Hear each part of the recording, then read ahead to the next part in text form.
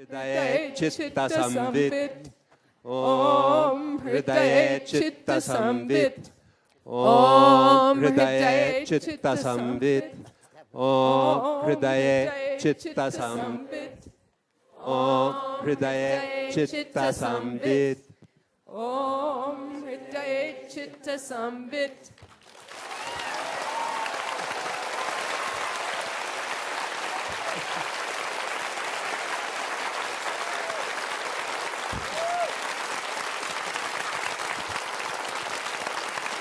Thank you.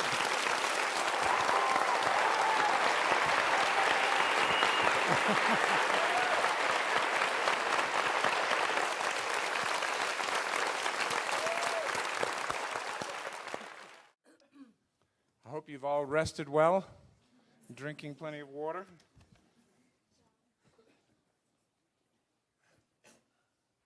Before we begin, I would like to acknowledge several people that I failed to acknowledge yesterday. There were 3 assistants that were not on my list. Anna Delury, Eric Small,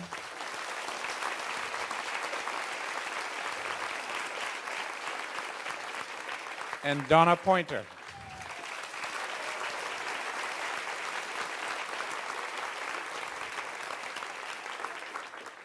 Also, I would like to give special thanks and acknowledgement to the Iyengar National Association of the United States and to Mala Apt, the president, for all of the work they've done. I've been asked by Guruji to talk a bit about what these classes really should do for you. Don't think that you come here to really get worked out. You have to use these as stepping stones for your own practices. So yesterday's Baddha Konasana, as many of you know, gives you an impression of where to go at home and what to look for. And though we may not cover a lot of poses, you're to extrapolate, you're to move those poses into your own practice, decide what other poses can be learned from there, decide which principles can be used by you across your practices. So that here is a matter of a teaching tool that isn't so much just trying to put you through these asanas, but instead give you the opportunity to learn how to learn, which is obviously more sophisticated, so that's the level that Guruji is trying to impart to us. Now I'll turn it over to Patricia to Garland. Guruji.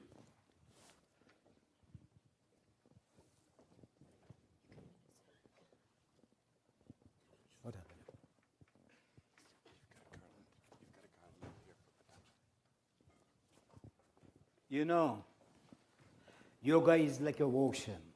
No, Patricia. He is like an ocean. Yes? Always to my guru.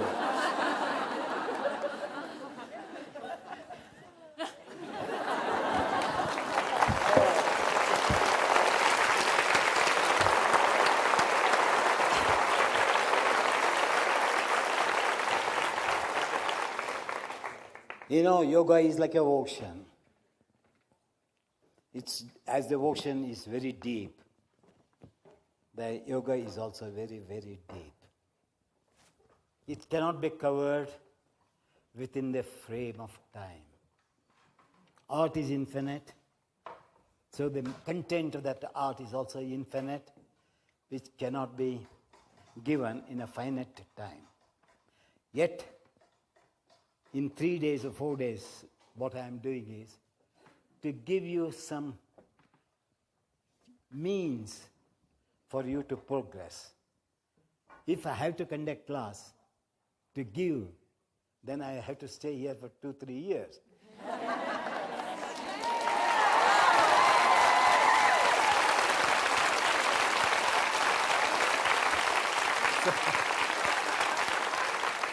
So you have to forgive me that I'm not conducting the class, but I'm feeding you with ideas, but to practical ideas, not utopian ideas. Practical ideas wherein you can build up from where you have reached your culmination. Because sometimes it happens to the mind that I think I cannot proceed further. So here I've come to open the mind, your mind, so that it is possible for you to break that line which you create in yourselves, that I cannot proceed further. And that's why I said, let me try whether I can open your mind, your eyes, your mind, to penetrate a little further from where you think that you cannot go further. And secondly, this subject is the character of this subject, characteristic of this subject is that it will not give you the effect very soon. Often, you find you climb a mountain, then you be a plateau, and you stay for some time, then you go further. So yogic science is the same way. Often it creates a plateau, and that plateau you mistake that, oh, I think I cannot proceed further. And then you lose the path. So you have to live in that plateau. Never mind, but I will not fall down, but I will maintain that, my practice, though I am in that plateau. Suddenly something flashes to you. Then you start climbing. Then again a plateau will come. So sometimes the plateau may be very short, sometimes it may be too long. And the mind is connected with time. If there is no mind, there is no time. In sleep, do you know the time? So that's why, because there is no mind. So because we always count on mind, we get disappointed. So yoga is a disappointing subject. You can read, it will tell you wonderful things. But when you touch it, it's a very disappointing art and disappointing philosophy. And secondly, yoga is the only science which, when we use the word swadhyaya, the other side of the swadhyaya we don't understand at all. The swadhyaya means that you have to face all the negative things which come in your thought, how you have to face them. And that is because whether you take music, you take dance, the outsiders can criticize. Yoga cannot be criticized by others, only by one who practices himself or herself. So that is known as culture of the self. Yoga is self-culture because you are the critic of your own sadhana. Not in music, not in dance, not in painting, or any other art. This is the only art where you can open your eyes to find fault in your own before you like to criticize others. That's the beauty in yoga. Whereas in others, they can straight attack others. But in yoga, first you have to attack yourself before you like to attack others. That's the beauty of which the asanas and pranayama give you. So please live with disappointments. So that disappointment one day may turn into appointment. So bear with your failures, and those failures alone, as you say, are the stepping stones. So they are the stepping stones for you to climb up the ladder of spiritual world. So God bless you all. Would you lead us in the chant? No. The chant? You don't want to sit for the chant? You have to lead the chant? Right. You'll chant to Patanjali? No, we had to chant. Yeah. That's why. That's for Sit you. wherever you are. Close your eyes. Fold your palms.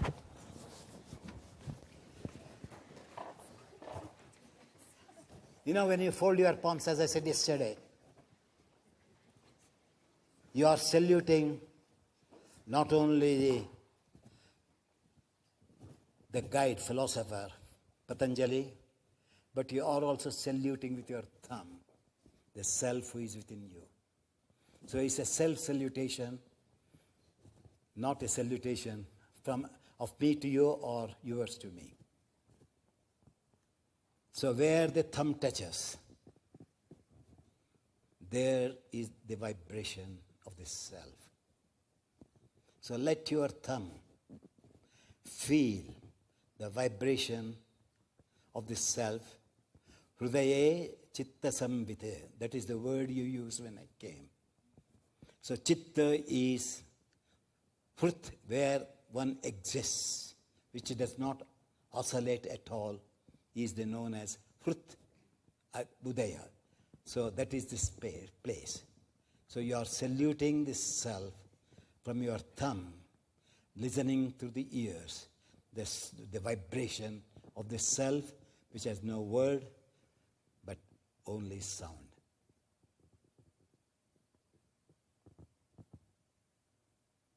Keep your spine erect. When I say spine erect, do not jerk the body. Just like a snake, it moves forward. You have to move very carefully from the tailbone, ascending the energy upwards, but not stretching the spine. Let the energy ascend, and you will find space created in the spine. And descend the energy of the brain, so that the energy of the brain and the energy of the spine meet at the center where the self is vibrating, which you can feel by the skin of your thumb.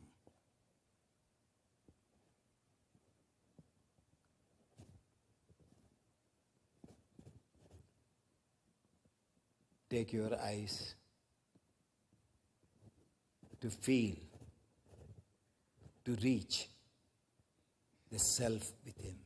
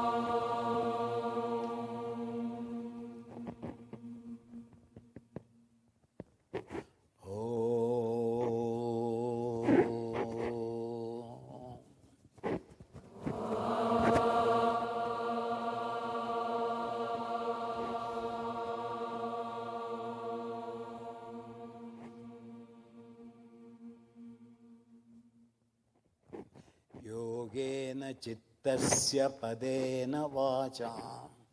Yogena chittasya padena vacha. Malam sharirasya cha vaidyakena. Malam sharirasya cha vaidyakena. Yopakarottam pravaram muninam. Yopakarottam pravaram muninam. Patanjalim pranjaliranatosmi. Patanjalim pranjaliranatosmi. Abahu purushakaram. Abahu purushakaram. Shankha chakrasidharinam. Shankha chakrasidharinam. Sahasra shirasam shvetam. Sahasra shirasam shvetam. Pranamami Patanjalim. Pranamami Patanjalim. Harihi Om. Harihi Om.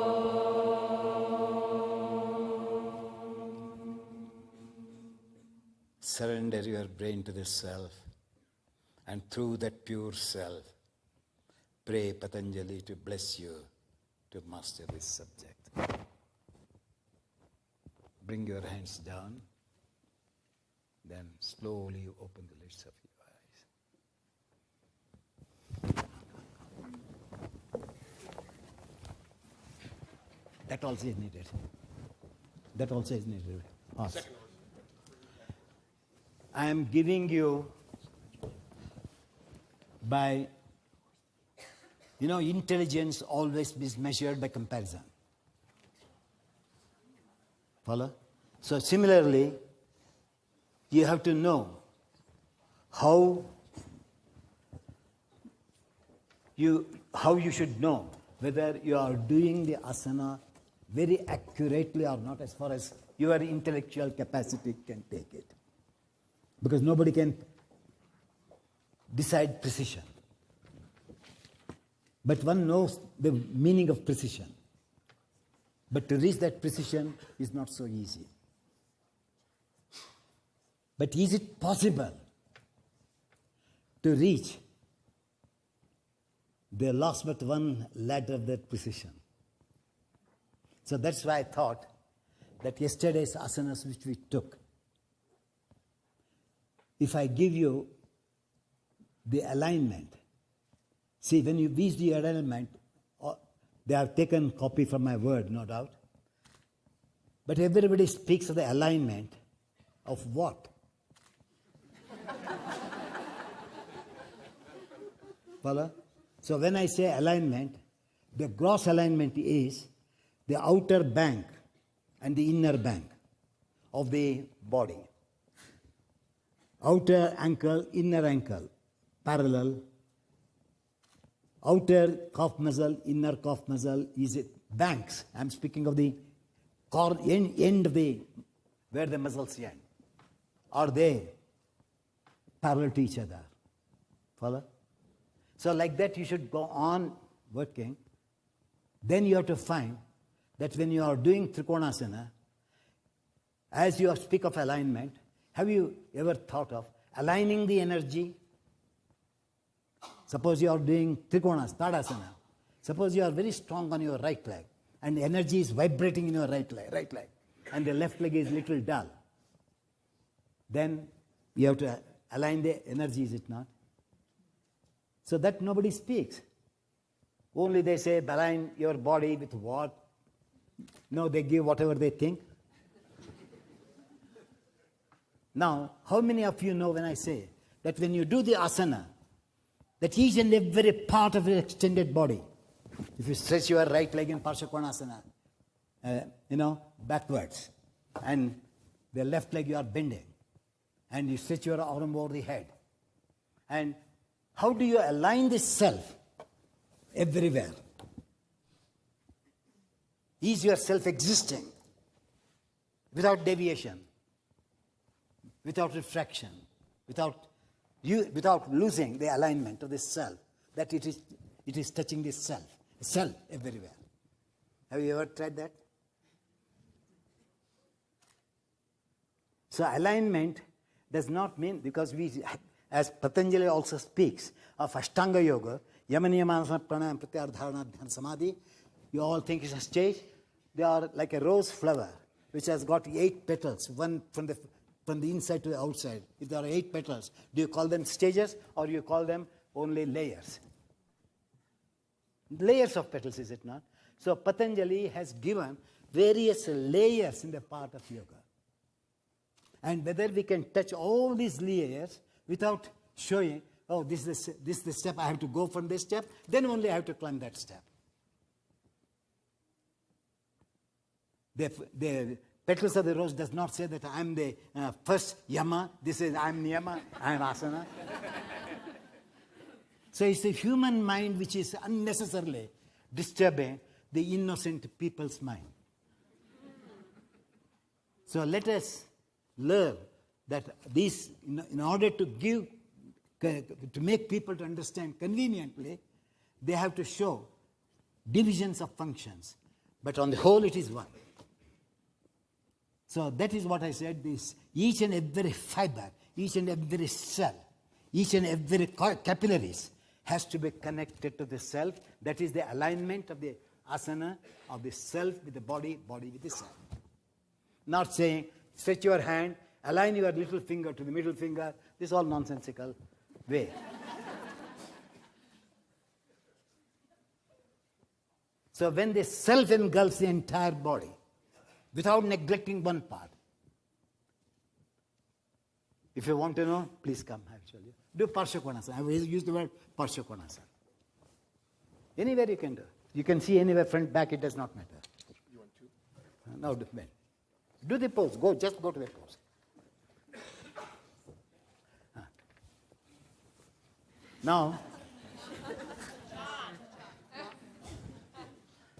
Now, if you observe, her consciousness is there, right? You are aware of this or not? Now I am. You are. Never mind. Now you are. Are you aware of this hand? No. Elbow? Now can you see? So where is the alignment? She said, I'm aware of this now. But then I said, I'm aware of this. Why did she not say that I'm aware of my elbow and the arm which is on the floor? So can you align that also? Now cut the elbow deep into the body. And this elbow, this knee, and this elbow, all three stretch at one time. And now the body is stretching or the self is stretching? Self. Can you see now what did she say? Self. Now, is it physical yoga now? No. Now, I'm sorry to say, yoga journal also. Asana is physical. What did she say now? Did I teach her or did it come from her heart? Now, you can see how to alignment. One asana I will explain.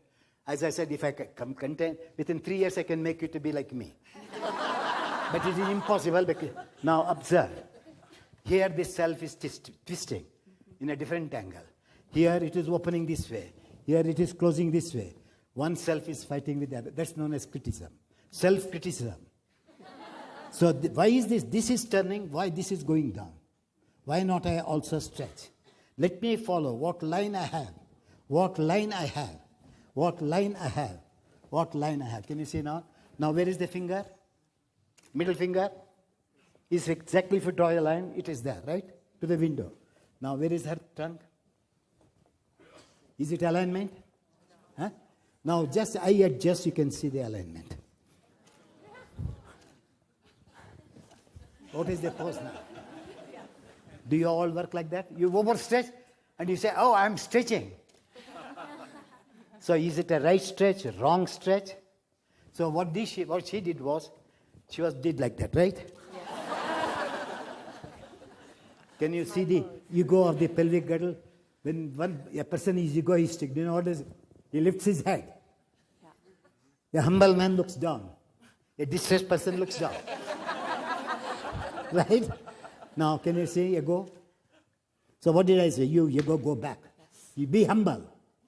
Now what happened to the line you get? So this is the center. Can you see? From here, see the hand. Now here what happens? The brain is quiet.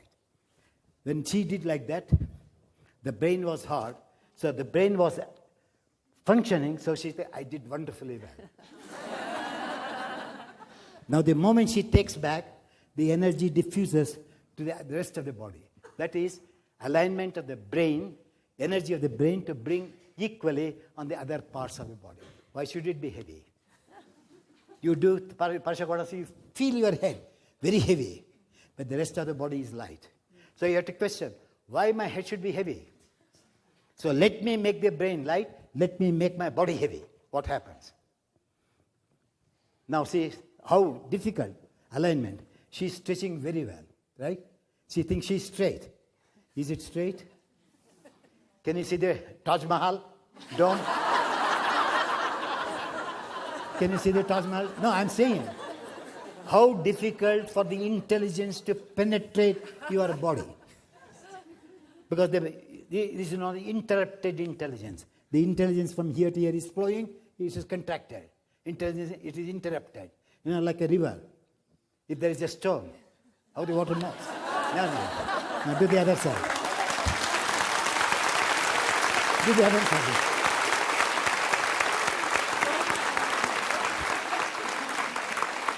Remember yesterday I told you I may be a teacher to you. Yeah. But you and I are the students of yoga.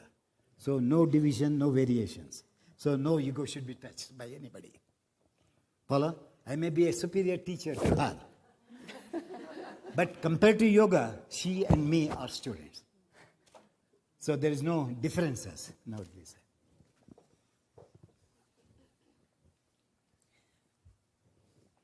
Now she has done. Can you see the dome?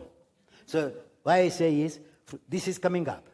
So if there is a valley, I said yesterday, if there is a mountain only, there is a valley. If there is no mountain, there is no valley. So you have to see, this is the mountain. So there must be somewhere valleys. Follow?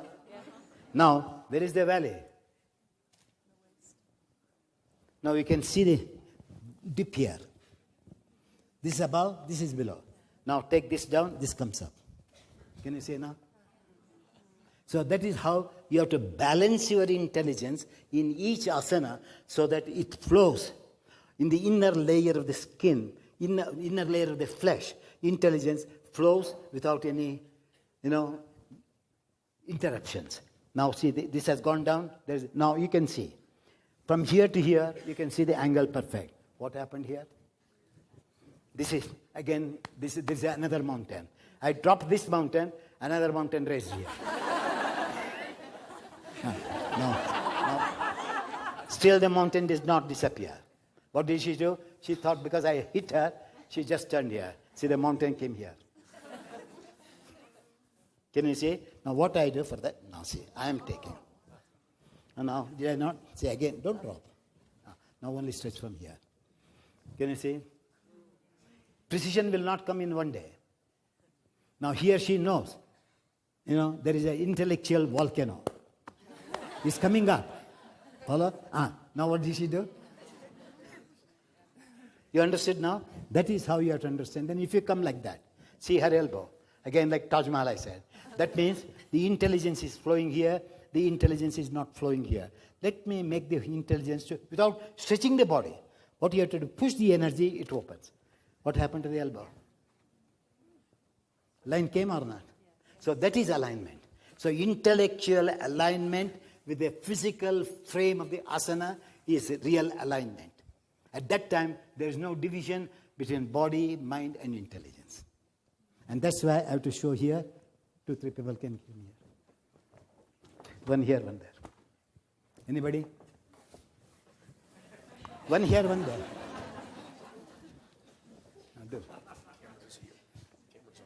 Now come on this side then. You go that side. Face that way. No, because this is the guru. This is not a prop. As commonly we use it. This is your guru. So this guru says, suppose he is standing. Now you have to measure the distance from here to the pipe, middle. The pipe is the guide. And you have to measure what is the distance from here to the pipe, what is the distance from the top thigh to the wood. Are they equal? You can see. This is coming forward. See, this is closer to the wood. This is not closer to the wood. You get an idea? Is it alignment? So that is why this is the guru. Why should I move this muscle back forward? Now see, this distance you have to understand. Now he did it. Where is he standing? What is the distance from the pipe? Where the heel is? Where the stomach is? Suppose you want to touch the stomach, you have to bring the also foot forward. And now learn. Now is the leg coming forward or it humbled? Soma also I humbled now. Where you says Soma has no ego. The Soma had the ego because, can you say, she is standing here, the ego is here. So I said, bring the foot 1 inch forward. Now this goes back. Because the distance what she has here, she has to make that same distance. Now the legs are humble. Yes or no? Yes. So that is why I said, please use this not as a prop, as a guide. That is, it has no life. So every time you move forward and back, though I'm standing, I'm far away from this. There is my toe. What is the distance? What is my distance? Can you say? So I'm educating myself. So what do? You stand. Follow? So the somatic ego came forward. So I said, hey, somatic ego, go back. Follow now? And now Trikonasana. We did not take Trikonasana. Which asana we took yesterday? We took Parsvottanasana, Uttanasana. Parsvottanasana. Uttanasana. Okay. Come here.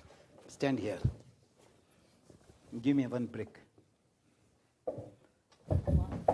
Or, no, not necessary. Padangushta, 1 foot here. 1 foot there. Here. Hey, here. Facing that way only. Did I sit up? Can't you keep like this? Prasarthapana type. He is in the middle. Follow now? You watch. Where is this? This wood. Keep the foot here. Your heel should be in line to the wood. Stand. Wood of the stand wood. And now, how difficult it is to move the thighs back, can you see? Huh? So what I say, touch here. And now move the thighs back. Did it went back or not? Did you not culture the leg? So only you can speak of the culturing of the mind. You do not know how to culture your own body. So unless you culture the body, how can you culture the mind? That's why the asanas were introduced to culture your body, so that when the body is cultured, the mind knows how it has to behave in the body. Now we can see now Uttanasana. Hands down. Go down with leave. Go, but take the buttocks forward first. Now you just see. Do. You are doing now? Yes. Now you can see the side people, particularly side people. The leg is here. Where is the buttock? Huh? So with the hand, let me poke the wood. Let the buttocks poke the wood with your hand pressure. Now still you are not touching. Can you see now? This is. Oh, that's hurting you.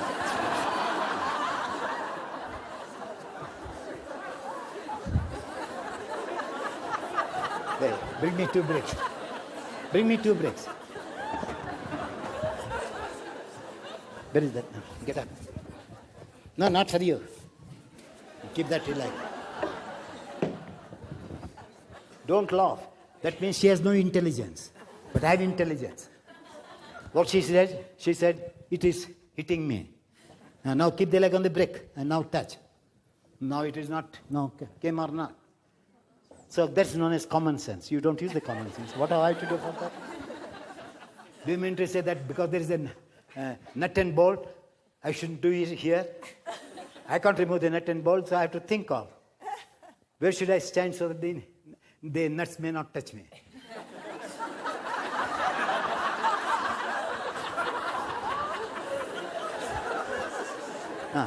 Now, see the legs, how beautifully they are educated. Now come down. Uttanasana. Now do Uttanasana. Feet touching the wood. And now, this, touch this. And now see the difference it made? She complained with the first one. Now the same nut is guiding her how to do Uttanasana. First she said, oh, I don't know. It is coming in my way. Now, that coming in way helped her to do better asana. Now, see how the legs are? And now, you can see the difference. She is touching the wood with her heel. This man is not touching the wood with his heel. You follow? Hinges are not touching.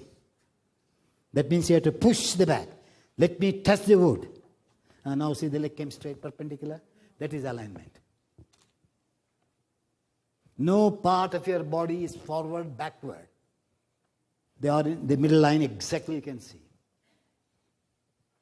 So you have aligned the intelligence of the leg to behave in such a way that the circumference of the body, the wall of the intelligence is the center, and you have to adjust your outer muscles to touch the wall of intelligence, which is the middle portion of the leg or the arms, whatever it may be. And that is alignment. Now come on. Then Adho Mukha Svanasana. Can you take this bar? Yeah. You can take that. Somebody come help me. Some assistants are there, they are sitting, enjoying. No, only one. Just take it out. Just to give line, idea. And now, come here. Do the dog pose here. Please count that we learnt only few asanas. This is your mental block. Even in one asana, what we have not done so far, thank God we got something. Follow? Please have that attitude, positive attitude. Oh, I thought that I will do 20 or 30 asanas. I can take. You know what is Ashtanga Yoga? You want, I can take it, the Ashtanga Yoga, in 2 minutes. I can take 30 asanas in 30 minutes. Not that I do not know, because I come from the same Guru who taught me the Ashtanga Yoga. So you people only have divided Ashtanga Yoga to Iyengar Yoga. Krishnamacharya is the only person who taught us Ashtanga Yoga. Krishnamacharya is the only person who gave Vini Yoga. Krishnamacharya, you gave the same what I am teaching. So you people have divided, not the root. The root is Krishnamacharya. As the tree has different branches, so I took one branch, Deshkacharya took one branch, Pattabhi took one branch. But there is no division, follow? So please note all these things. Because in all the magazines, I'm a student of Iyengar, Ashtanga, Vini Yoga. These are all nonsensical ways of capturing the people. This is commercialism in a teacher. It's not honesty. Honesty is that... Sorry, because you're all my students. The honesty is, would you like a raw apple when there is a fine... no, not ripe fruit, fine looking, juicy apple? Which one you prefer? So also in yoga, you have to go to the finest point. Do you mean to say I have done Ashtanga Yoga, the jumpings? Do you mean to say I have not done in my life? I have done 40 years. I have done 40 years, not one day, not 2 days. But what I did, Pattabhi Jois took where my Guruji stopped. And he continued that. I said, I flew over what my Guruji taught. Is that the end? So what I learned was, from the movement, I'm only teacher myself. I said, jumpings is yoga of motion. Vinyasa yoga is yoga of motion. Mine is yoga of action. I don't want motion. So people are excited by the motion because the external mind gets the vibration. But I want the inner mind to get the vibration, not the outer mind. So that is the jump I made from Krishnamacharya's teaching. So please don't say Iyengar is different, the Vini Yoga is different, Pattabhi is different. We are all same. Root is the same. But only it has branched off. So I am trying that please don't think as a branch, but how they branch at the end. Touch. So you have to know that how these three people's movements, where does it touch? That is what I am guiding you, that don't think that there is a difference. I have also done 40 years. Why I left off Ashtanga Yoga? I said after 40 years people cannot do. Then have I to tell them stop yoga? Tell me. Even if you feel, see my film, 1975, 1977, I've done a lot of jumpings. Even 84 film, you say it's a lot of jumpings. So that is exhibitionism. Is it learning? So that is why I'm showing. So I came to the alignment. That is why I'm the one who is using the word alignment. Why not Deshkacharya? Why not Pattabhi? They don't use the word alignment. Now even, for example, stand up. Go to Trikonasana. Now she is standing, jump 4 feet apart. I'm not criticizing, I'm guiding you. Follow now? Now when you say, stretch your hands up. Ekam, dve, trini, chatvari, that's what you all know, no? I also know, not that I've forgotten. Ekavimshiti, dvyavimshiti, trivimshiti, that's why I also know it. Because I'm come from the same root. Now, when you go to Trikonasana, you say exhale, go down. What people do? They exhale. Then they do the kumbhaka, then they go down. Here alone, if they are somebody, they know it. So what the range of movement? Suppose she goes to Trikonasana. She has to measure the length from head for the arms to go down. The exhalation has to be adjusted. Now I exhale for her. Where I touch, my exhalation stopped. Follow? But whereas you may do exhale, go. Where to stop the exhalation? What is the length of exhalation? Then I'm coming up, now I inhale. So this is known as adjustment of the breath with the asana. Have you ever done that way? So they say Iyengar doesn't teach. Doesn't breathing at all. So this is all stories. So stop those stories because you people have not seen me. So good that many of you are seeing me. At least you get some idea. Now, this is Trikonasana. The range was short. So the exhalation is short. Come up. Now turn this way. Parshakonasana. The range is long. So you have to adjust the exhalation according to that range.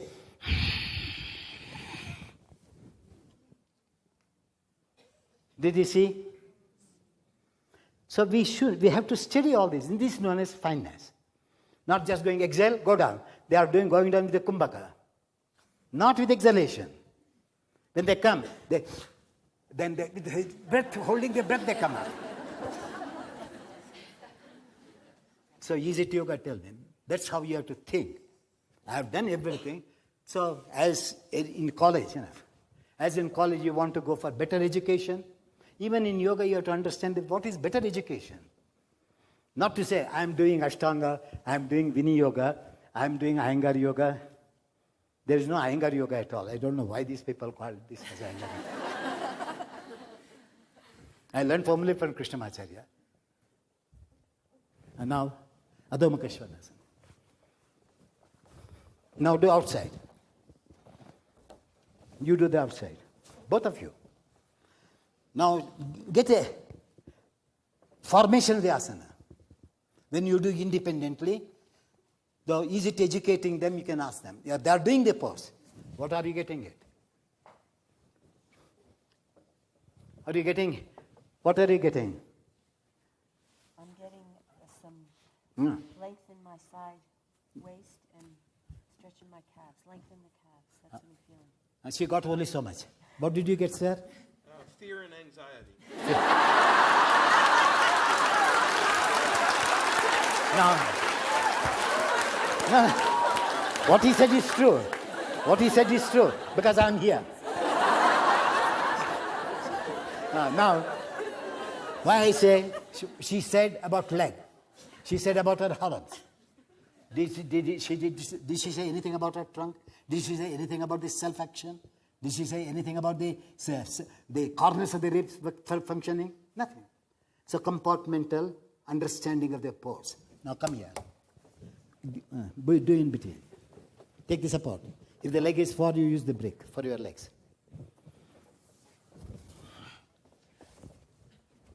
Somebody come here, please. Brick. One brick. Touch the brick. Touch the brick. And give her also.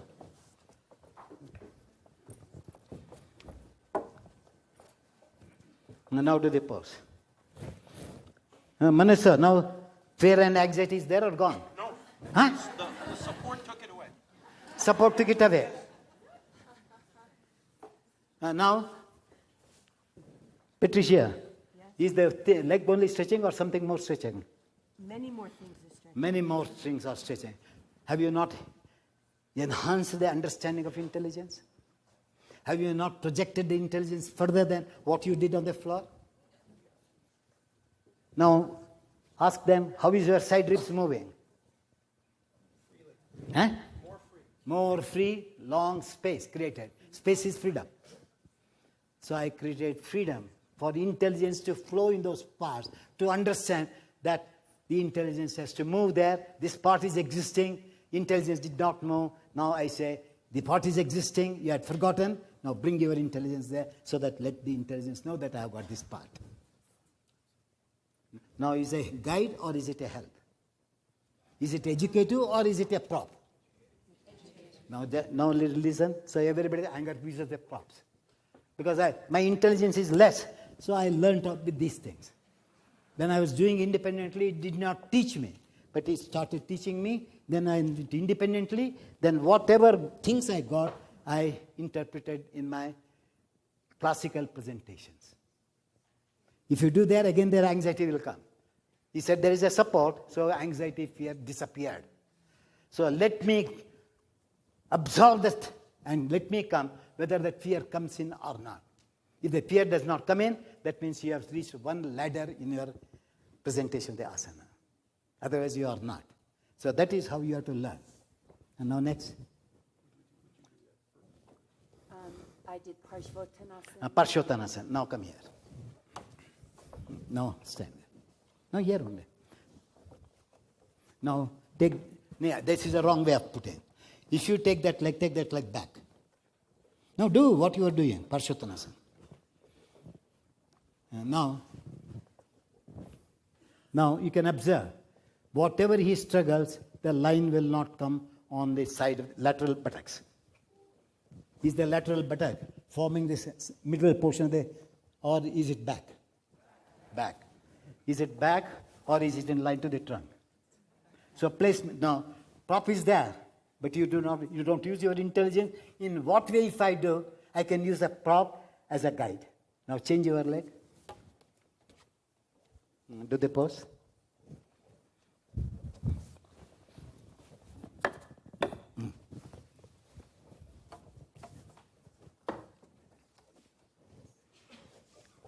Now, what happened to the hips? Was there any struggle to adjust, or it adjusted naturally? So when it adjusted naturally, you have to develop that character. Oh, there is a natural flow of intelligence, not the artificial flow, induced intelligence. When they change the leg,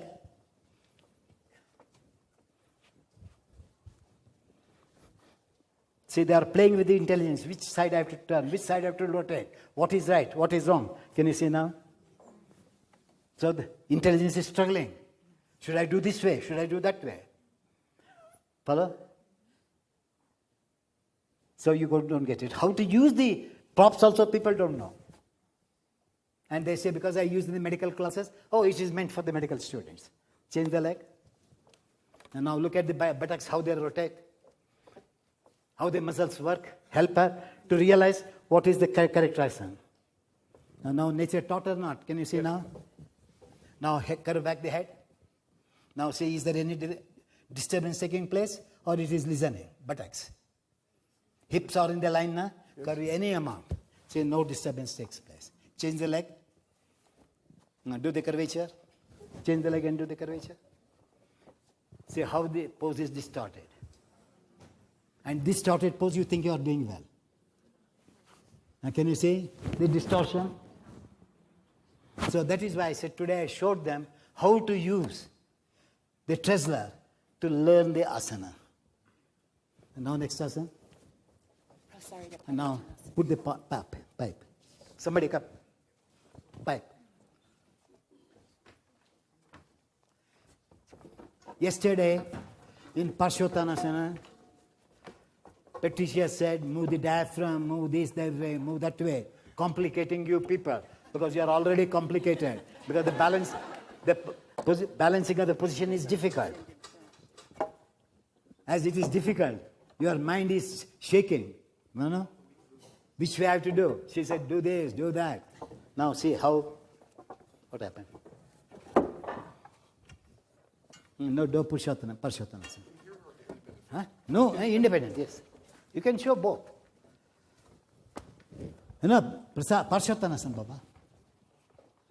Parshvottanasana. No. Head down. It was taken yesterday right from she told, no? Yeah. Yes. Do. Now, how to watch the line? If you are a good student, this is the middle portion of the brain. Is it in line? This the tailbone is the middle. Follow? The middle portion is the middle tailbone, and middle portion of the hemisphere is the middle brain. Can you see how tilted they are? Can you see the tilting? This is the center. Where is this? Where is this? Where is this? Where is that? Whereas see the head, circular round. The head is straight, correctly placed. What about the back? You can see the differences, all of you. You can also see, even from the corner, so you can see there. See how this is the right hemisphere of the brain, left hemisphere of the brain, or the hemispheres one above, one below. Concoction of the brain of the buttocks. Now support, take support.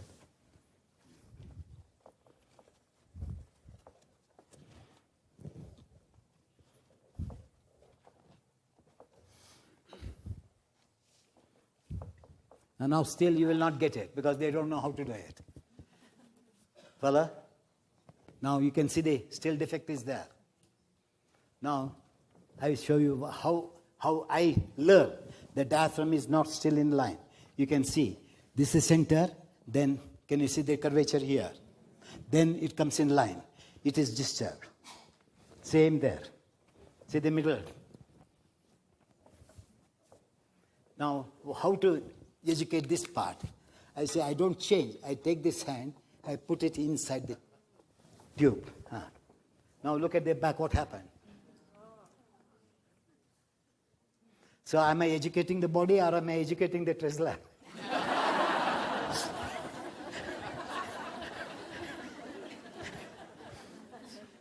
So you get ideas. Now, Sthiram Sukham Asanam. In Vinyasa Krama, they have to go on moving from one asana to the other asana. Where is Sthirata? Now what am I doing? Because I gave the right line, I will never talk, stay there.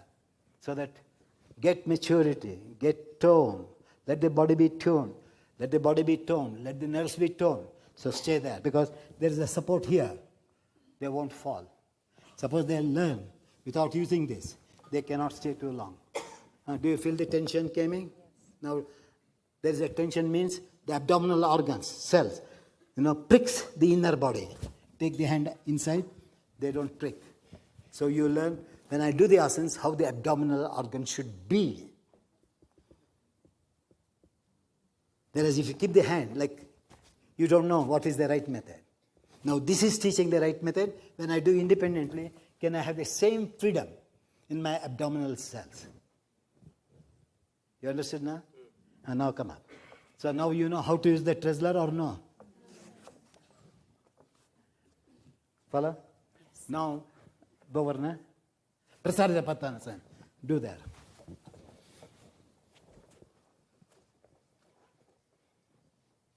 And see the legs, bottom leg, top leg, middle of the buttocks, hip muscles. Are they in line? They are not in line? Just say yes or no. Why? What is the use of looking, staring at them? Huh? I'm only asking you to see the deviation in the asana. Now, see the legs. The heel is there. What is the, if you don't know, what is the distance between this and this? What is the distance? Where is this line? The buttock is forward than the heel. Can you see? Now come here. Go inside. Get up.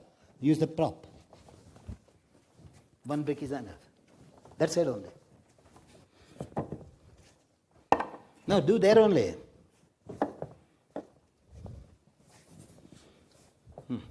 Keep the heel in line to the pipe. Face that way. How can you face this way? Your head cannot do perfect. So yoga needs presence of mind. Understand now? And now do it. Now touch the pipe with your buttocks. Do you see the difference or not? Alignment came or not?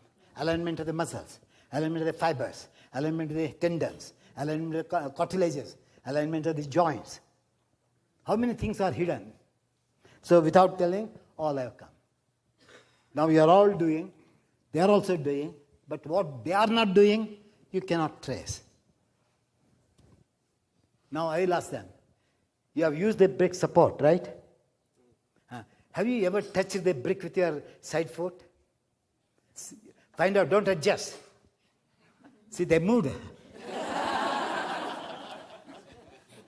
See how, that's why yesterday I told you, all students will be clever, but not clear. So they showed the cleverness, not clarity. Because I'm their teacher. They are my pupils. Now what? See, come out. Do there. Outside. Please note, you do Prasarita Pose as first class.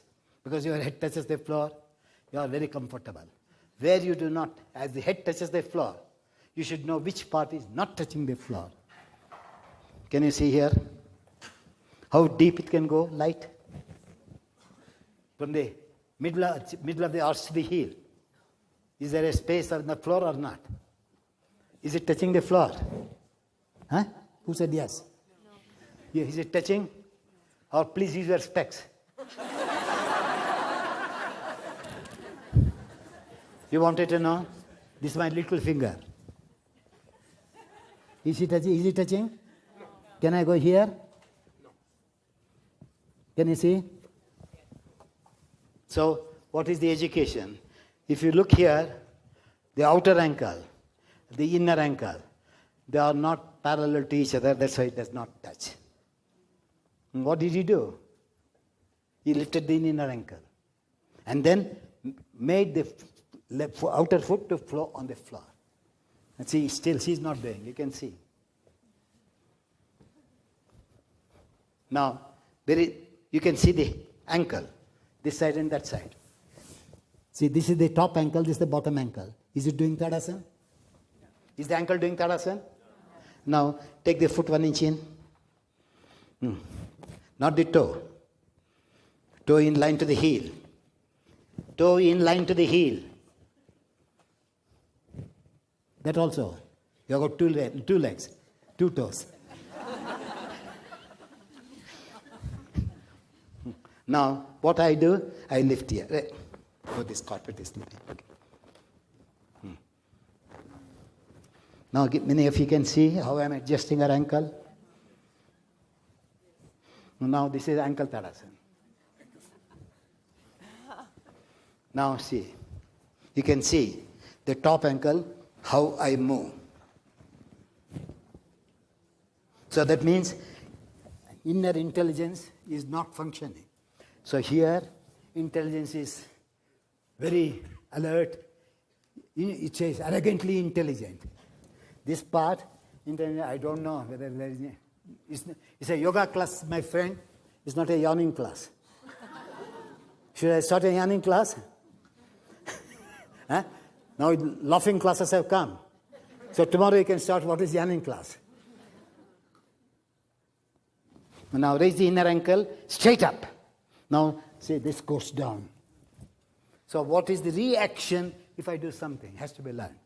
Now go to the brick. We do the. Now the leg will teach the brain. There the brain has to dictate terms to the foot. Here with this support, the foot guides the brain. That's the beauty. Is the intelligence coming from the foot, or you are sending the intelligence from the head? Huh? Foot describes to the head. Now can you see? So that is known as two avenues of intelligence. One moving from the head, which you all know, afferent nerves, all on book terms. Now what am I doing? From the efferent nerves, I am sending the message to the brain for it, how to afferent nerves should function. Follow now? So afferent nerves is the guide now. Here, there afferent nerves acts. So afferent nerves do not know what to do. Here afferent nerves know what to do, and it is guiding the brain. Hope you understand. This is the purpose of using the props. Not everybody is anger use yoga, everything with comfort to do. Why did I practice 70 years? For what purpose? Can we find out one yoga position in any book as I have presented without any support in light on yoga? Give me easy to criticize anger, but show me one person presenting an asana as I have presented in light on yoga book. So please do not remark. Independently also he does so well, with support we are not getting. What have we to do?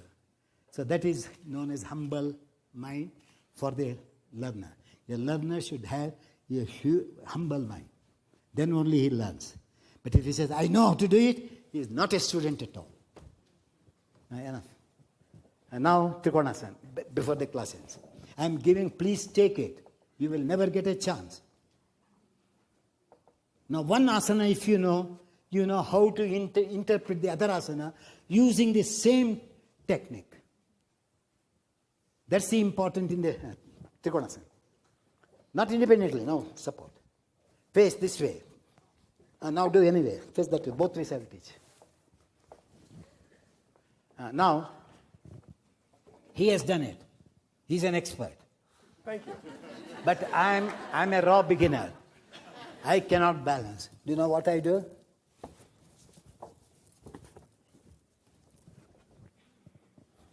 What happened to his movement? Did you observe or no? Huh? Do the old pose. What? The corner of the trunk. And it's not opening. And now put the hands here.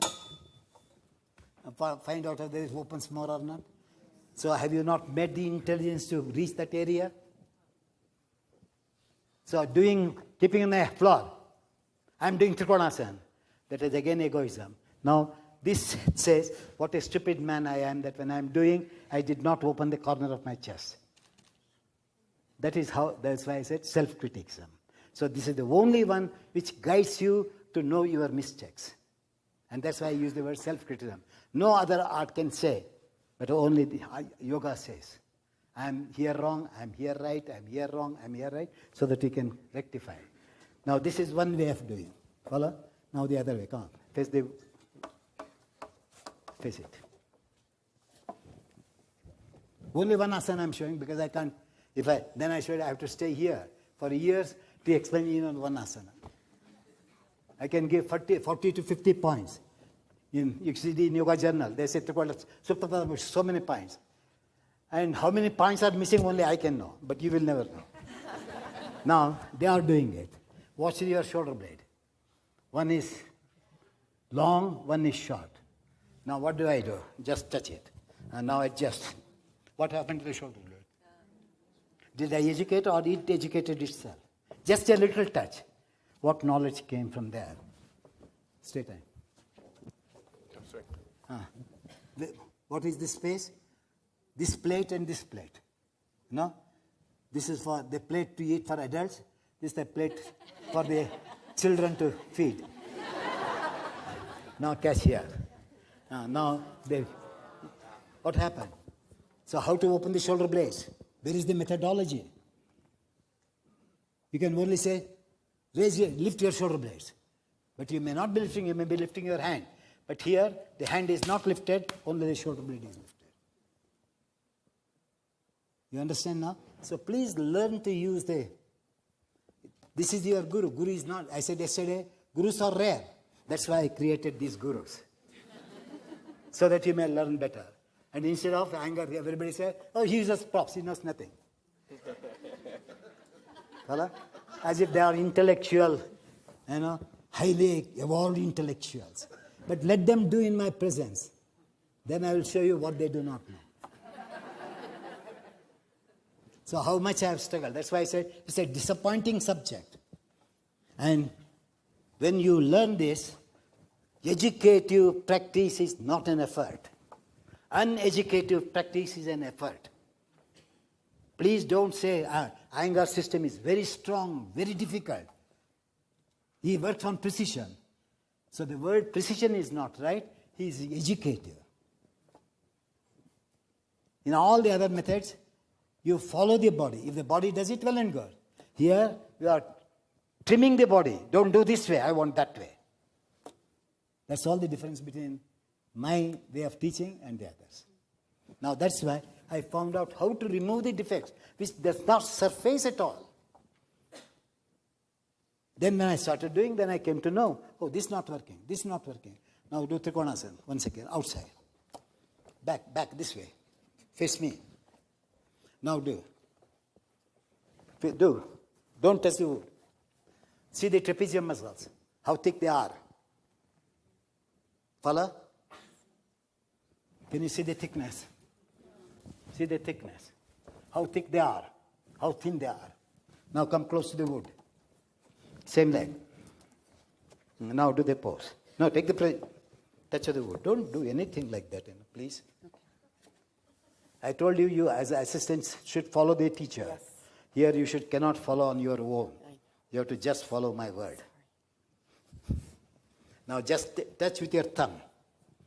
Now stretch your body. What happened to the trapezium? Now, bulky muscle is only muscular. This is power and elegance. This is power, no elegance. Thick, oh my, I got wonderful muscle. Follow? Now, the moment you maintain that strength, you develop elegance. Can you see how length came? Take off the hand. See the length from here to here. Keep the thumb. Did you know how much intelligence is there? How much you can think of? So if you know the body well, you know the soul well. If you do not know the body well, you do not know the self. And that is what the philosopher says, infinite cannot be measured by the finite. But I say, the end of finite touch is the beginning of infinite knowledge. That's what the asanas have taught me. So my way of philosophy is completely new, because these things have taught me. Maturity in finite is the experience of infinite. If there are divisions, you are caught up in the finite only. If every part is maintained with that strength and elegance, then the self engulfs the body, not your intelligence. That's why I said you are in touch with the infinite. Now come on. Now take off down, you take the class. You got some ideas?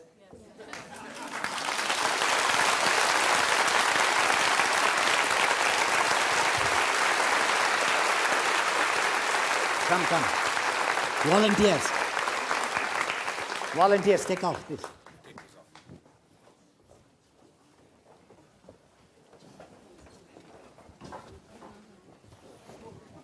See, I have taken 1 hour to explain these things. I have opened your eyes or not. Huh? So be satisfied with that. Don't say we went there, we did not get anything. Quantitatively I can take. But qualitatively nobody can take. Unless, because if your intelligence has to be refined, you have to learn only Iyengar method. For the refinement of intelligence. For the refinement of body, to keep the body fit, you can practice any yoga. So where, I will quote also. Patanjali has said it, not me. I am not quoting from me. Patanjali has said, Prakashak Tristhit Sheelam, Bhutendriyatmakam, Bhogam Apavargartham. So yoga can be done for bhoga. Yoga can be used for apavarga. Today all people use yoga. Everybody is commercialism. Everybody is using for their joys, right? Even Patanjali has said it. I have not said it. It's not today's human mentality. The human mentality was like that even at the time of Patanjali. So he says that if you use yoga for your pleasure, it's the end. But he says, do it in such a way that your elements and your indriyas, that means senses of perception, senses of action, change to lift you to the other side, known as apavarga, means freedom from bondage. Bhoga is freedom, tied in bondage, and the other, if you leap over, he says freedom from bondage. So bhoga, apavarga, he has used, so it's not my terminology. So even in those times also, what you are telling, even those people were saying. Nothing new. So your yoga is only for the sensual pleasure. My yoga is for the spiritual bliss. That's what I am changing. Now come on. And teachers can take the class. Give these bricks back to those who gave you.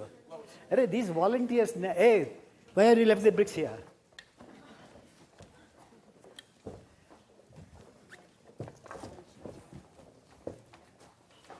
Come on, fast. Please do not waste time. The teachers, I'm telling the teachers, do not waste time in using yesterday's words. Yesterday's words have ended, and today's words should begin where you ended yesterday. Do not again stay. Only once in a way to bring memory. Roll the knees in. Stand on your heels. Enough. Follow? Don't say you're standing, look at this thigh, it's moving this way or moving that way. Please stop all those things. So that we can cover a little more. Come on, teacher. Who is the name? 4 robots, 3 robots, come on.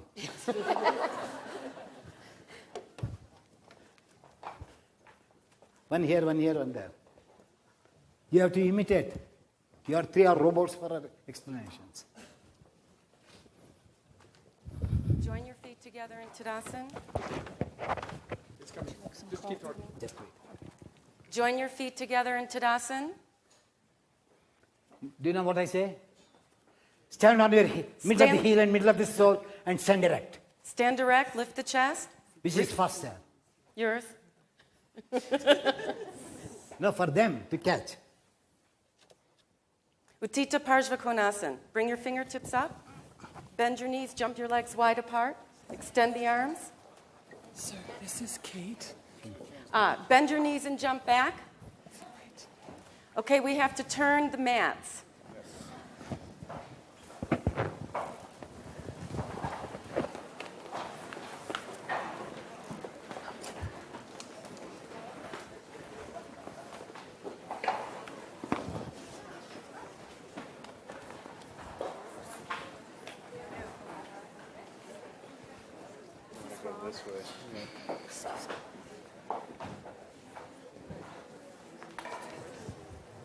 Hurry up yourselves.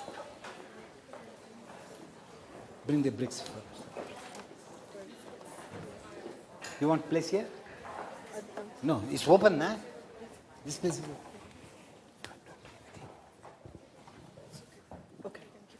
Join the feet, stand in your heels, lift the knees, lift the chest. Come on. Stand in Tadasana.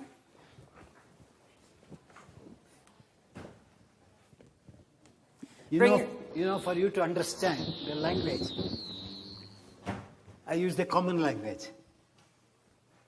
If a person is bloating, he has got a bloated abdomen, they say, right?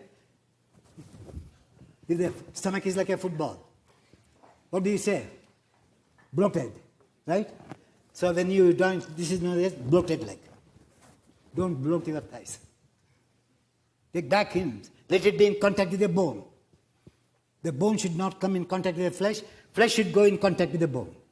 Front leg. Move the muscle of the front leg to the bone. Move it back. Take it back and lift the side ribs. Lift the chest. Bring your fingertips up. Bend your knees. Jump your legs wide apart. Point your toes forward. Extend the arms. Extend the fingers. Turn your right leg completely out. You don't stay like that. Do the pose. Turn your left foot in. Now press that left heel. Lift the side chest. Extend your arms. Brick here. Inhale and slowly exhale as you bend your right knee. Take your right hand down to the floor. Extend your top arm overhead by the ear. Keep that left heel pressing firm and move the front of that left thigh back. Don't allow it to bloat forward. Keep the front of the left thigh moving back. And extend that top arm. Extend the arm. Extend the forearm. Extend the tricep. The muscles on the lower arm, the tricep muscle, lift up into the bone. And then extending that top arm, turn the anterior shoulder blade of the top chest towards the ceiling. And open the bottom chest to face the ceiling. Extend the arm. Extend the forearm there. Press that left heel. Keep the left thigh moving back. And from the firmness of the back leg, inhale, and up you come. Inhale, come up. Turn the feet forward. Extend the arms. Lift the chest. Turn your left leg fully out. No, yesterday what did I say? Extend the armpit. Extend the pinky to extend the armpit. Armpit. From the armpit. Extend the thumb. So Extend the armpits. From the pinky, the left and right pinky extend. And lift the back armpit to the front of the armpit. Lift the sides of the chest. Extend enough. Don't go further. Now- Extend your hands from the armpit. Now everybody, why are you going Now further? keep the arms extending. Lock your elbows and stretch further. That's all. And then turn the left leg out. Turn the right foot in. Keep that right heel pressing the right thigh. Move back.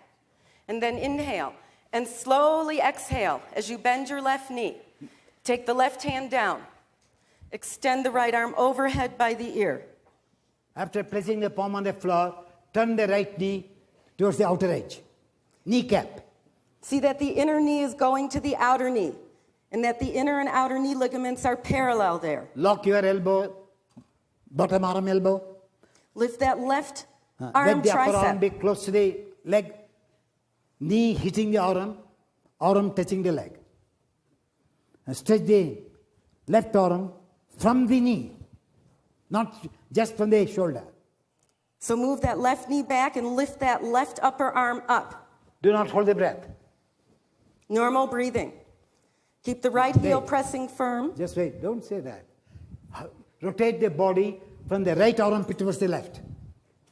Rotate the body from the right armpit towards the left. They are all turning the left, but without using the right. So it has to cooperate. The right has to help for the left armpit to go back.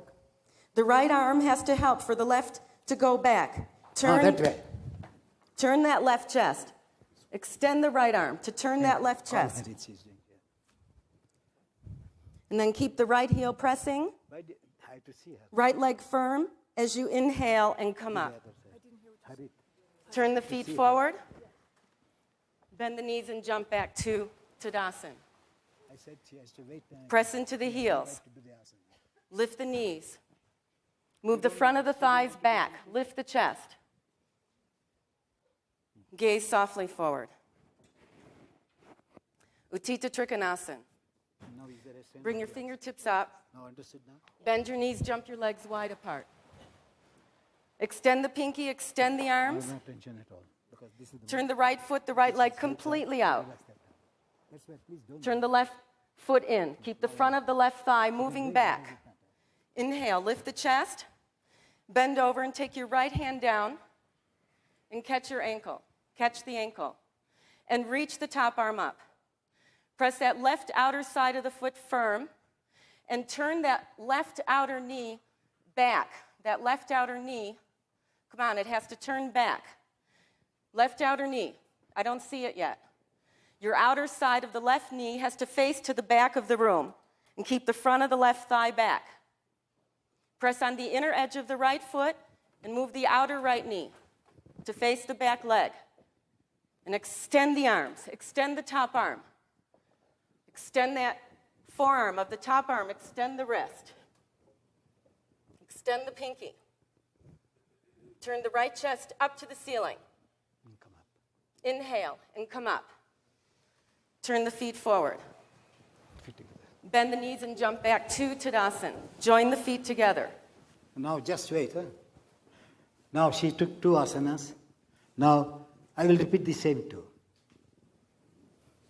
Bring your All fingertips. 4 have to do. You also have to do. Bring your fingertips up. Just wait, don't you explain. I said I explain. Okay. Did you hear me? Yes. Then why did you explain? Sorry. Broaden your heel, broaden your soul, stand erect, and suck the inner leg from the knee up. Take a deep when I say inhalation, just don't like that. Soft, harmonious in breath and jump.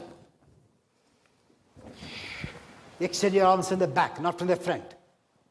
Back of the arm. Lengthen as far as possible from the shoulder blade. Take the right foot out. Left knee, lock the left knee, turn the right foot out. Now lock the left knee and lift the left up the inner knee. And with an exhalation, extend the little finger of the left arm, take the right hand down. Let the thumb go down, not the little finger. Take the thumb of the right down, left little finger up. Now, as your armpit, your hand, lifted hand, is turning backwards, turn the buttock backwards of the left leg. Towards the tailbone. And extend the little finger of the left, exhale, come up. Take the right foot in. Lock your right knee. And turn the left foot out. Don't let loose your right leg, lock of the right knee. Stretch your shoulder blades. Now with an exhalation, take the left arm down from the thumb and right arm with the little finger. Extend. Now, to look up, look from the left eye, the right thumb. Not from the left eye. Look from the right eye, the left thumb. Neck rotated more or less? More. Look from the left eye. Neck locked or release? It locked. Neck releases when you do on this left from the left eye? No, it locked. Now do from the right eye. It releases. See the difference? Now when you come up, keep your armpit of the right heavy, stretch your little finger and come up with an exhalation. Take the foot in, exhale, feet together. Which was better? This Trikonasana or previous one? Huh? This one. This one? Good. Now wait, Parshakonasana. That's what I said. See, I save time and I give the action. You use more words and they do less action. Now, again, broaden your heel, broaden your soul. Inner leg straight up. Don't think of the outer leg. Stretch the body from the inner leg. The outer leg acts on its own. Follow now? Without my telling, I say stretch the inner leg, the outer leg comes in. That is known as what we call compactness of the leg. How to be compact? Now, take a deep inhalation, jump 4.5 feet apart. And now, the armpit. Stretch from the back of the armpit, the wrist will not go back. If you stretch from the front of the armpit, the hand goes backward. Stretch from the back. Now we can see they are parallel to each other. Follow? Now lock the left knee, turn the right foot out. Now when you exhale and bend in right leg, do not bend from the knee. Let the buttock help the knee to bend. Come on. Buttock bone, drop down, the knee will bend. Now with an exhalation, take the palm on the floor. Now stretch the back of the elbow to be in contact with the frontal elbow. And then stretch the frontal elbow of the left, lengthening the elbow skin, take the hand over the head. Now here a double action, take off wall. I move the hand forward, I move the leg backward. Energy. The energy should reach the heel, the left heel. The energy of the left hand should reach beyond the right leg. And now, don't shake your arm. Armpit, fingers firm, stable, rotate the back. Without changing the hand. The hand has turned. So you have to turn the back in line to the arm. Inhale, come up. Little finger, you forgot. See? Go down, do the pose. Extend the little finger and come up. Lengthen the little finger. And now take the right foot in, left foot out.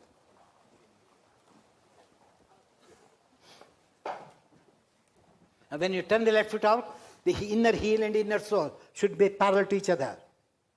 Not the toe in or the heel back. Now, lock your right knee, bend, and when you bend and completely from the buttock bone, bend your knee, I will tell you. Lock your elbow at the back and take the arm down. From the elbow, not from the finger. And now the weight of the bent leg should be exactly in the middle of the arch. You should not be on the heel, nor on the sole. So move the kneecap slightly forward. Only kneecap. You get the angle. Mm-hmm. Now harden your right knee, then take the hand over the head. With the armpit, back armpit. And now resist the armpit at the back, rotate the chest from the left to the right. See, the thumb is loose. That means your lock is disappeared. Lock the elbow, the thumb comes towards the little finger. Now inhale, come up. With the lock of the right knee. Take the foot in, exhale, feet together. Are you silent inside or not? Is your brain fluctuating or is quiet? Huh? So all the asanas you have to feel that sensation. So that is known as vibration, sonography. The doctor says the sonography, no? So like that in the asana, when you do Parshakonasana, if the vibration is up to here, it's not there, that means you can do your own sonography, that energy is not moving. You need not go to the doctor to get examined. Follow?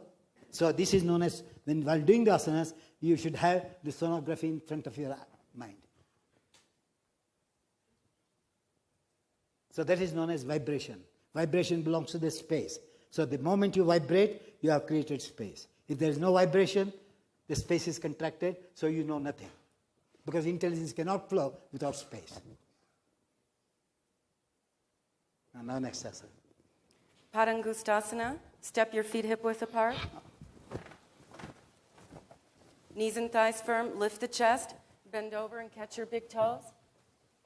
And head down. Back of the head releasing down. Knees and thighs lifting. Roll the front of the thighs in. Lift the knees. Roll the front of the thighs in. And as you're bending the elbows out to the side. Come up again, because let me not waste time. I guide faster. Do Padangustasana. Hold it. Hold your toes with your hand. And now, when you held your toes, watch your legs. Are they slanting or perpendicular? So roll the buttocks onto your big toe, on your thumb. And now the line came or not? Yes. So you have to do the Padangustasana without taking the buttock bone back. Come on. What's the side of the trunk? How long it is? How much space is created? Now, extend the armpit, you still get better. Armpit towards the elbow. Don't go back on the heel.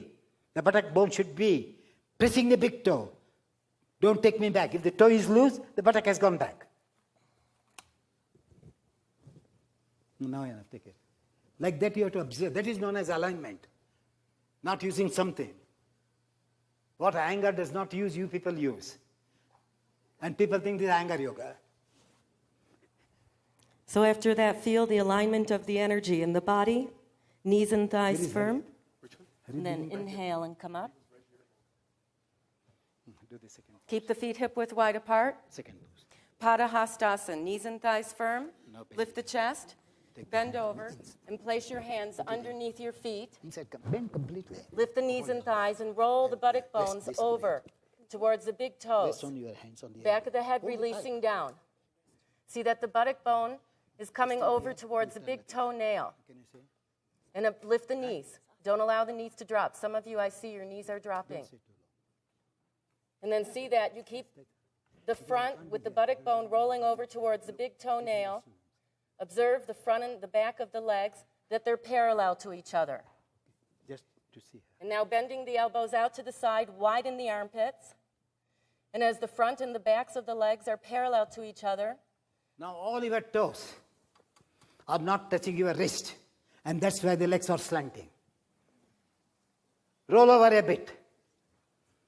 Roll over your buttock bone for the toes to press the wrist. Wrist supporting the toes and toes pressing the wrist. What did I say in Tadasana? Inner leg, alert. Activize the inner leg. And then move the head down. Don't move the leg from the outer leg, but the inner leg.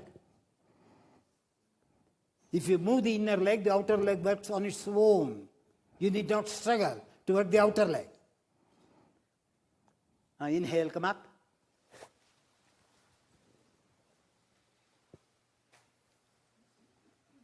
Now, do you feel silence or not still?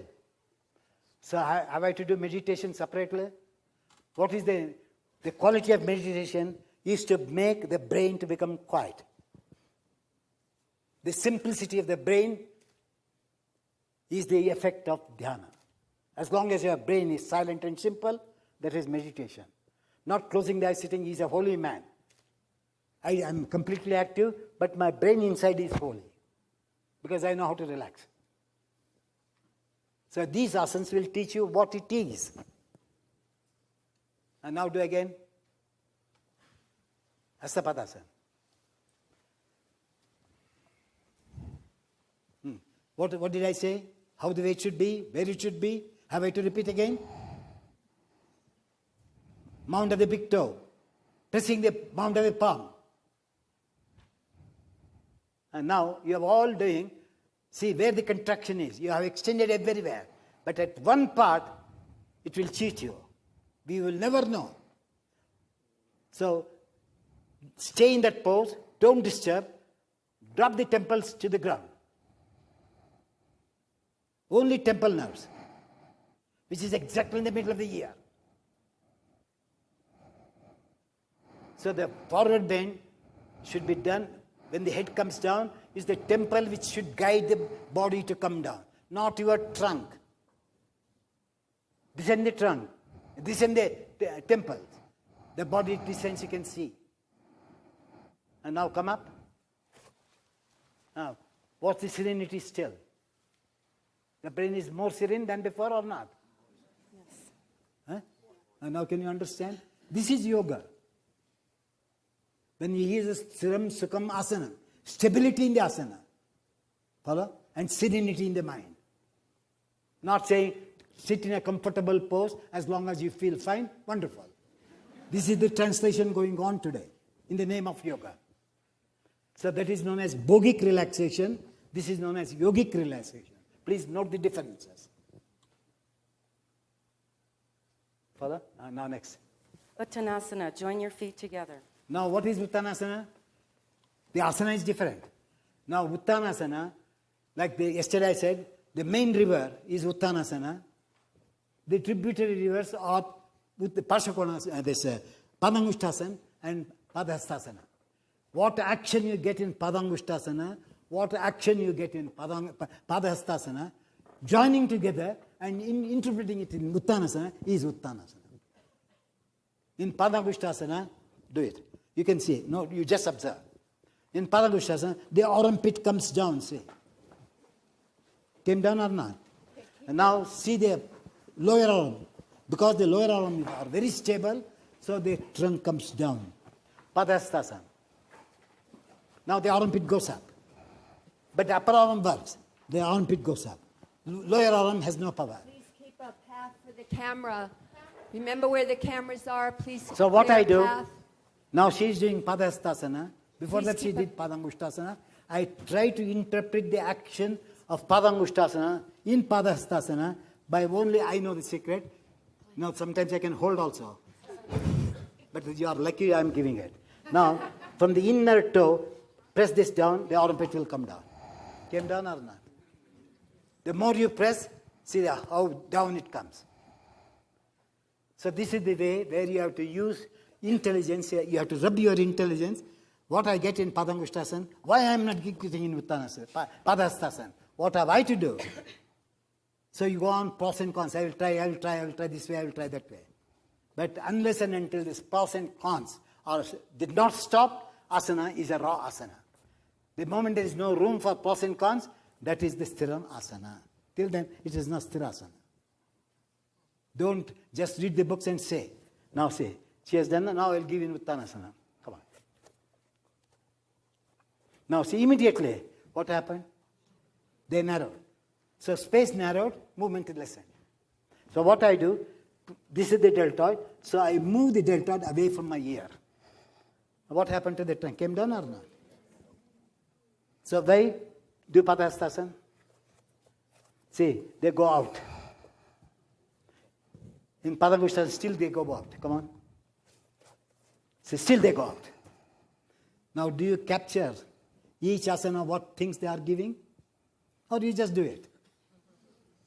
So I wait. What this asana teaches me. What this asana teaches me. Then how to comb them.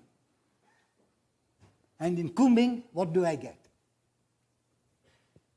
That means, combing means Padangushtasana, Padahastasana together. I comb. Like you comb your hair. So I comb those motions and bring together in Uttanasana. And now do Uttanasana. What did I say? No, here. So what you have to do, you all do from the back arm. I say do from the front arm. See, it came down. Got the idea? You cannot go wrong if you know these things. Otherwise, one teacher says do this way, another teacher says do this way.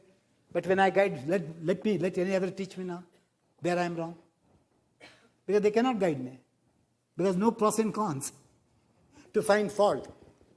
Now she has done. Now, if you create, this is the deltoid, this is the head of the bicep.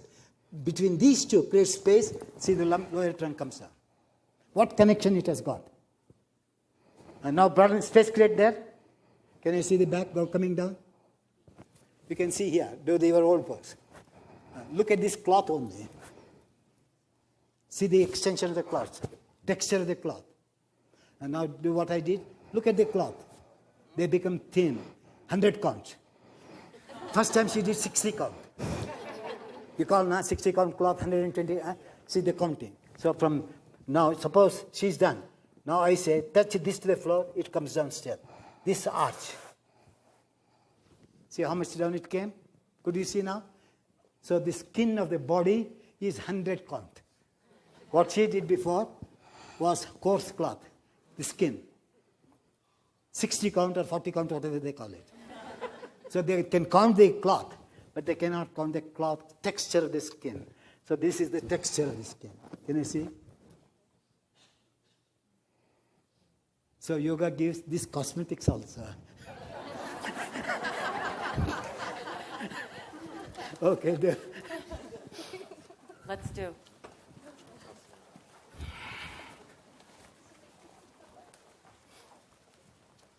But yeah. Oh, the other side.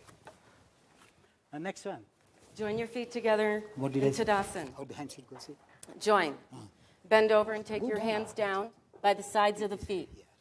Don't take forward. Be in Uttanasana. Don't move this. Take the hands down. Spread the fingers. Let the back of the head release. Don't hold the head up. Back of the head releasing. Now knees and thighs firm. Roll the buttock bones over to the big toenail. Roll the buttock bones over completely to the big toenail.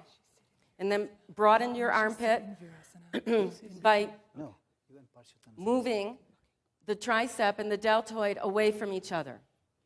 See that the upper arms and lower arms, as you learned in Padangustasana and Padahastasana, they're active there. And broaden the armpits to the sides. Release the back of the head more. Allow the torso to release. Keep the buttock bones rolling over towards the big toenail. And still have stretch. Release the back of the temple towards the floor. Back of the temple towards the floor. Broaden the armpit. Do you know what they are not getting? No. Again, do the pose, please. See, if I teach somewhere, you play somewhere. You know? Same asana. Come up again. No sitting. Yesterday also I told you, again you are doing. Eh? You want to sleep only. For John, Shavasana is the best asana.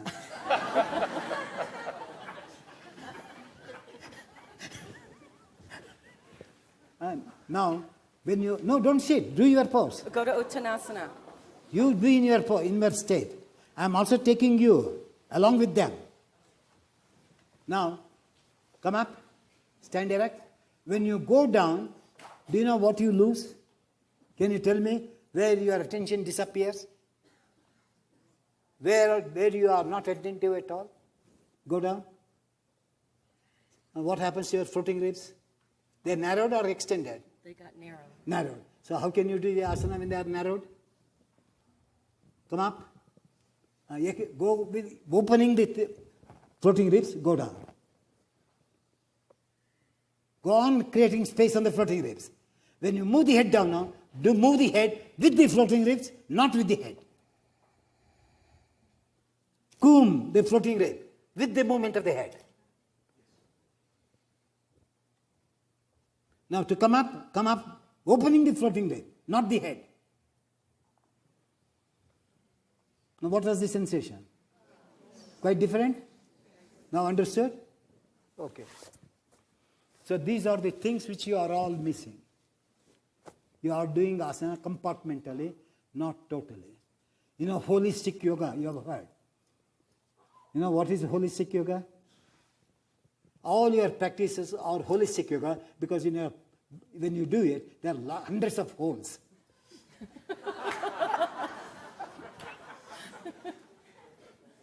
And that's why you say, I'm doing holistic yoga. So I don't want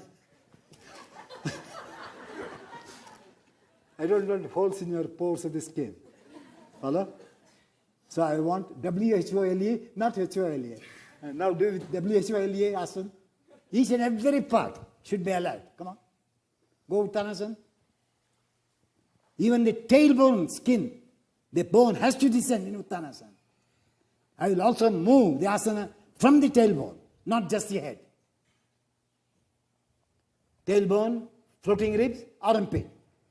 All the three descend at the same time, asana is quite different. And this is known as holistic Trikona, Uttanasana, not holistic. Now come up.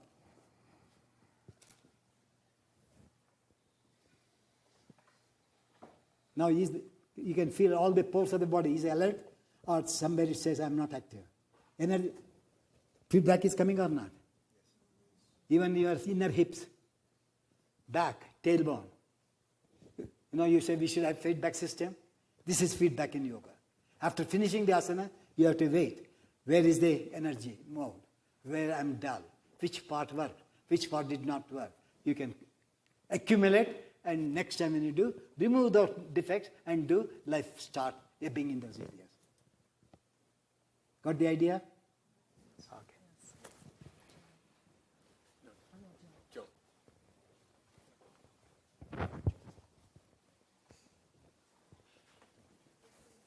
Okay. Is this on? Yeah. Okay, we're doing Virabhadrasana 1, so let's have everybody turn their mats. Keep the break. Take this mat.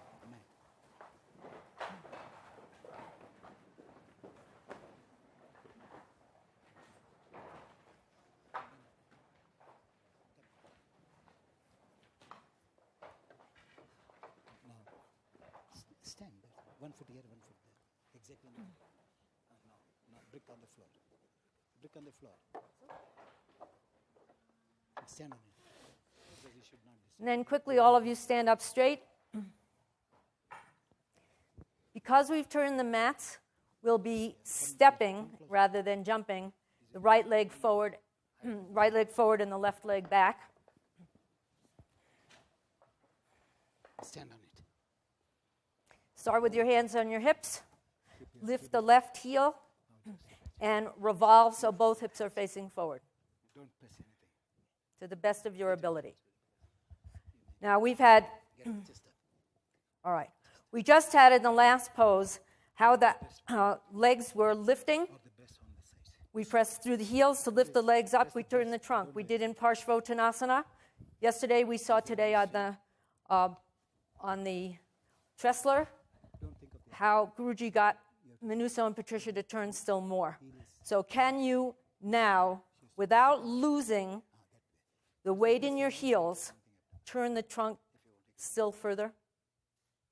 Then extend the arms out from the side. Once again, extend the arms from the armpits, reaching out to the sides, without losing that extension of the arms, without losing the work of the armpits. Not turn the necessary. palms Don't say don't up. lose. Okay. Say don't lose. If you say lose, they think I have lost it. I say, every now and then, stretch from the back of the armpit. Stretch from the back of the armpit. Automatically they have to stretch. Okay. Why give a negative thought? Okay. Now take the hands up from the armpit. Back armpit, not front. Now see the length comes. And now you have lifted. Suppose I lift from the floating ribs. How far the arms go up? Give it thought to it. Does it go up or no? Now Yes. let me try from the outer edge of the hip socket. Can I straight from the hip socket the hands? Does it still open or not? Yes. So that is holistic, not holistic. You do with tremendous holes in your yogic practice. Now bend your right knee. When you bend, no wait. Before you bend the right knee, your mind should be, left leg is controlled by the mind, right leg is controlled by the eyes. Follow? Front brain controls the front leg, mind controls the back leg. So when you are bending, you have to know where your skull is. Now, the skull should remain there only, you have to bend the knee. You should not bring the head forward. The job is to bend the knee, not to bring the chest and head forward.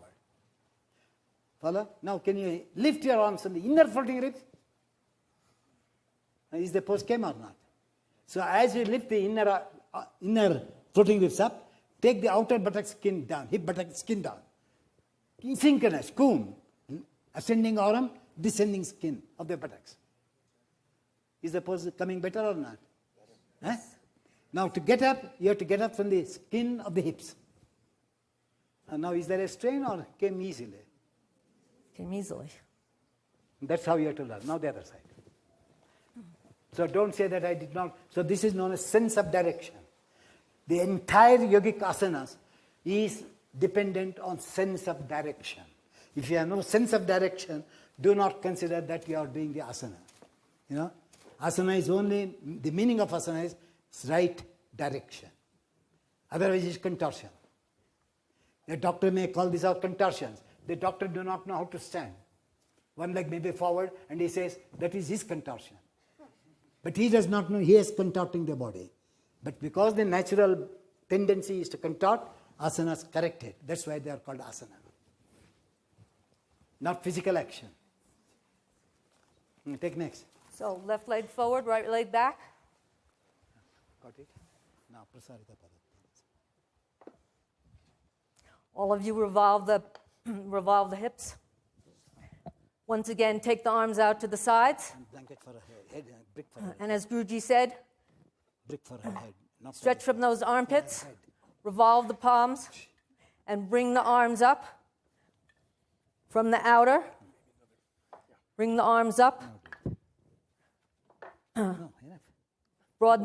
Broaden the floating ribs. And with an exhalation, bend the knee. Keep the hands down. She won't fall. No, rest. Continue to lift through the side chest as you lift. Inner arms lifting, not just outer arms, inner arms. Little fingers and thumbs lifting equally as you come down. Lift the head. First you have to remove the hand. Then you have to. Now, pressing back through the heel, again lift up.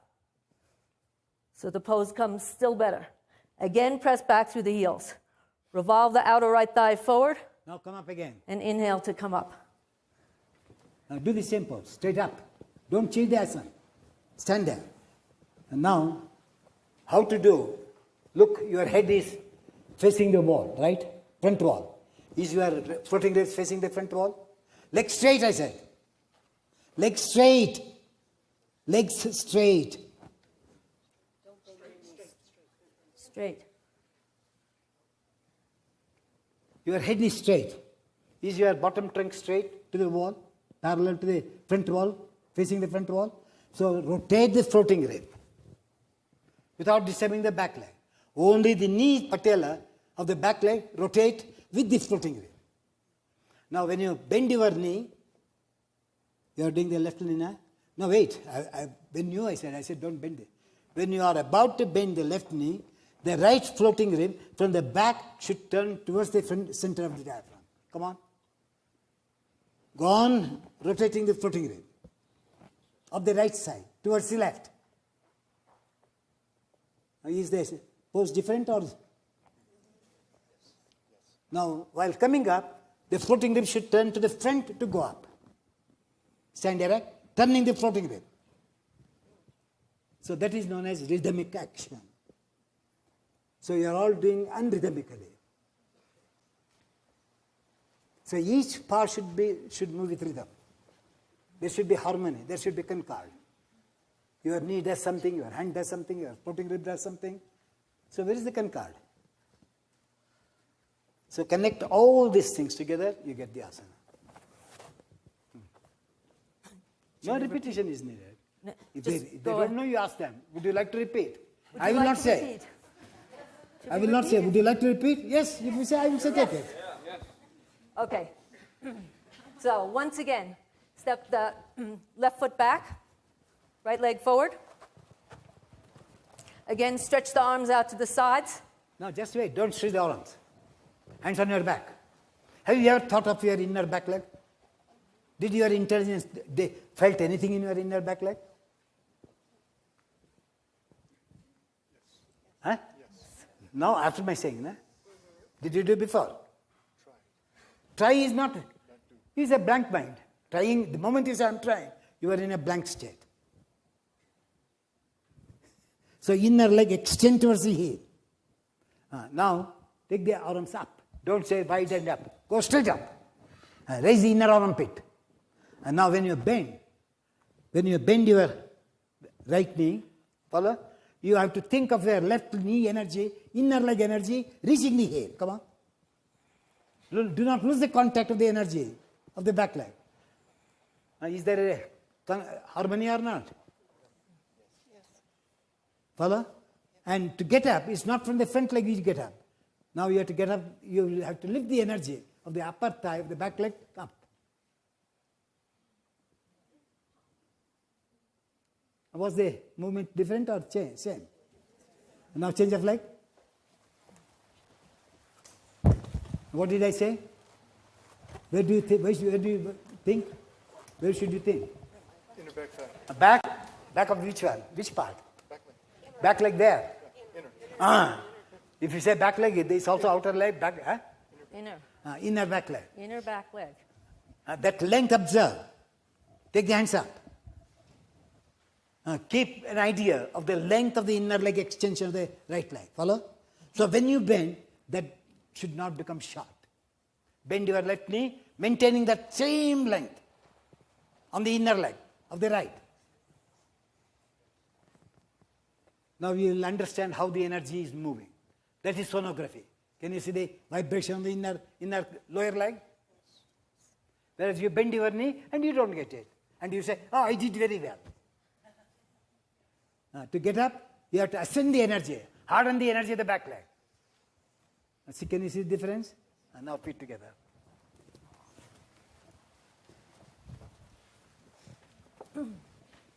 So, left side. Do both sides? All right. See, if you get absented yoga teachers on the platform, what would be your fate? Huh? That's why you guide us. All right, we're going to Virabhadrasana 3. Only so much. Now, make her do. Here, sit here. Come here. Right, yeah. No. Make sure that there's room in front of you and behind you in order to get into the pose. So take a good look, all of you. Remember, you come forward in Virabhadrasana 3 and not back. All right, did everybody adjust themselves so you have space? All right. So, once again, we're stepping back. Let's start stepping back as we're coming forward. Now here we just learned how to extend from the inner left thigh. As we turn the outer left hip forward. We brought awareness to that inner left thigh, inner left knee. As you extend the arms and bring the arms up.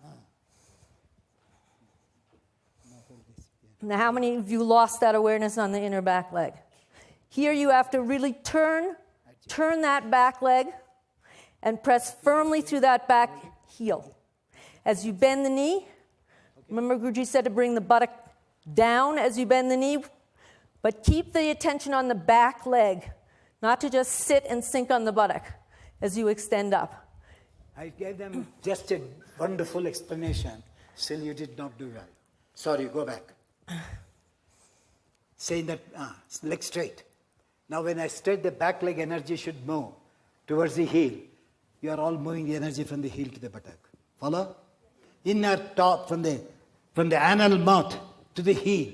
The energy should move back when you are bending the knee. Come on. Not from the bottom to the top, from the top to the bottom. So that controls how much you have to bend the knee.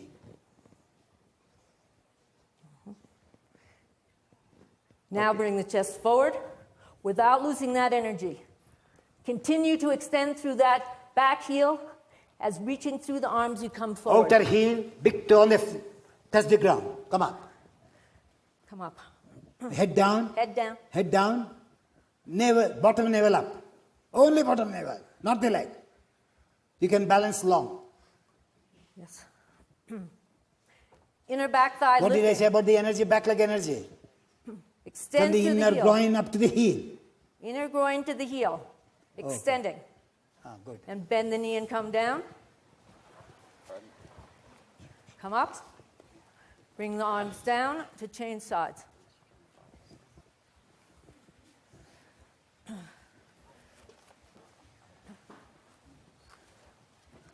So due to recent injuries, I'm not going to be demonstrating this pose. So turning left leg forward, right leg back. Once again, don't forget the energy that flows through the inner leg to the heel. as you extend the arms out to the sides and bring the arms up. Again, what happened to the energy? Right in front of me, you lost the energy into the back heel. As you extend through the back heel, bend the left knee without losing that energy from inner groin to heel. And bring the chest forward. Let the back heel up and continue to extend through the back heel. And then with an exhalation, come up. As you come up, some of you lost the back heel and the leg dropped. Be strong on the chest of the armpit. Chest, armpit. Armpit, then chest, you can be balance. strong. Be strong. Chest, armpit. Inner heel extending back. If it's heavy and strong, you can balance. This And lady then is doing bend the better knee compared to others. to come down. Good. Inhale to come up. Just be in Tadasana for a moment. Now come here, please, for 1 minute. All of you. Please. How to do yourself, correct yourselves. It's because it's a little complicated pose. Virabhadrasana C. So I will give you a guide. Come here, lady. Now I'm taking this lady to give you an idea. Come. Enough. Please leave room so the camera can see those stand who are on in the the booty. back. Please sit down. Create a pathway for the camera. Face this way. And on the platform also, That's we have to sit down. Let me get off. Go Yep. back, go Just back. turn around and Go see back. where the camera is and adjust yourself. Now, rest your head on it. Move this little more further. Move it. Little more, move. Move. Enough. Now, come that side. Lift that leg up. Take this back.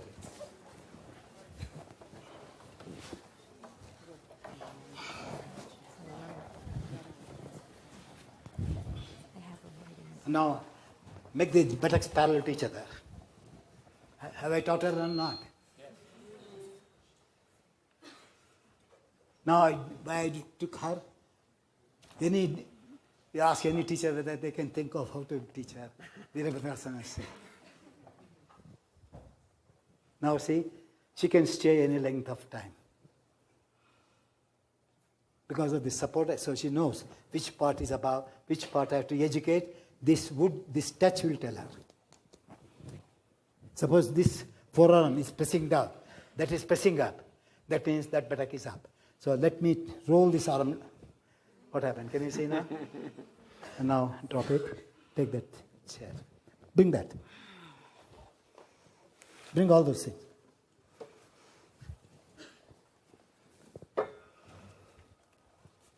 She's the most courageous lady I have seen in this 800.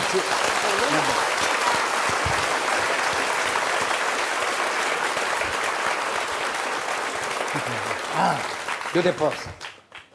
And somebody can lift this leg. Yes. You rest your head first, otherwise you can't do it. Rest your head on it. That leg can go any amount back, it does not matter. Now I just roll. This hand down, that hand up. Now you can adjust. Leave, she won't fall.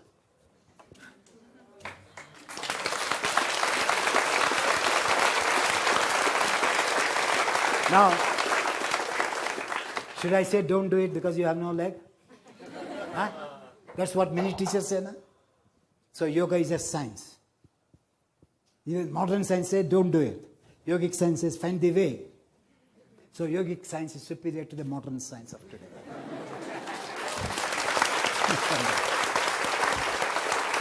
Enjoy? Make her to sit there. You do it. Keep your hands there. You come this way. Yeah, turn this way. Sometimes, do it. Hey, why are you? See the raw intelligence and ripe intelligence. Keep it on the top. For her is different, for you is different. Yes, now, you see, if you look at it, is the trained teacher, you will never get Virabhadrasana correctly. Is it the size of his trunk? See how much contraction has taken place? So you have how to use also the instrument, props, is requires also intelligence. not just anywhere you look at. Keep your elbows on it. Watch his trunk. Stretch the arms. What happened to the trunk? Lengthen. Can you see now? So that is how you should learn. Some were contracting, and I said, like, balance is not important. I said, every part has to talk what I am doing. If the parts do not talk, it's not an asana. Now can you see the difference? And now watch here. Watch the armpit. Little let loose. I said let loose. Now do it. Look at the armpit if he keeps the wrist. Tomorrow he said just keep the wrist and do it. See how they narrowed. Now if I am the same person doing Manuso, I am Manuso, I have learned this. Without changing, how should I improve? Now what I do, I cut the wrist bone on the wood and I stretch backwards. Now what happened to the trunk now? Lengthen. Can you see? That's how you have to use your intelligence. Now he has done it. Now, how to learn more? This is the middle line, top leg. Is the middle line exactly in the middle of the lower leg? Or is it a contorted leg? Contorted. Now what I do, now I press this wrist and roll the buttock skin from the pelvic girdle towards the anus. Turn the skin only, not the flesh. Maximum. Hey, you are rolling this way, the opposite. Now, how much space I created? So your analysis should be thinking very fast. Because action and thinking have to go together in yoga. You cannot think and then let me do. You may think when you do it, that's not a workout. So how to think, that is, this Patanjali has used the word vichara. So you have to think, and when you put to action, they have to synchronize, that is known as synthesis. So synthesis is vichara. So he has a synthesizer or not. Follow? And now, I take this lady, Ardha Chandrasana. Come. I have shown how to learn. This is education. How to align the body with the mind. How to align the mind with your intelligence. How to align the body with the intelligence directly without the mind. So many things are there to learn. Then how can I, without using my body, my mind, how can I adjust the asana with myself? That's a different action.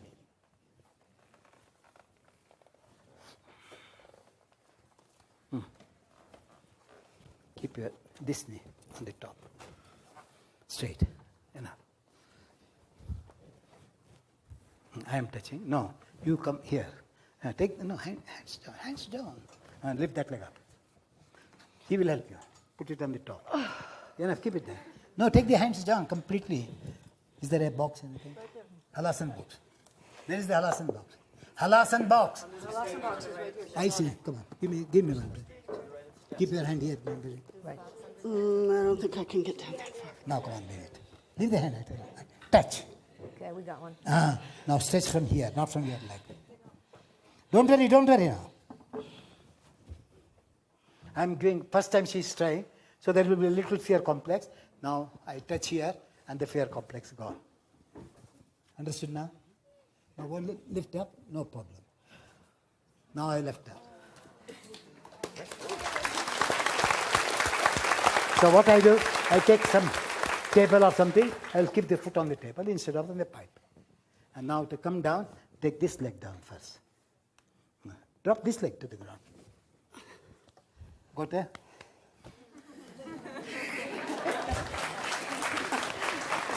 Now the other leg. Good leg, I have no problem. Good leg, I have no problem, yes. Can you see? Because I don't want her to do on one side, so I showed her how to do the other side. Okay? Good. Now, come here. You move here. Let her move. I am just showing so that tomorrow you do not know how to do Virabhadrasana. I have shown how to do it. I show Ardha Chandrasana also. Do the Ardha Chandrasana here.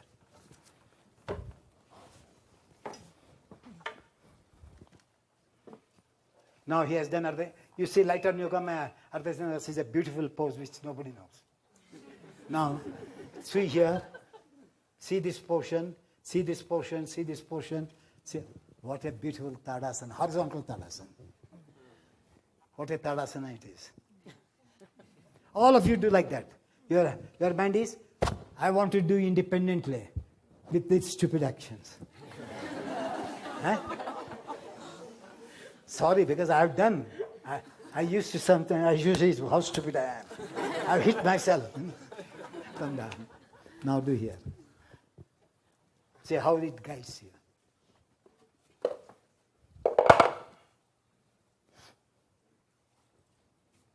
Is it crooked or straight now?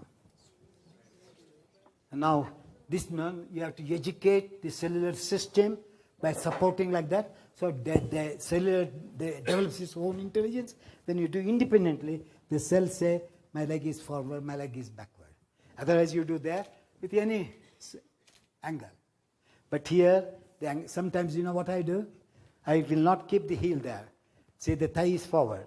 I keep this, hold this with the hand so that it may not move, and then I kick this back. I hit back. Now, how is the pose now? Much better. Much better. And sometimes, even if I have to learn, I keep the brick and I rest my head on it. So that no, not so much. I keep that and I observe this line. Median line, so that I should not change. How many methods are there even in using the props to learn? You follow? Only you have to think, let me try this way, let me try. New things will come automatically. But you think, Iyengar said here, so one person may be tall, so I said keep it. But for others I have to see. Follow? Yes.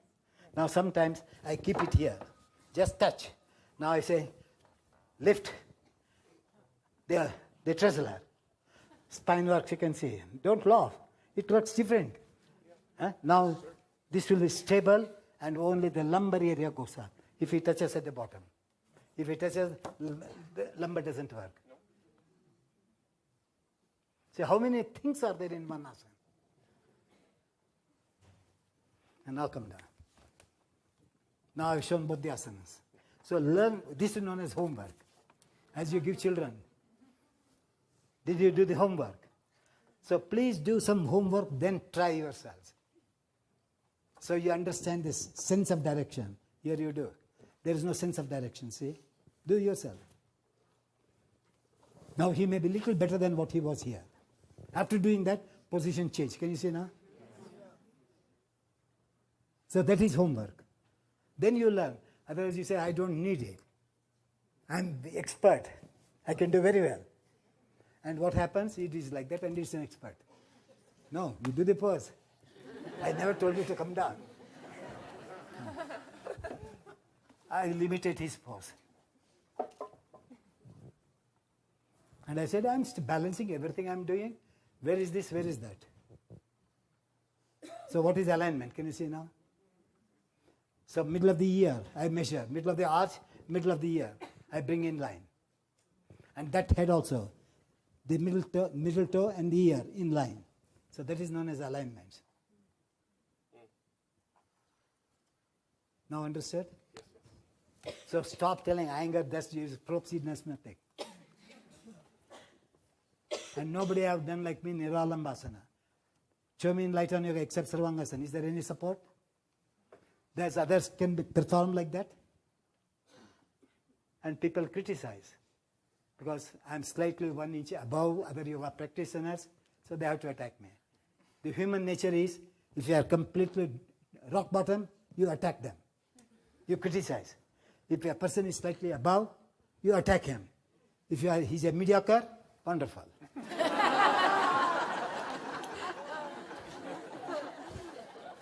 So this is human nature. So what I'm saying is, if I'm showing a little better for your growth, education, why not accept it? Why say not necessary? I can do very well, but why I'm using? I may be losing something. Do you know what you are losing? Shall I tell you? In Ardha Chandrasana? Wait. You people do not know, but I can tell you all the wrongs of each asana, all the good of each asana. Can anybody tell you any asana which is bad, which is good? So I've drunk the poison of the asana, I'm drinking the nectar of the asana. That's why I know. Now he has done. What is the waist? What is the waist here? Very short. Because I told him. Otherwise he teaches the same way. Now what did I learn here? I will interpret there. Don't change the finger. Move the center of the armpit to forward to the platform. Go on, only armpit.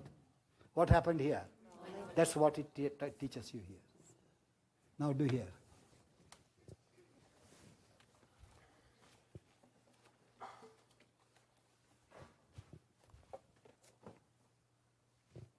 Now did I tell him or is it longer now? Longer, can you see now? So I said, what happens? What did came when I'm doing? What did it teach me? The translate. Then I interpret here. Okay? Yeah, it's much more natural here. It comes automatic. Listen the word. It's much more natural. So that naturality can I get here? I'm not putting word in his mouth. Like all other yogis do. He used the word. I said, that is what I want here. That in the Niralambasana, doing without support, can I get the same naturality? That is Thiram Sukham Asana. That naturality. Okay? Now come on. I have guided you so much. So it's your next. Don't clap. Learn. You are clapping me for my knowledge. But I want to clap for your knowledge. If you grasp well, then I have to clap. It's 11:20. What sequence do you want to finish with? Which one now? Shirshasana is after. It's 20 past 11. Ardhasana, yes. We have a drop of Shirshasana today. Do you all remember Shirshasana? Yesterday, deltoids. So let us teach new asana. Which is the next asana? Ardhasana, yes, I can take it. Yes, you have to take that. Now, all of us get to do Ardha Chandrasana. No, don't do it. Somebody can do it. I will give you a clue. Because explanations take. Come. Do. Look at the pose. Now, this is the middle portion of the lower leg. Sorry, please keep a free path for This is both the middle cameras. This is the middle portion of the heel. This is the buttock bone, is the middle portion of the top leg. So this line and this line, if you observe, you have to bring this and this in line to this buttock bone. The arch. The arch should be in line to this. Can you see? Got it? And in order to get balance, you have to harden this ankle. Do nothing. From this, harden it and extend the ankle, the leg will stretch. So I've given the clue. Otherwise they say, take a breath, stretch your hand. That is in the class. They have come here to learn what is right asana, what is the correct position of the asana. Or you want to only intermediate, what you call Viniyoga. Viniyoga is what? Intermediate steps. Vinyasa means intermediate steps. The dictionary meaning of vinyasa means intermediate positions. To go to the final pose, intermediate positions. So that the same vinyasa, Deshkacharya made Vini. The word is the same. So here I have not come here to take Trikonasana, how do you take it? I want whether all of you who have done for years, can you know at least the right pose? Then my compassion has got value. If it's like that, just 3 feet apart, take your arm forward, do the leg, that is intellectual. I have not come here to see the intellectual language of the people. I have come to see the emotional touch of the asana. Follow? Now try. Come on.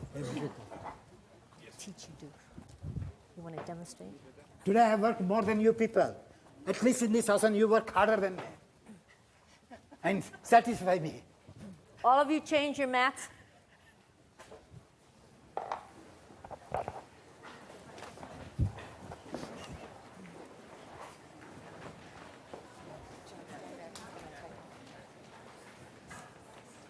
Move back, move back. I can't open it. Drop down its own. If you're wet when I open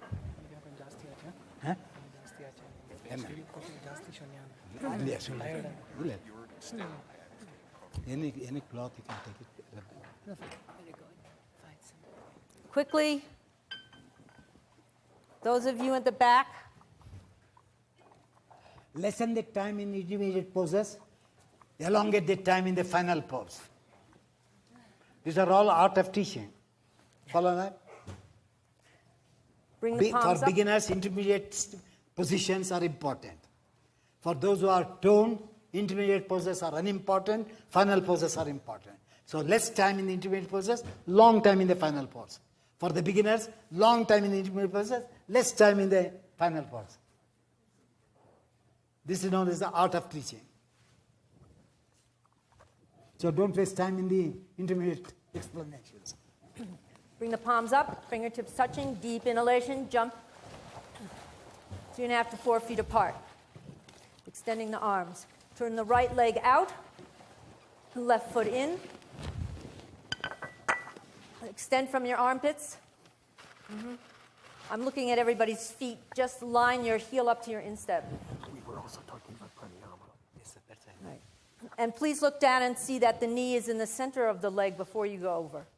Then with an inhalation, exhaling, take the arm over into Strike of this Trikonasana. We've been in Trikonasana. I've shown in the beginning. So from here, bend the right leg, step the left leg 1 foot closer, bring the right foot a foot ahead, right hand a foot ahead, Already I've shown. and inhale and come up. Guruji wants to go straight to the final pose. Now we just saw in Lois that he said to line the center of the buttock bone up with the center of the heel. And then he took the top leg and he lined up the inner edge of the heel with the same center of the buttock bone on the standing leg. So all of you check to see that you are also doing that. And remember, he said to maintain the balance, you have to extend firmly through the bottom inner heel, and the area around the ankle bone has to be firm. So see that the area around the ankle bone is firm. And then with an exhalation, bend the knee to come down, because some of you need blocks. And coming up, come up once again. Those of you who are having difficulties, please take a block. Those who can't reach the floor, who are struggling, take a block.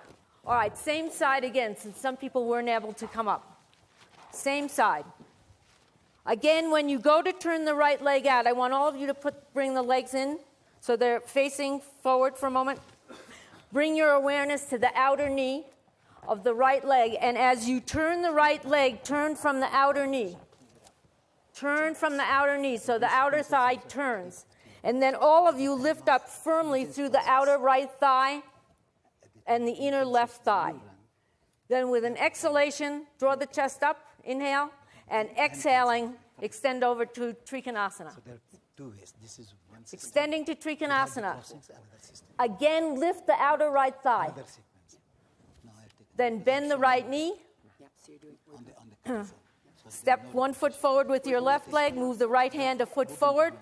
And inhaling, come up. I've dropped this also. Move the block a foot ahead of you. If you're using a block, see that it's on an even surface, as you do. Now, once again, some of you have let the inner right knee, turn the inner right knee to the outer right knee, bringing the buttock bone in line to the heel. And again, extending. Don't turn the head yet. Do not turn the head up. Extend through the left inner heel. What did I say about the ankle in bottom ankle? Bottom Full of ankle, life. Full of life. Firm. Better. Now, extend evenly through the arms and roll that right chest up the way we did in Parshvakonasana. The other bottom elbow also should be strong. Ankle and elbow. Ankle and elbow. Ankle of the lifted leg and the elbow of the bottom arm. And then Connect, bend the knee communicate to them. Communicate. and step down. Inhale to come up and change sides. Yesterday. Again, have both feet facing forward. Once again, observe. Observe. Now, as you turn, remember that you're going to observe the outer left knee, so you turn from the outer left knee and the whole thigh turns. Turning to the outer left leg, turning the outer left knee, keeping the right foot facing forward. Take an inhale, and with an exhalation, extend. Those needing blocks, I hope you remember to bring the block with you. As you bend your knee, step one foot in with your right leg, move the hand or foot away. Take in, lock your right knee now. Lock your right knee to go up. And then inhale Loose to knee, come don't up. lift. Lock your right knee. Don't lose the right knee. Stretch your leg from the knee. Then harden your ankle. Harden your ankle. Inner ankle. Inner ankle, extending to the inner heel. Balance on the knee. Lifted knee. See that the left inner knee is revolving towards the left With the outer back, knee. bottom elbow. Bottom elbow strong as you extend through both arms. Bottom Connect elbow, top Connect ankle. the elbow joint of the left to the right knee. Communicate. Okay, and then bend the knee. Watch when you bend the knee that it goes out towards the little toe, not towards the big toe. Stretch both legs and inhale to come up. Turn the feet in and jump together. Wait. Go down Wait, again. don't. Go down again on the left side. Do you know how to come up? How to come up? No. Do Trikonasana. To come up from Trikonasana, the groin of the right, move to the outer hip and come up. Move the groin. Move the groin. Groin of the right moving to It the made the outer difference hip. or no? Go again. Come with the groin up. Come up with the groin. No, Push you the didn't. groin. Go You didn't down. push the groin. Right groin. Move the right groin Firm. towards the leg and come up. See the lightness? Yes. Enough. Okay.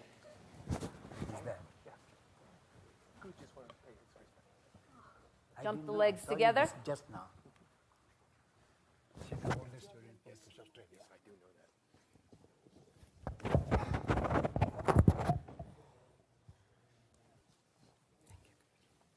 You have all the bricks?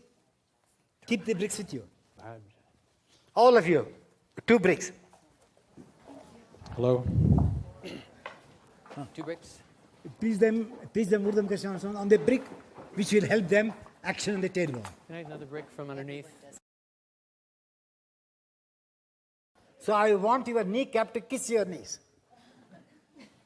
Take the kneecap Come up. on, let me see how many people can make the kneecap to kiss the inner knee. That is Urdhva Mukha Svanasana. If the kneecap is out, that means you don't like that person. So you don't want to kiss that person. Now try. See that patella touches the inner knee. That is the right Urdhva Mukha Svanasana. Now repeat. Taking the inner kneecap up. Harden the inner ankles. Lengthen them. Spread the backs of the knees. Then as you take the inner thighs up, press the hands, take the tailbone deep in. As the tailbone comes in, lift the sides of the chest. Not only in, tailbone has got double action. It goes in and up. In and up. So If the tailbone in kneecap are and up. tight, it goes up. When the tailbone comes in Otherwise, and it up, goes in. Harden the kneecap. Kiss the knee with your kneecap. inner thighs back, tailbone forward and up. Good. Huh? When you take the tailbone up, That lift the you can't abdomen. hold so long. So you have to give margin.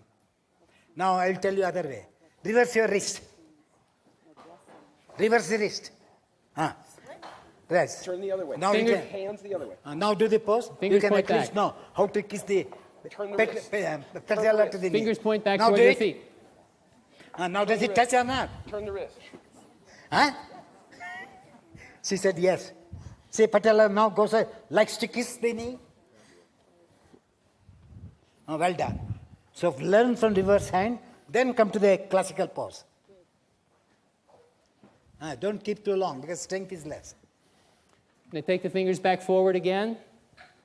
Once reverse, one forward, one reverse. That way you can culture the cells of the aura. Again, take the hips down. Inner thighs up. Pressing the hands, press the root of the middle finger.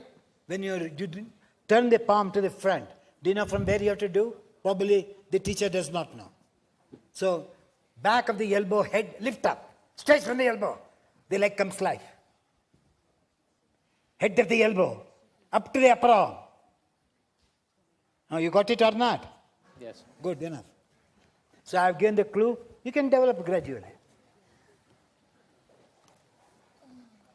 Now, Adho Mukha Svanasana. No, Adho Mukha Svanasana. Oh, that's what they say. Dhanurasana. Dhanurasana. I've shown the Adho Mukha Svanasana already. Okay. With the prop, without the prop. Why take it? So Dhanurasana, watch for a minute. Lie on the stomach. Take the bottom ribs forward. Catch the ankles. Harden the inner ankles, reach up. Roll the trapezius down. Lifting the inner thighs. Take the tailbone deep in. Drawing the trapezius down, shoulder blades in. Lift the side chest. Now he has done it. Follow? Now there is an action which is needed, which I will tell you. You know the push and pull type? Yes. Push and pull. Now here, pull and push. Push the heel to your fingers and pull with your fingers the legs. And now what happened to the paws? His legs went up. Now still from the armpit also, pull and push. Now his armpit. Did you understand now? And now do yourselves. One is for the... After lifting, pull and push is the brain, not just aim. Not for the break. How can you do with the break?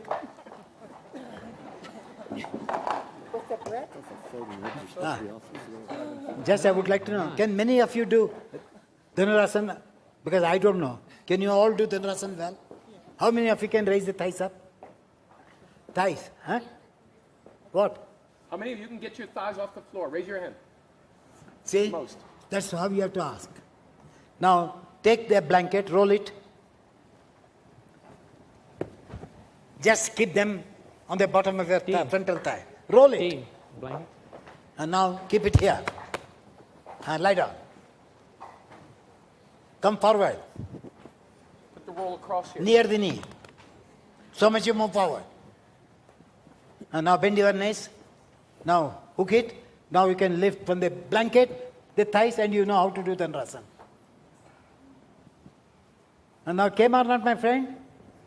You said it doesn't come? Huh? Now comes or not? So Yes. now the props are needed or not? Now you can think of. Now pull and push, I said. Ankle should hit your finger. The finger should hit the ankle. And the lifting of the leg is not on the foot, but on your inner thighs. Ascend the inner thigh, pulling and pushing. The pose will come. Hey, they are doing well. Very good. Huh? Good, come down. Now Urdhva Mukha Svanasana do. It will come better. Without break also. Do Urdhva Mukha Svanasana. No break. Dhanurasana action comes with Urdhva Dhanurasana. The tailbone goes in, observe. Take the pose.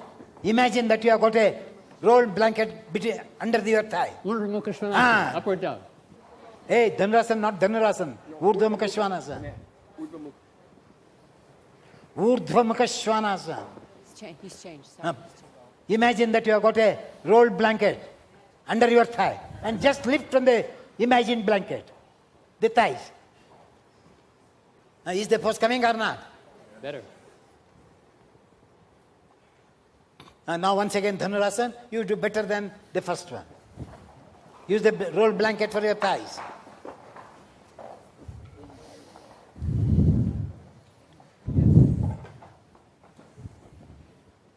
Now bend your knee. Resist the patella when you go up. Entire body goes up except the patella. Now move the patella deep into the leg, into the knee, and then lift up. Spread all your toes. The power will come in your thighs. Well done. Good. John, good, you taught well. Oh, thank you. That's how the poses got much better.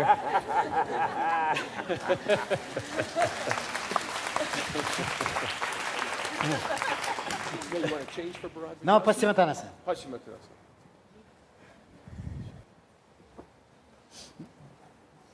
Roll the mat. I am teaching the methodology. Roll your mat. Now teach them. Okay. All of you sit on the folded mats. Wait, let them roll. Fast, please. Rolled mats. No, I have to see. Everybody, please roll the mats. Roll the mat where the thighs and buttocks bifurcate. You have to keep that spot on the rolled blanket. You have to go. No, that's wrong. You go back. 1 inch. You know, Westerners have got a bad habit. When they do Paschimottanasana, they move the buttocks away. But actually, the contraction of buttock is a necessity in Paschimottanasana. You have to sit, not by moving the flesh. Raise up. No, keep your hands on the floor. Raise your buttocks up. Up from the blanket. Now, suck the flesh in. Only keep the buttock bone on the mat, on the rolled blanket. That is the position. Not bringing the hips out. We want contraction of the buttocks. Not like pumpkin. So you are all making like pumpkin. Bringing it out. And now sit well, because the muscles, the hip muscles, which are inside the skin, or the brain source, brain to do Paschimottanasana. If you make your buttocks flat, you don't know how the flesh has to work. That's why I use the word pumpkin. And now, when you take the hands, as you lift it up, how the skin massages the flesh, when you catch the leg, they should, auto massage has to go there between the flesh and the skin of your hips to catch your leg. Come on. Now you explain now. All of you extend your arms, and as you go forward. You all extended your arms. Yes. What did you lose? What The mistake floating did you ribs. do? Nobody knows. Floating. No. Keep the hands down. Watch your heel. The grip of the heel. On the floor, on the mat. Now there should be no movement on the heel bone. Now take the hands up. Now what difference it makes? Can you see the energy in the back of the leg? Yes. Otherwise you move the heel. Now extend. So extend. Stamping the heel. You have to move. Heel should not move forward, backward. Straight the floor. Stamp the Good, heels. good. I gave you the clue. You have all forgotten. Hands up. What did I say about the floating ribs? Don't contract the floating ribs. Create room in the floating ribs and go. That way. When you catch the leg, immediately the ribs go back, floating ribs. But you will never know it has gone back. So body is cleverer than your intelligence. That's how to know. So bring the floating rib again forward. All movements are from the floating ribs forwards, not from the head. So if the floating ribs comes down, head comes down. keep your floating. Broaden the biceps, any amount. Move the deltoids Pull away. and push. Upper arm hitting the elbow and lower arm hitting the elbow. Tug of war. Energy from the finger to the elbow moves towards the elbow. Upper arm, the energy moves from the shoulder blade towards the elbow. Then you get Paschimottanasana.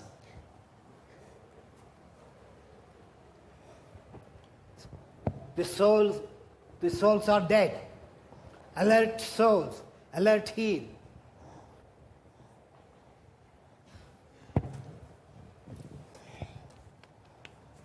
No, get up. No, you is wrong. It's wrong.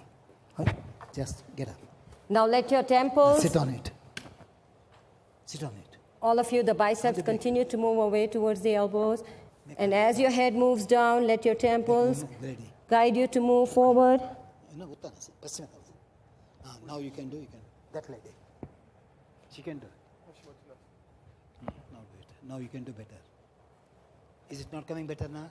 Yes. Good. from the ribs, Linda.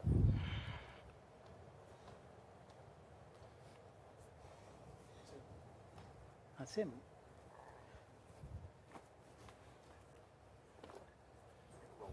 Take that break.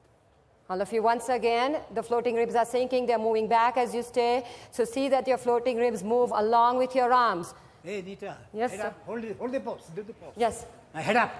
Head up, all of you. Now, as the head goes down, follow, the groins also should go down. They all lift the groins. As the head goes down, Let the groins kiss the ground. let the groins reach the ground. And as you continue to go down, Break. observe even in the buttock region how the skin opens Give up. that one. Legs apart.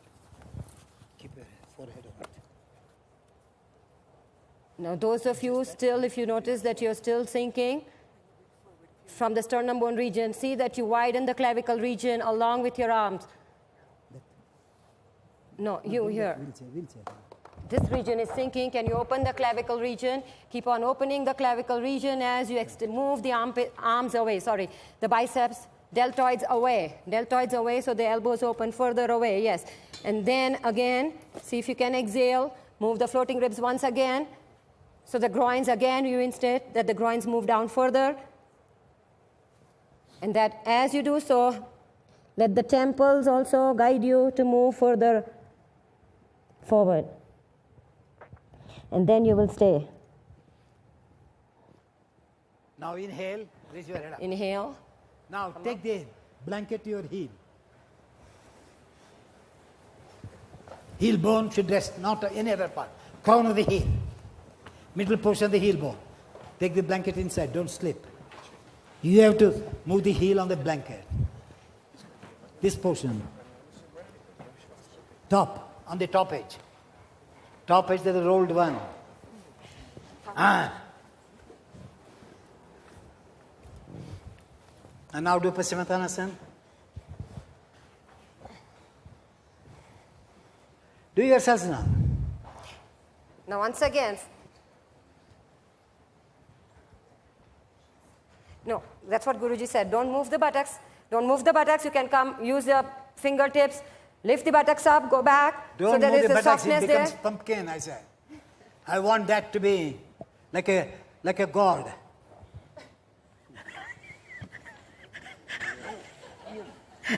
Keep your heels on the rubber mat or the blanket, whatever you have there. Like a cucumber. Just the center of the heel.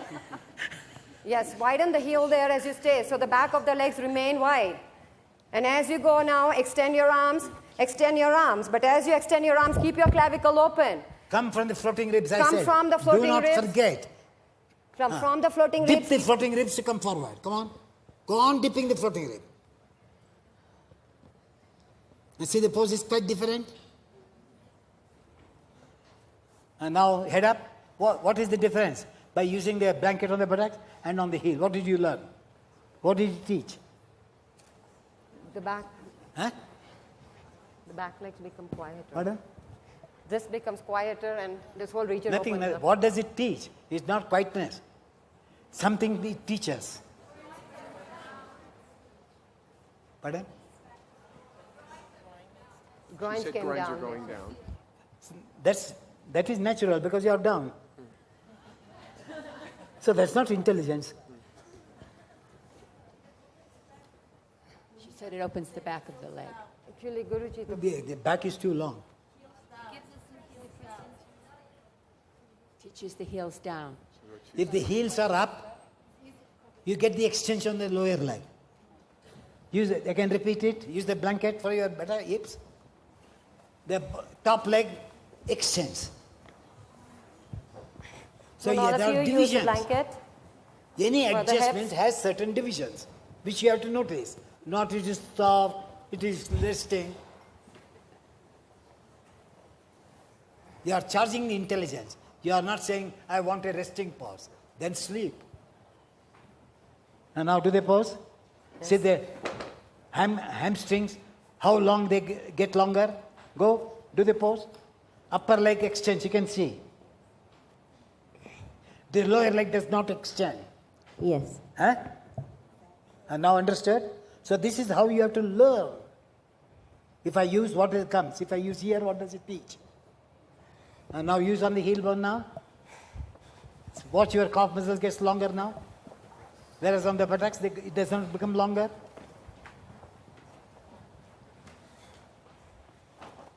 They get lengthened, they go down. Can you see now? Do it.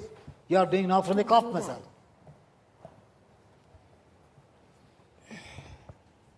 The head cannot be moved without activating the calf muscle.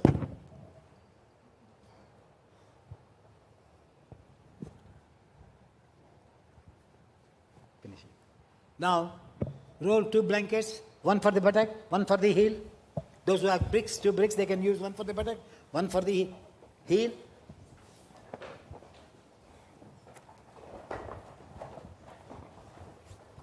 Sitting on the back top leg stretches. Using the blanket for the heel, the lower leg stretches. By using one for the buttock, one for the heel, the middle back leg stretches. That's all the way to learn. Now do. See, the back of the knee will be powerful now.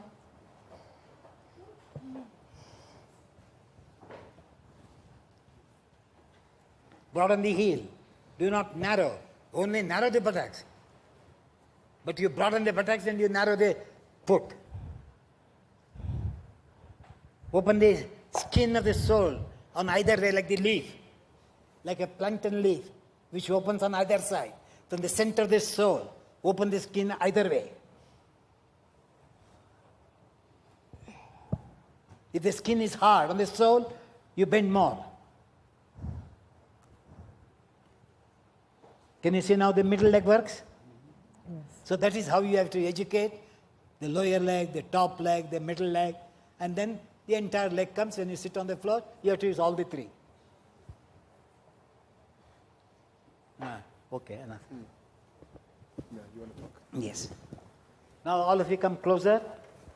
I will speak a little bit about pranayama so that you know what you have to observe.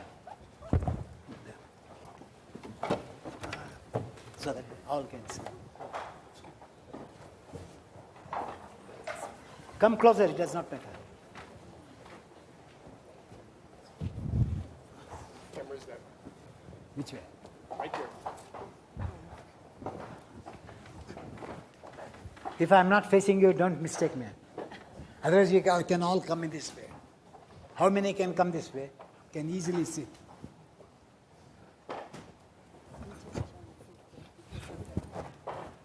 You know, yesterday, I came for a few minutes in the class. For pranayama, the root for good pranayama is the spinal column. If the spinal column is not alert, pranayama do not come to them at all. Not inhalation, exhalation, what goes on. Anterior spine, you know, the earthworm. Have you seen the earthworm? They contract, they move forward. And there is a rhythm in their movements. Have you seen? So, spine should be moved as the earthworm stretches forward.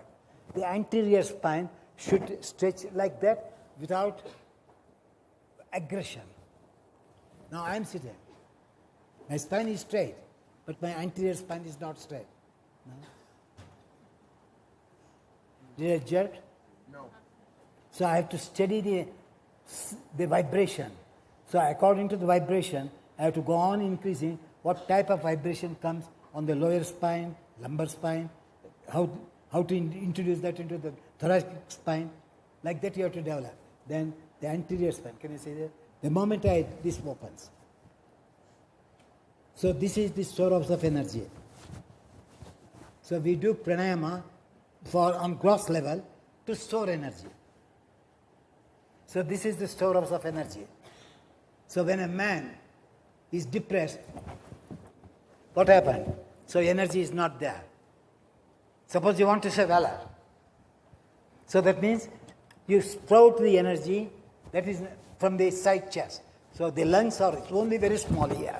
So that's why the energy, source of energy, is the extremities of the side chest. And that's why when we do pranayama, we make the energy to store that. That is on the gross level. But pranayama, as yesterday in one of the class I said, that people call this temple. Is it not? So the temple is like the gate of the church. If the main gate of the church is closed, can you go inside? So this is the door, this temple door, for the mind to go inside. So in meditation, when they say, let go, it's not the let going, it is releasing the temples. So if the temples go close to the body, they go close to the bone, cells of the brain, so there is no action. It's only passive reflection. Passive reflection is meditation. So pranayama is half meditation. That's why it is the gate for the mind and the consciousness to go close to the self. You know, Guru Brahma, Guru Vishnu, Guru Deva, Maheshwara, you have all heard and said, is it not? So God has got three forms, which according to our mythology, Brahma, Vishnu and Maheshwara. Brahma is the creator, Vishnu is the organizer, Shiva is the destroyer. So in our breathing, these three murtis, we call them three murtis, Brahma, Vishnu, Maheshwara. So Puraka is Brahma.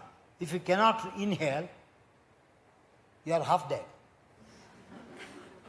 So that is how to know that inhalation is a generator for analysis or synthesis. And Kumbhaka is to organize, to make the energy to reach the nerve cells so that they are rejuvenated. So after inhalation, Kumbhaka is to organize the drawn in energy to distribute in the body for it to develop the tolerance, perseverance and persistence. That is Kumbhaka. Not just holding the breath for 1 minute. And so I can hold for half a minute. But did the energy reach the tip of the nerves is the Kumbhaka. So that's why it is known as generator G, organizer O. Exhalation, vicious air, which has been used, becomes a toxin, so release the breath, so Shiva is Rechaka. So Brahma is Puraka, Kumbhaka is Vishnu, Rechaka is Shiva. So without his name, with whatever country we belong to, we follow GOD. Generating force, organizing force, destructive force. So that is now, it is known as Puraka, Kumbhaka, Rechaka. When you are all doing pranayama, the spiritual aspect of pranayama is not the length of the inhalation, length of retention, length of exhalation. That's one part. Because Yajnavalkya was the master of pranayama. It is Yajnavalkya who introduced Vishamavritti pranayama, not others. So Samavritti pranayama, there are so many divisions, which I don't want to go into that. What I want you to experience is, yesterday I spoke about the empty cup, brain, how to empty the brain, full brain. So if the cup is full, you search for an empty cup. Right? Is it not? So similarly, you should know that the body is the vessel. The breath is the its content. Though I can say Atma is also its content. But for pranayama's sake, the content for pranayama, container for the pranayama is the trunk. So the container takes the content, the breath, so that it finds, the content finds its level in the container. That is Puraka. Follow? And if the container is little shaky, or if the vessel, the container, the water pot, if it has no base, can the water be in level? So kumbhaka is meant for us to keep that energy on the container in a even level on the right and the left side. And exhalation is that used air which has no value, you leave it. So that is known as empty cup. So when you are emptying the cup, is the cup empty or is the cup have something? Huh? If you have not understood, you have a vessel. If you press the vessel into the water goes in, but something has to come out for the water to go in. The air comes out. So nothing is empty. So empty vessel has air. So if it is filled with water, the water is full, the air has come out.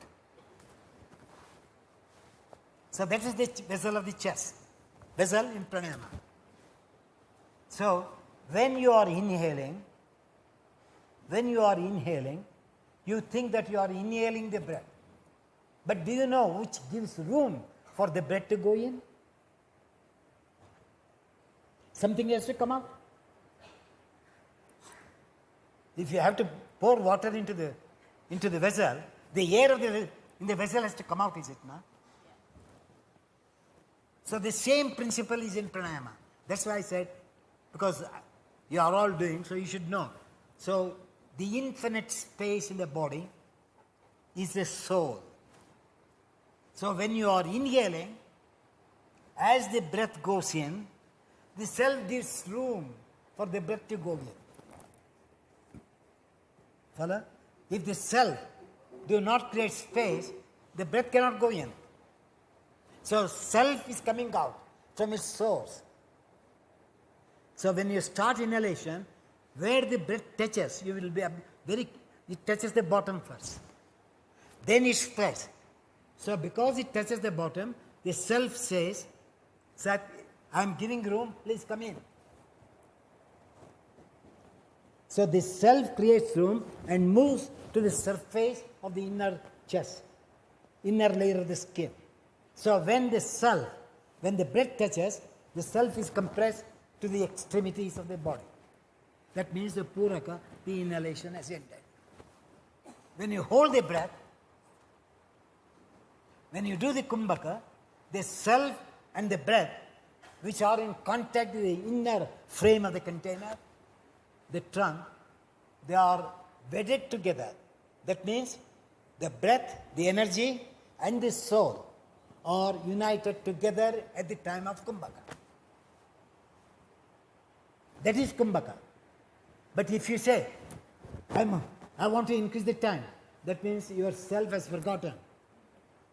So when the contact between the energy of the physical body, the container, when you find that the content is releasing from the container, the time of the kumbhaka is over.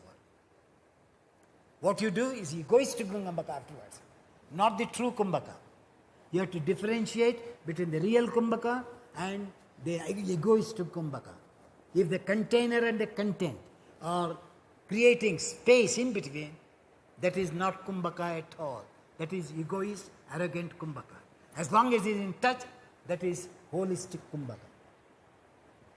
So this is how you have to learn. Somebody says, hold it for 5 minutes, count 20. This is not pranayama at all. And if a teacher says, count, I will count 1, 2, 3, 4, 5. You are not doing pranayama, your mind is on the counting. Follow? So all these things you have to discriminate what is the true knowledge.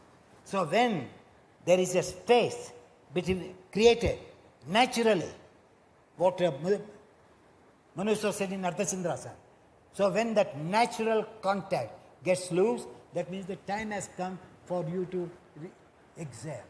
That means when you are exhaling, the body, the container comes along with the content, the cell close, so that your intelligence, your mind are all integrated in the cell. So in exhalation, the physical body, without disturbing the frame, the content which was in the frame releases from the frontier of the inner body and comes close to the infinite sphere. When it touches the center, Hridaya Chitta Samvite, all said.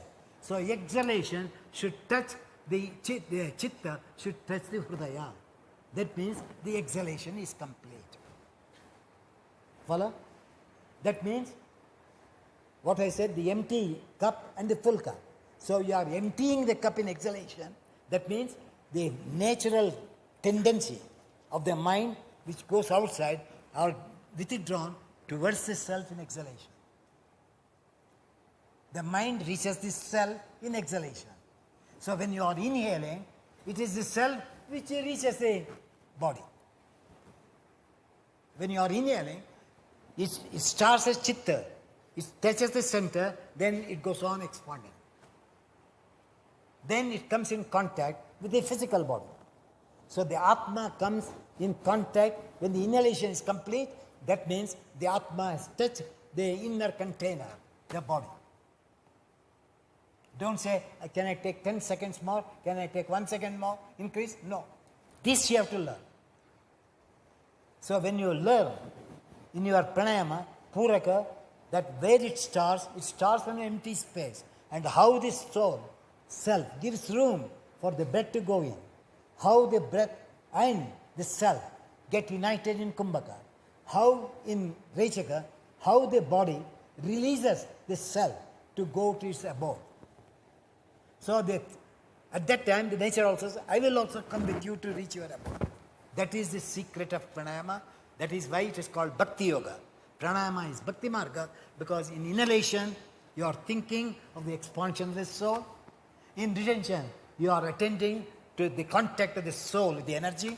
And in exhalation, you make the body to follow the self. Where the self reaches, your mind, your intelligence, the body does not reach. Your consciousness, your intelligence, your mind comes closer and closer to the center of the body in exhalation.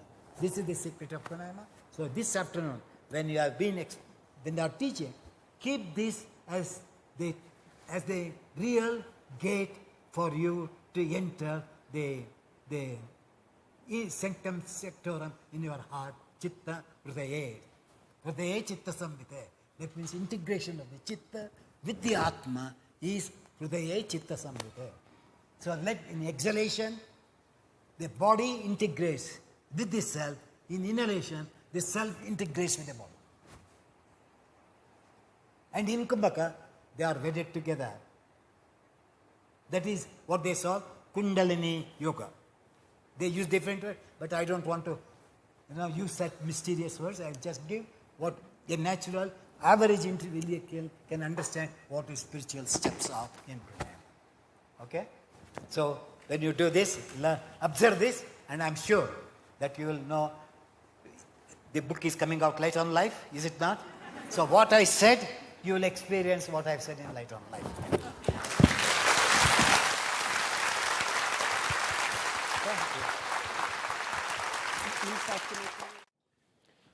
I'd like to begin by saying thank you to those people who are assisting me today. Many of you in this room are teachers in your own right, and you do me great honor by attending my class, whether you are my assistant or you are, in your own right, a yoga teacher. I will not pretend even for a moment to understand as much as my teacher does about this subject, but I will give you the best that I can. I'll give you as much as I know. He has dictated to me what he wanted me to teach to you today, and I will follow that as closely as I possibly can. Sit in silence with me. Sit straight and tall. Draw your palms together at chest level. Close your eyes from top to bottom. Take the upper eyelid down towards the lower eyelid and lift the outer side chest up towards the ceiling. Balance the weight equally and evenly across the buttocks. And notice that it reflects, it moves up into the outer side chest at the same rate. That the imbalance of the two buttocks is reflected on the way that those two ribs on the side body do or don't lift. Surrender the shoulders, relax across the face, forehead, neck, throat, tongue, root of the tongue. And keep drawing yourself inward, leaving the external world on the back burner, just where you can get at it, but moving away from. Go inward.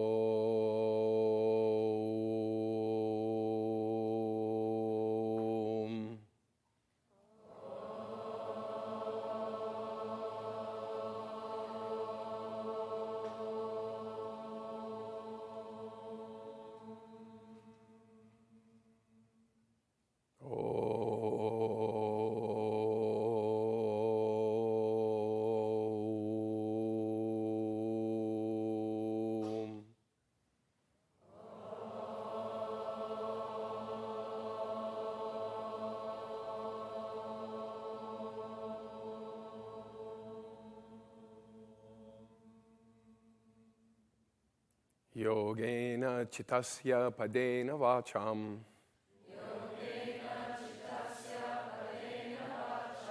Malam sharirasya chavaichakena. Yopa karotam pravaram muninam.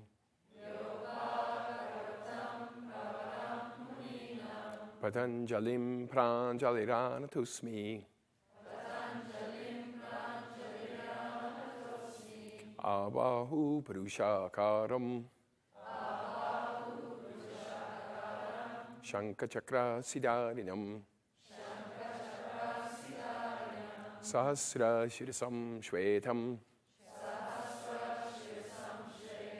Pranamami Patanjalim Harihi Om.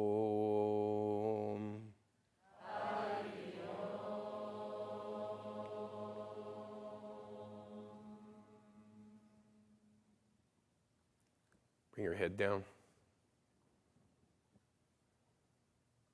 Take your hands down, palms up. Raise your head with closed eyes. And then open those eyes. So, this is a group that has a pranayama practice. And by definition, that's how we are in this room together. Having said that, at the same time, we all know that there are gaps in our practice. There are little holes. There are places where we could use a little more understanding. So when Guruji talked to me about what to do with this class, there were a few things that came through, and you heard them all this morning, though you're going to get a slightly different perspective on them this afternoon. And that was, Guruji talked this morning about the temples here. And how that word temple got translated from here to there. Well, one of the other ways that BKS Iyengar talks about temples are it's the place where the electrical impulse from the eye and the ear meet. And that the channel itself is not clear until this area becomes soft and moves in. That if this flakes, moves out, becomes hard, flares, any one of those will cause a disturbance. And that at that point, you'll still be doing the breathing, but you won't really be capable of doing pranayama because you're not inward. Now, having said that, take straight shavasana, lie down, and I'm going to talk you through the head and face.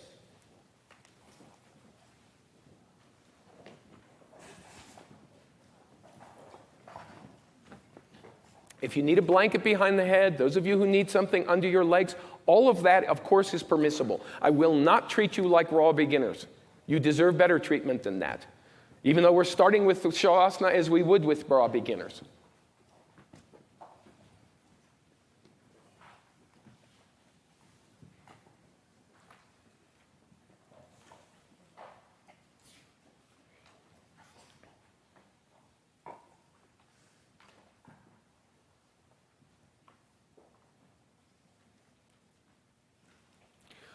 more than just the physique. You have to prepare the mind for this thing we call pranayama.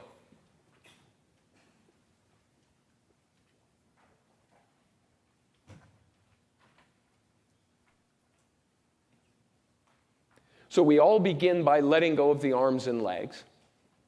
And some of us begin to flirt with this action that's close to sleep.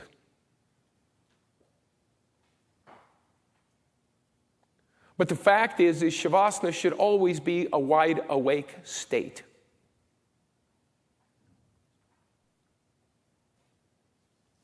That the interaction between the body and the mind becomes more succinct, more available, more awake.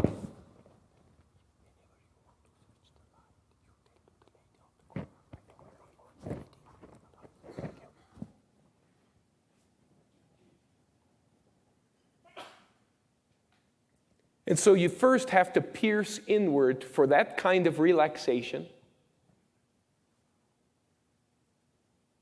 that lets go of the facial features and allows the face to become completely expressionless.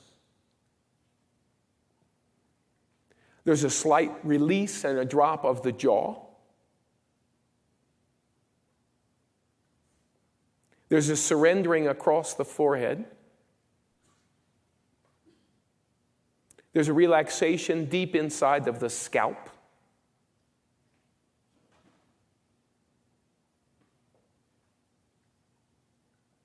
And you'll notice that if it's done well and it comes naturally, there's a natural drop off of the forehead skin from the scalp line towards the brow. And if it doesn't come naturally, and if you try to do it, force it, insist upon it, you'll notice that it hardens those two temples, that area between your outer eye and your ear.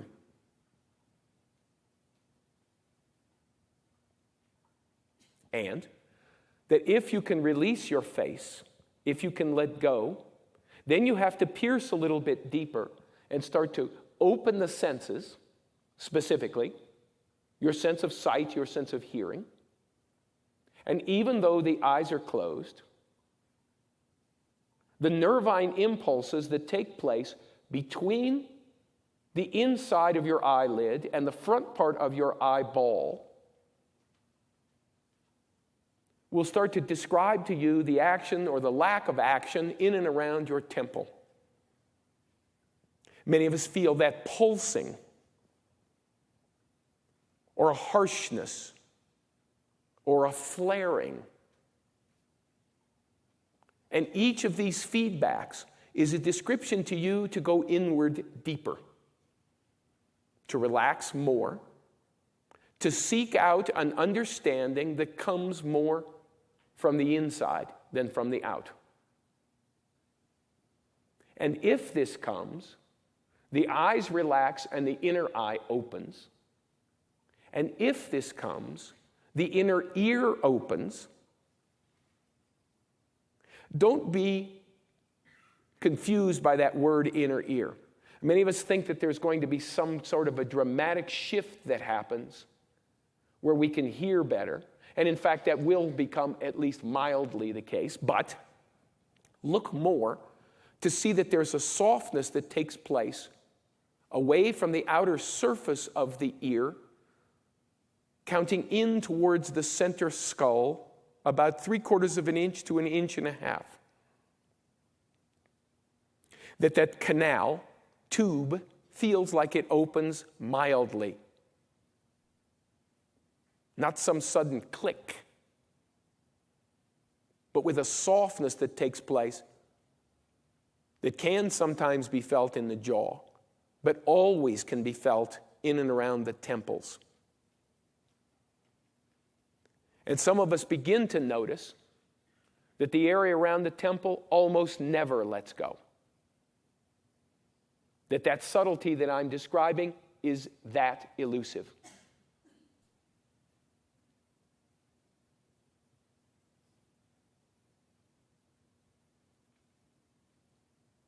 Then, slowly, gently, carefully. Try to disturb as little as is possible, and bend one leg and turn to your side.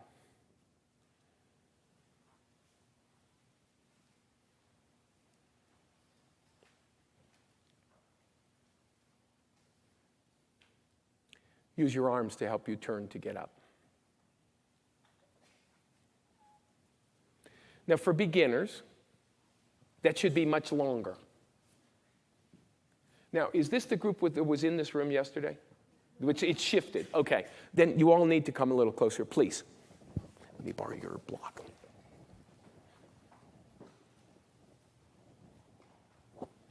Blanket is fine. One's good.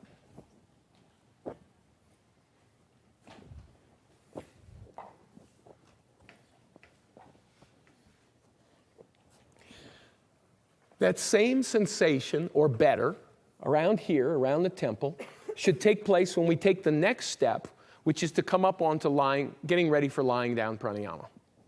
So, I've taken a blanket, we call this headstand size, fold it in half. I've got two in the exact same way, two done the same fashion.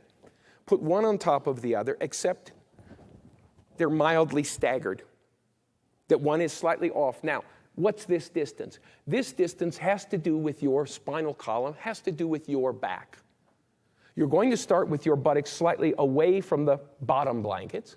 And then when you take support here, there should be a separate support that takes place for the sacrum and a different one that takes place for the lumbar. And those of you who are going to use the white blankets, these, you may want to use 3. Take another slight step. For some of us, this distance is 3/4 of an inch. For some of us, it's closer to an inch, inch and a half. It depends on your body height. It depends on your elasticity, the way that your body does or doesn't let go. And then the extra blanket, or if you don't have a blanket, you can use a brick here so that the head is slightly higher than the shoulders are slightly higher than that part of the back, and your buttocks is down onto the floor. Watch to see that for some of us who've been doing pranayama for a while, this is more relaxing to the temples because this center portion here across the chest begins to take air more readily. That as Guruji was talking earlier today about wherever you have the valley, you have a mountain somewhere else, and vice versa, you'll notice that this mountain that comes below begins to get rid of this valley that most of us get when we lie down.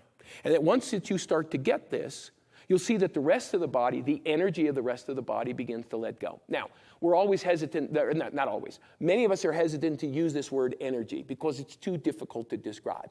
But the fact is at some point we have to describe this because pranayama is the regulation of the energies of the body. Pranayama is the prana, being that energy, that this life force, as we call it, is regulated by the use of these ways that we do.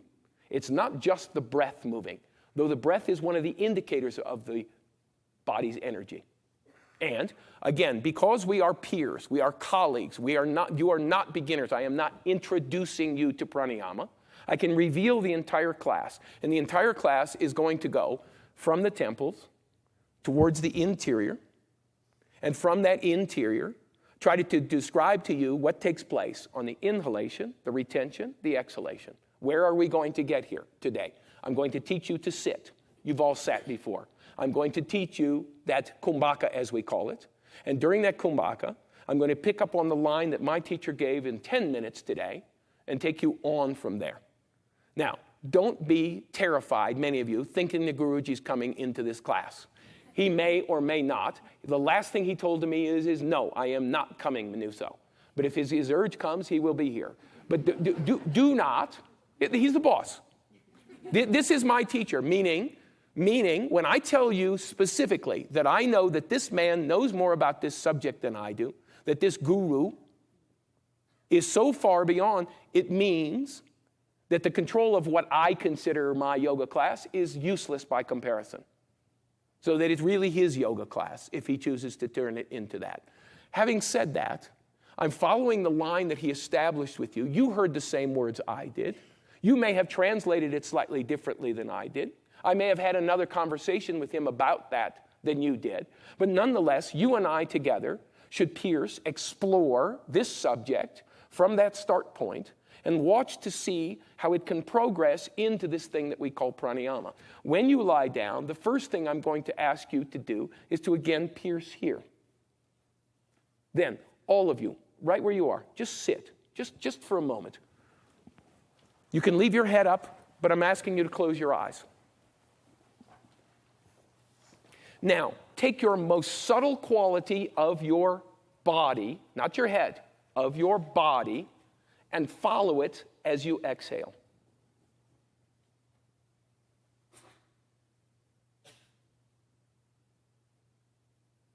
Good, then you can open your eyes. Now, watch again. Don't take my word for it. I'm asking you to look on your own. Because pranayama is your energy, not ours. Pranayama is your journey. And so this has to be a reality to you, not something that I force on you in any way. But watch again, and when you exhale, you will feel the body's energy literally come inward. On your out breath, you will follow it until it almost feels like it becomes a line here. Close your eyes and see if that's a reality for you.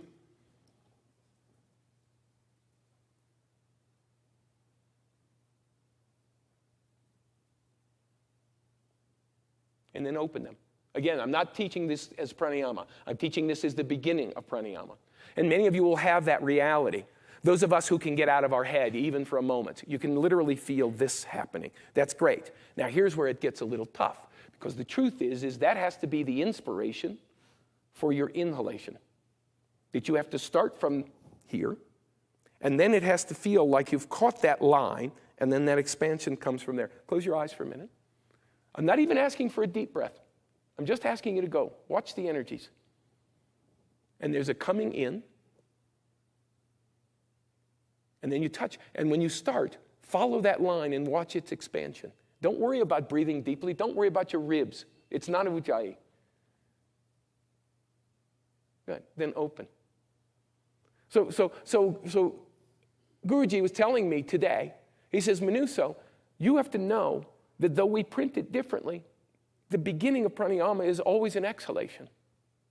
You see, you even read his own book, and he says everyone starts with an inhalation. Well, it does. But watch inside of you, and you can see, you can use this as your starting point, and then tell yourself that it goes on from here. Now, when you lie in shavasana, and that's what I'm going to call this, shavasana. When you lie in this supported shavasana, you're going to relax. I'll talk to you about your head. We'll go through the face again. And again, I'm not going to do this for the whole class. But like a raw beginner, you have to start to trace the energy. And I'm asking you to begin from there. Not from ujjayi, which again, I promise we'll get to. But we'll watch for a moment and start to see that if you can learn this, that pranayama itself is more of a release than it is a struggle.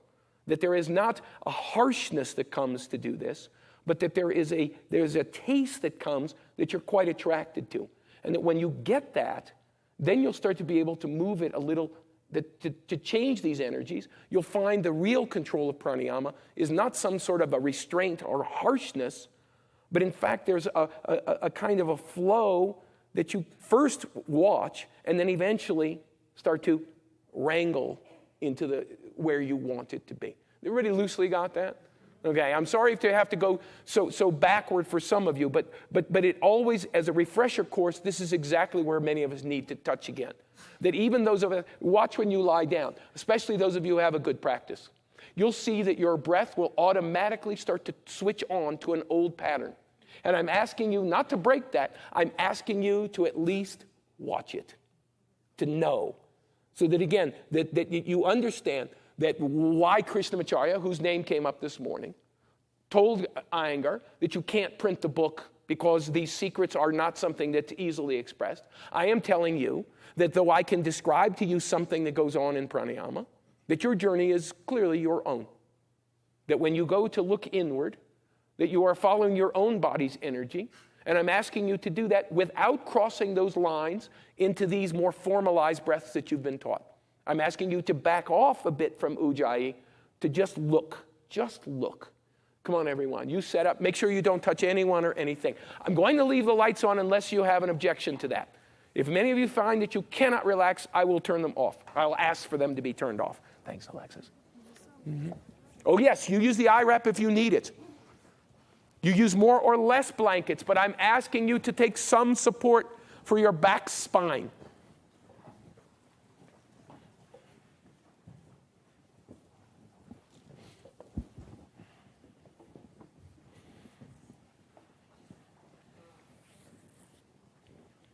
It would be better if you removed your socks.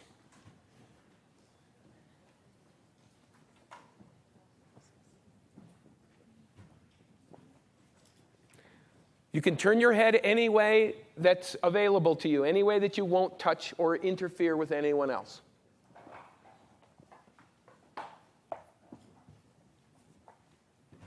Don't make the gap so long that you don't have real support for your lower back. And back your buttocks up just a bit so that you're not directly against that spot.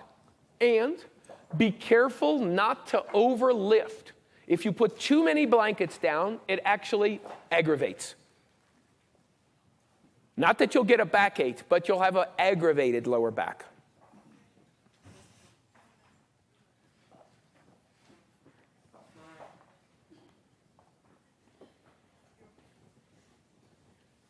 Take time, be patient, get it right. Little more distance, Candace. Little more distance. I know you're not long of stature, but believe me, you're going to need, and that's too much, somewhere in between.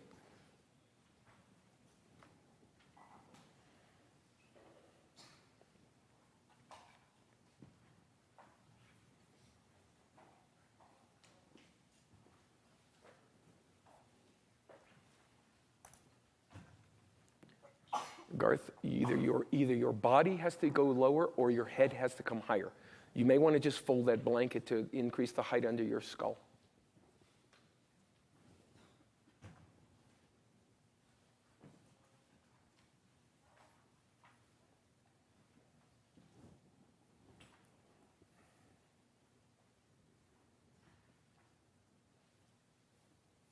Then relax.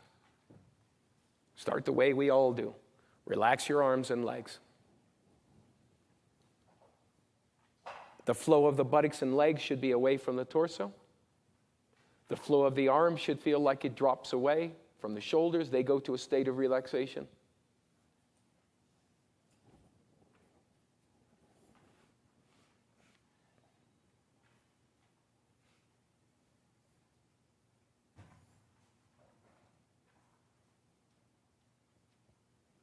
And look to see. Many of you will notice in an instant that if you got any ground that came out of the last Shavasana, that the area around the brow and the temple, there are some of us that find this one more relaxing, but there are a few of us that find it more aggravating.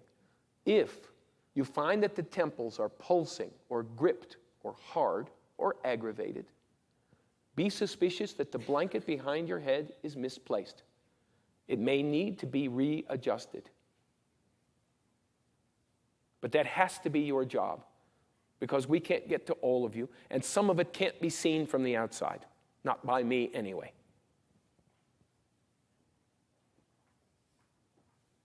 The eyes should once again sink in, feeling almost like they're coming slightly away from the eyelid.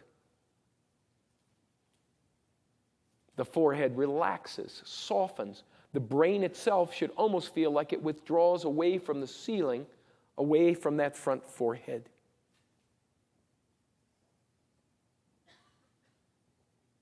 The tongue releases, the root of the tongue surrenders, becomes slightly wider, but not so thick that it blocks the throat. The area around the temple has to be one of the places that you regularly visit. Has to be of concern to you constantly. Because a disturbance here, when we start to do the real deep breathing, when we go after the kumbhakas and the ujjayis, means that there's a strain and that the nerves aren't getting what pranayama should be about, the regulation of the energies of the body. Now you'll see that the elevation that's been given to your back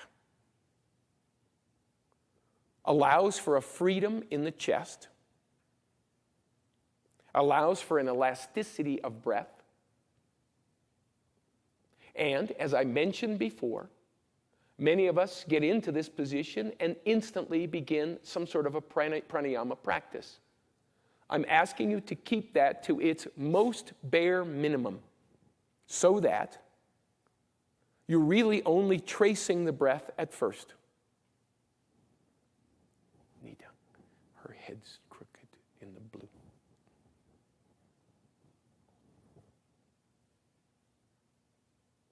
And that as we begin to pierce from the outside in, start following your own exhalations.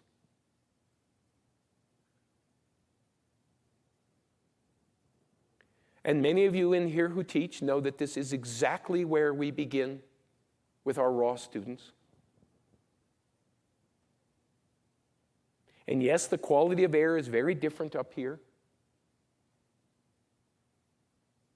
And this is even more important today, that you don't strain to do this.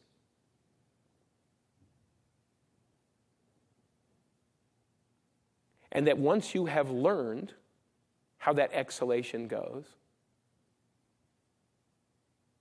see if you can maintain your understanding of that thinning of sensation where everything came closer into that, what I described as a line. And watch to see if you can get a softness as that line goes out, as that inhalation begins. Don't do deep breathing yet.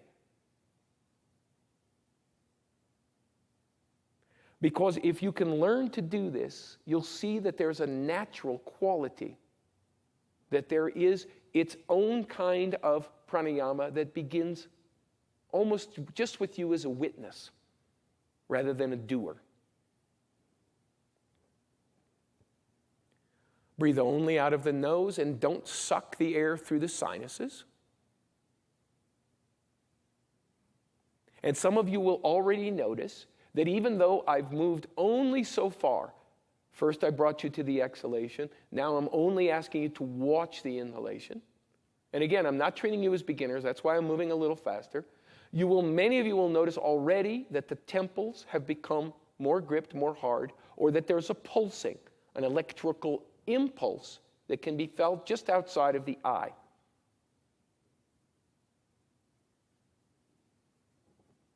Watch, observe, go in.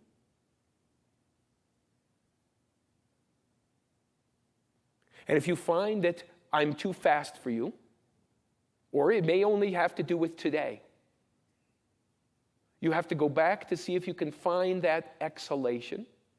See if you can experience what you did sitting upright. Notice that I didn't make it some formalized how to exactly sit. I promise we'll do that.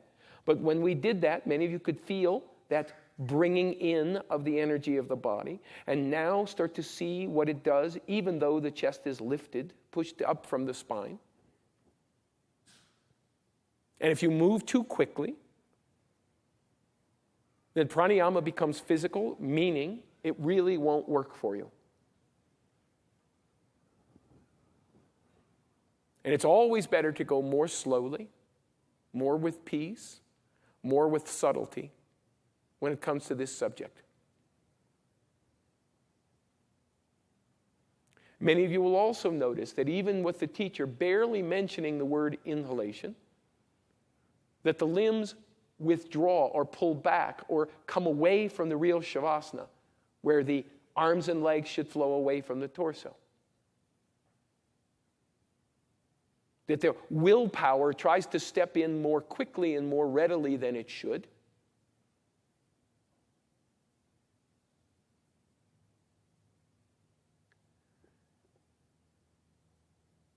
And many of you have learned that you can relax a little bit better by elongating your exhalations. So go ahead and do that, ever so slightly. Don't lose that thread. Because if you push out a little bit too much breath, you'll see that that line is in fact lost. You don't really gain by force. So you're slightly out-breathing, you're slightly exhaling a little more and a little deeper without losing the softness of the temples and maintaining that thread and understanding of softness, subtlety, awakeness.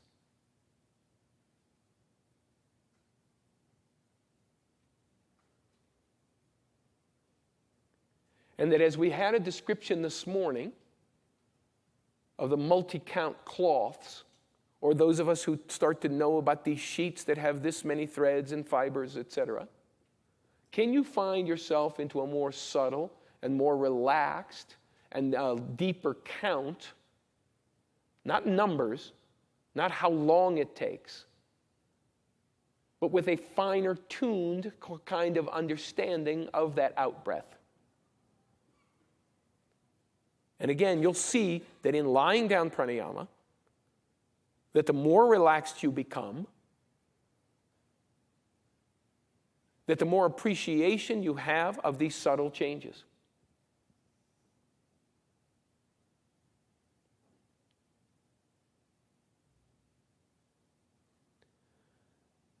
Now, if you caught some of what I caught in this morning's asana class, you'll see that much of what Guruji teaches, he's asking you to find what the body will do naturally and then help that naturalness to its next state.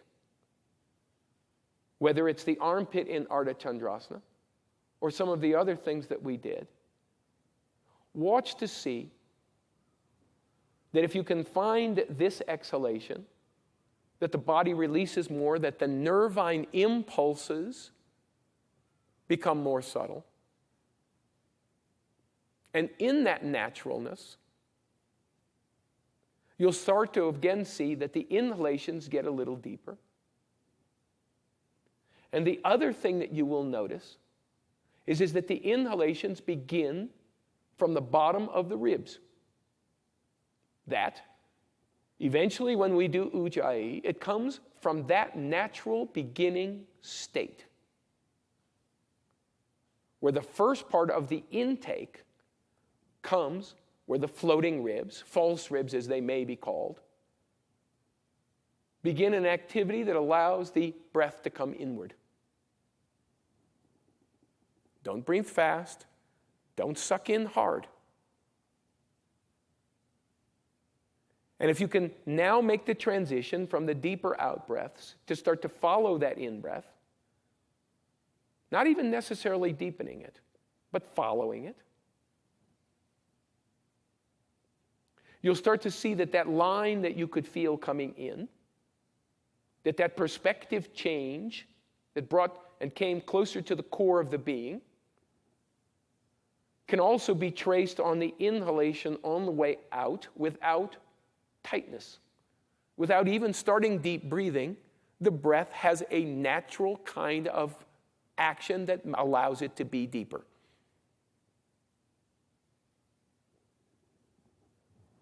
Chris,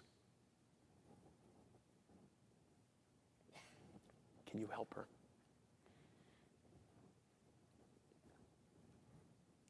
Thank you. You're not sucking the breath through the nose. You're not hardening the area of the torso to make this happen. You're tracing, allowing, releasing to make this happen.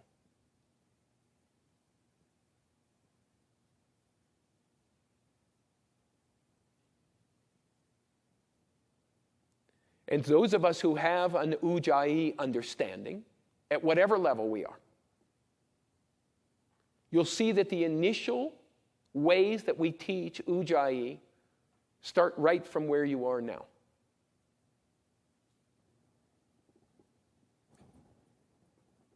That your teacher clearly has started inside of yourself.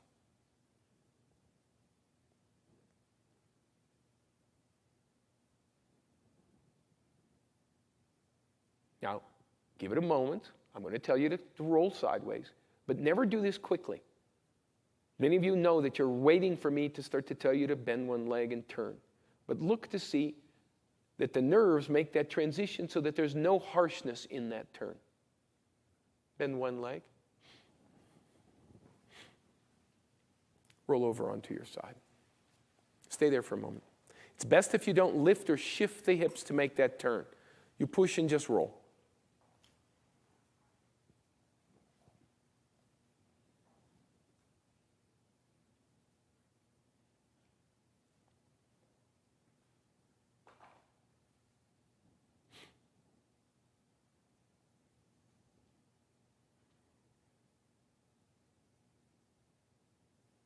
Turn towards the floor. Push off with your left hand. Come up. Please come closer.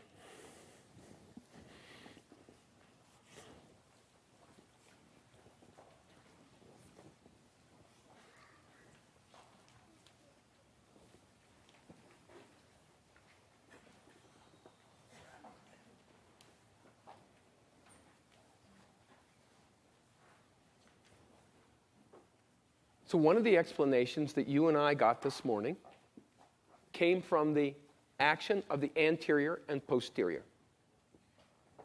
The anterior is the front. Posterior is the back.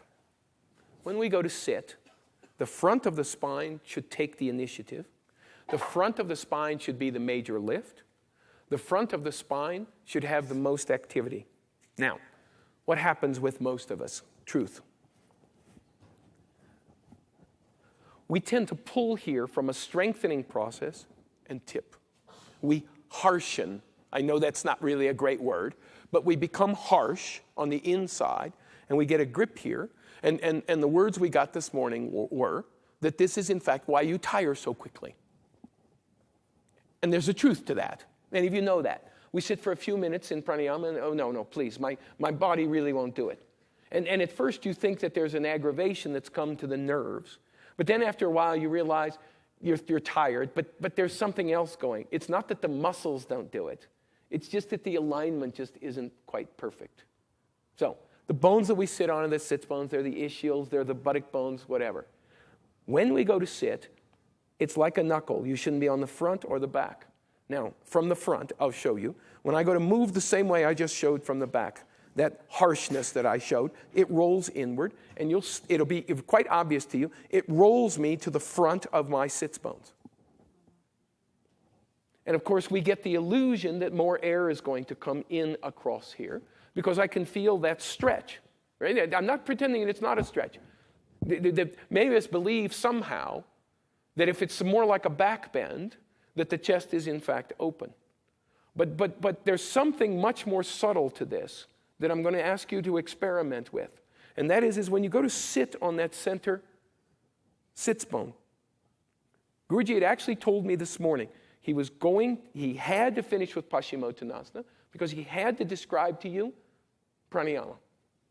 He knew full well coming in, he wanted the last 5 or 10 minutes to lecture you on the nature of pranayama, and that action where he had you roll to find that sits bone, to make that turn, to awaken that spot, to change from the pumpkin towards the cucumber. You know that one, right? This is review now. This is only a few hours old. In that action, there's an awakeness that comes to the base of the torso. And in that base of the torso, you'll see that the aggressive character, our aggressive characters, start to bring us to that front rim of that pelvic bone, or those sits bones, excuse me. And in that you actually start to rob yourself of your prana, which is invested here in the front rim of the spine. That the supporter has to start from the bottom and move towards the top, and that the supporter comes right around here, the tailbone. So the description goes, what we pretend is normal, still believing in my own heart of hearts that there's no such thing, that there's a neck curve that goes this way, there's a thorax curve that goes this way, there's a lumbar curve that goes this way, and that the tailbone does this. When you go back to sit, at first I'm not going to be interested at all in the deep breathing. We'll get there. I'm going to be more interested in the seat, the stance, your asana, if you will. And as you sit here, you're going to find that center point, that middle portion of the sits bone. And then I'm going to ask you that as you sit, you're going to be told to take the anterior tailbone towards the posterior tailbone. Very simple out of my mouth. Really easy thing to do. But when you take that action, watch to see how it ripples up your entire body. The spine, of course, but you'll feel the entire torso has to find a new way to be. And that for those of us who've been overworking the back to try to sit, you'll find that it puts you in a state of struggle between that tailbone action and that lumbosacral action. And having said what I did, that the anterior tailbone goes back, you'll watch to see that suddenly it robs you of that feeling of trying to come forward, and it robs you of the place where most of you have tried to find strength. You understand in theory what I said? Now go back, I'll start again. Virtually just repetition of what I just went over. Take elevation under the hips, buttocks.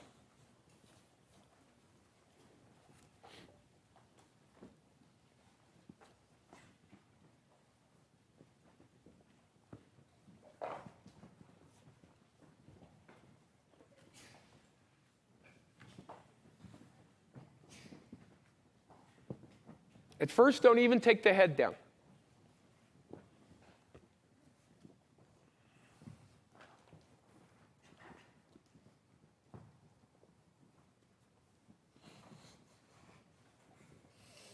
Now, some simple specifics. Don't drag the feet way in against the blanket. Notice, if you will, on one foot, the tendency will be to be right on that foot bone. It's actually a metatarsal, but without teaching anatomy. On one side, this will be sharp on the floor. On the other side, watch, there's a turn, that the ankle stretches a bit more. The side that you're more turned, the side where the outer ankle is stretched more, is the correct side. The other side, what some of us tend to do, is harshen that foot and sharpen that angle. And as we push there, it actually hardens the body. So watch my hands. Hopefully you can see. I'm using my hands, and my thumbs push the big toe mound in, and my fingers pull that outer foot out. Try. One foot's going to react ill to that.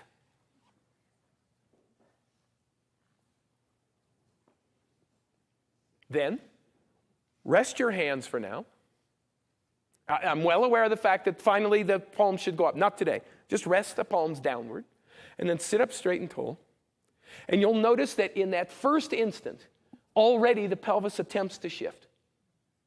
So, look inside. And first, before you even begin the tailbone, maybe I went too fast with that. Before you begin the tailbone, find the middle of the knuckle that I'm calling that bottom sits bone, the buttock bones.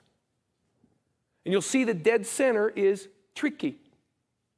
If you don't believe me, lift your chest as much as is possible, and many of you will see you shift instantly to the front. So balancing the right and left sits bone, balancing the front and back sits bone. Again, really easy for me to say, very difficult to do. Start to pierce right down to the very bottom of your spine. And take your anterior tailbone towards your posterior tailbone. It's easier to move your lumbar, so that will come faster for some of you. But that's not what I'm asking you to do. Don't move your lower back. Move the tailbone. Now, there's a tickling here, and don't be confused. It is not a harshness, but you'll see that it has the root of what will eventually become Mula Bandha, eventually become Uddiyana Bandha.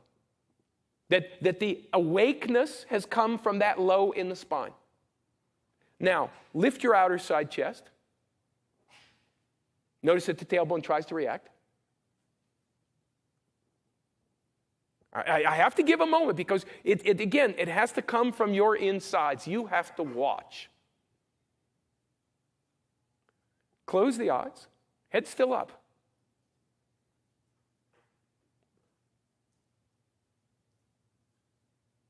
Upper eyelid drops to the lower eyelid.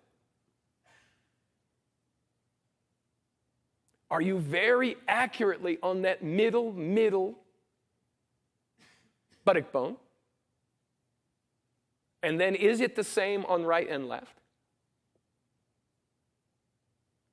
And as you mildly pull backward from the anterior tailbone to the posterior tailbone, now the rest of the vertebrae of the body have to stack up with one another. Don't do deep breathing. And if you move too much, you come off of that middle tailbone, middle portion of the buttock bones, and you become too tight across the abdomen. And if you don't move, you'll find your way back onto the front of those two ischials.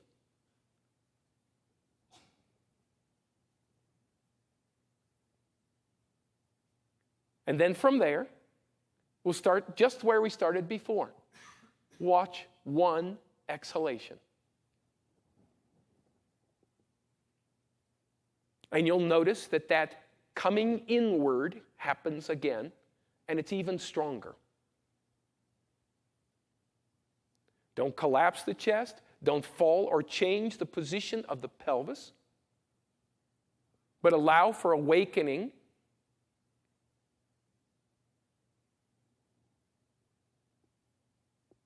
And then open the eyes once again. What happens with most of us is when we start a pranayama practice, we go at it as if it was another variation of asana, where we start to think that if we move a little harder or a little more, that something really great will happen. If you overwork in this, trouble begins. This is actually where almost all trouble in pranayama begins. Now, watch again.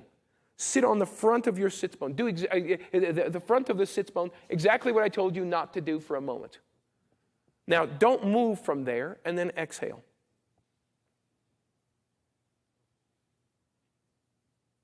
Good. Now, open your eyes. Now, find the middle of those two sits bones. Find that area and take that mild action in the coccyx and move from the anterior towards the posterior. Close your eyes once again. And then exhale once again.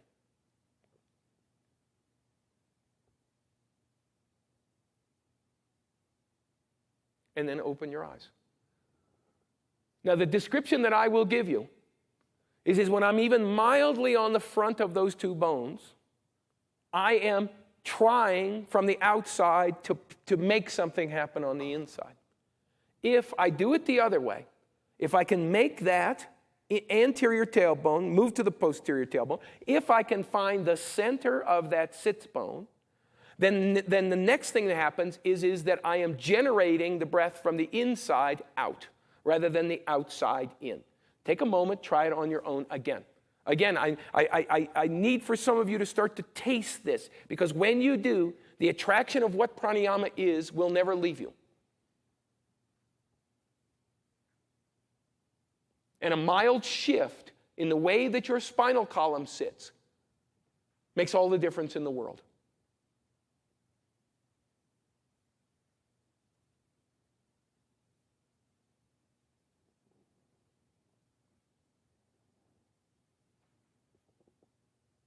And then open the eyes. Now, you've been taught to sit. So, I'm not going to ask you to harshly push the chest into the chin or vice versa, but the head must be down. There's no question that the head has to be down, otherwise pressure comes in the head. And when you go to take your inhalation, whether it's just a deep breath or an ujjayi breath, again, is not worth an argument. But when you go inward from there, I want you to keep your mind on that front spine.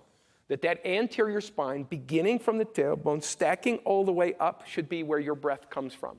Now, just watch and listen. The breath comes in the nose. Sound comes from here. Again, old descriptions for many of you. But the real action has to happen in the way that I'm sitting.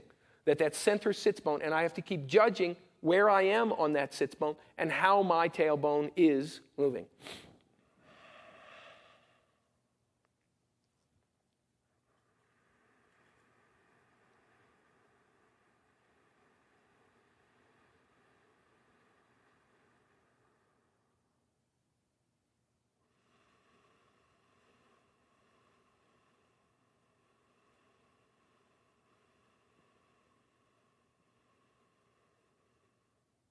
Now, is that the deepest breath that I could do? And the answer is no.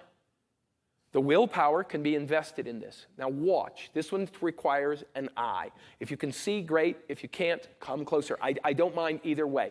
But watch again. I'm purposely not taking my shirt off, not just to keep the mic on, but to also destroy my reputation. But I'm also trying to let some of you see that there's an expression that the cloth itself will change. Watch. You'll see a deeper breath.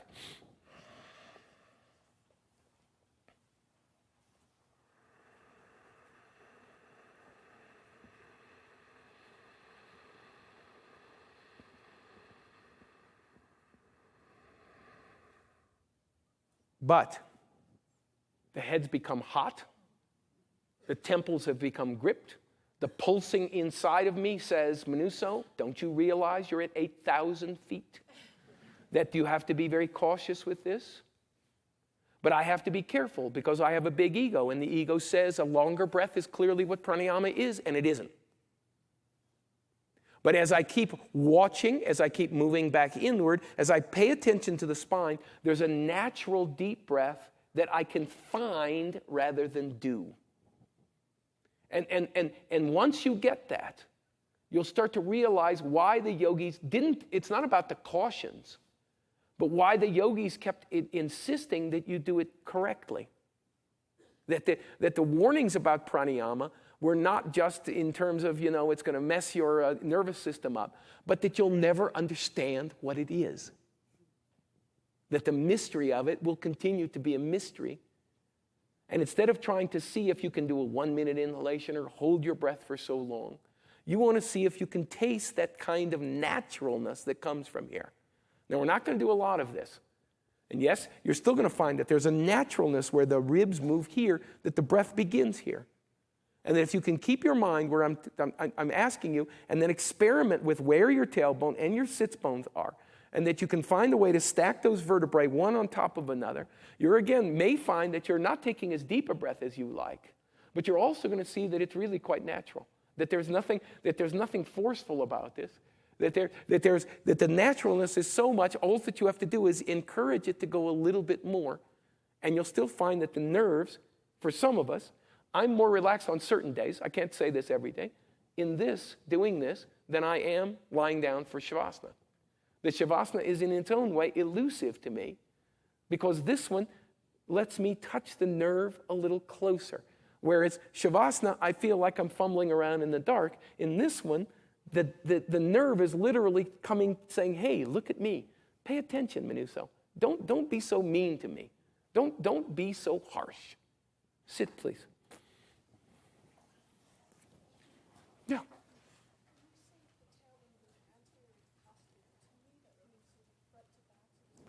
Front, no, I'm not asking you to stick the butt out. I'm asking you to take the sensation that stays on the front. I'm doing it this way because this is the way I'm sitting. Everybody? So I'm not talking about you now. I'm talking about me. You see, this is the turn of my tailbone. You see? The tip. So I'm not talking about the tip. I'm talking about here. And I'm asking you to take, I'm going to call it the energy, I call it the prana. Again, you put your word on here if you want. I'm asking you to find this sensation and move it. I should move it this way. You should move it that way. But again, I have to give where you are. You're facing me. Your tailbone is doing this. And yes, I know some of you are off to one side and cracked and et cetera. But here, this should feel not like you're turning your tip of your tailbone up. I'm asking you to take the energy of the base of the front of your spine and move it. Now, how much are we talking? A fingernail, an eighth, a 16th of an inch. You'll find the right distance. But I'm asking you, because what is the right distance? The right distance is the one that makes you find the center of the sits bones, buttock bones, even on the money. And again, for a moment, take your back tailbone in. In. Do the opposite of what I say. Take the posterior to the anterior. You'll feel the pelvis shifts. Right? You're off of that. Now, take the other one back. And then for a moment, just because this is the way a lot of us work, go too much. You're on the back of it. Your abdomen's gone completely hard. Your lower back feels like it's pushed way back. Find it perfectly. What was Guruji's description this morning? How does one go into forward bends? Not from the head, from the ribs, right? Okay? So from here, touch that spot, which we did this morning with the roll, right? You were in front of that area. I know where we were. And then from there, take the side rib up. Not the back rib forward, not the front rib back. Take the side rib up. Then, close your eyes. At the end of an exhalation, lift the chest up, take the head down. Relaxing the shoulders. Head has to go down. Those of you that are assisting me, all I ask is don't force their head down. Ask them to get their head down. Pierce the spine first. I'm asking you to take the position. The asana is more important at first. And with your eyes closed, your inner eye has to watch the two sits bones. The two sits bones are neither forward nor back, right nor left. And the anterior tailbone comes back to touch the posterior tailbone.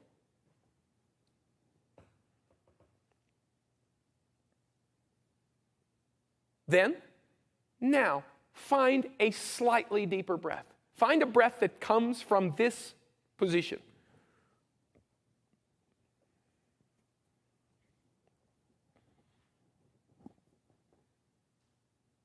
And as it draws in, rolls out, you'll see that the attention comes away from the front rib and, strangely enough, comes away from the diaphragm and starts to awaken those side ribs.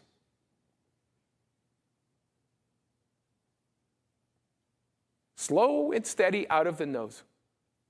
Nothing too harsh, nothing hard. Tongue releases, drops to the bottom of the mouth. If you have to choose between doing the breath and doing the asana, please take the position. Take the asana. It will teach you this breath. And look inside and you will see that very clearly that the way that you're piercing, that awakeness that comes in the nerves does not come from your head. That the breath itself will give you the impression that it's generated by the way that the spine is. It's not a squeeze of the shoulder. It's not a hard lift of the outer side chest. But there's an opening that you can feel in the intercostal muscles. Those are the muscles between the ribs. And that there's a softness of the breath that can be attained by watching the action of the interaction between the tailbone and those two sits bones. And if you find that you get that pulsing or harshness or gripping or tightness around the temple, you're overdoing.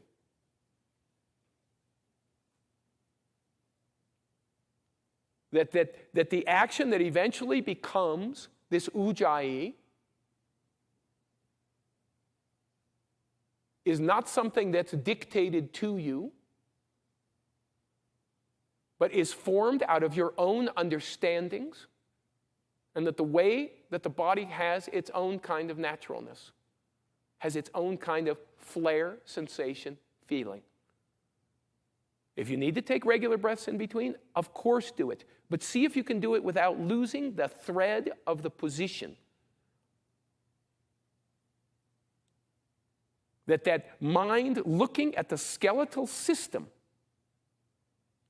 has become so important to you. And then trace what it teaches you much more than what I teach you or am pretending to teach you.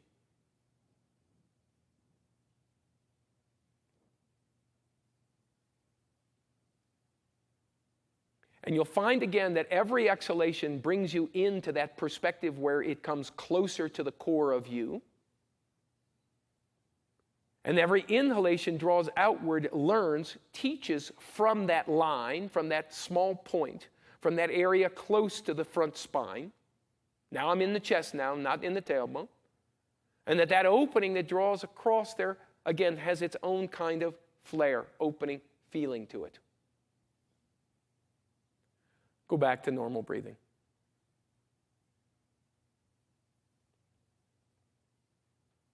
And raise the head. Now, I don't know whether to call you in or stay there, but wherever you can see from, this one's going to get a bit more. Now we have to move to Kumbhaka. So, this morning, whether you want to call it Brahma, Vishnu, Maheshwar, which is the way Guruji described it, that G-O-D, generates, organizes, destroys. That was the word he backed off on. But it was implied, right? Something has to give way for something new to be created. And this was the description this morning. So the breath comes in, and then you hold it for a moment, Kumbhaka, and then it generates. And then the exhalation comes. Okay? So we're going to go through that. Now, today's intake, most of you already have that thread established. But I want to watch a little bit more, not so much on the Kumbhaka as to how long you hold, but to whether you can really make it feel like you're using it as that organizer. How much breath is here? How much breath is there? What am I really doing? How hard does it become? How soft can I make this? Again, not counting how many numbers you can go by. It's not going to be one of these 64 of this and 20 of this as Guruji described it. But it's going to be more of, can I organize the way that the content and the container come towards each other? Yeah. The description I want you to follow along with, because it's obvious when you do it, but it's rather difficult to describe. The place that I can feel, I fill up from the inside. I am making like I have a elastic container, like you would blow up a balloon or take a plastic bag and fill it with anything, water, etc. And then it begins to fill out. Now, after a while, there's the touch point of where the water is on the inside of that container. The content and the container are against one another. And the place that it's most obvious in this is here. The container is what I consider to be myself. The content in this case is energy, prana. Not just air. Again, we have to back off from that. For raw beginners, talk to them about air. For those of us practicing, you'll realize very quickly it has nothing to do with air.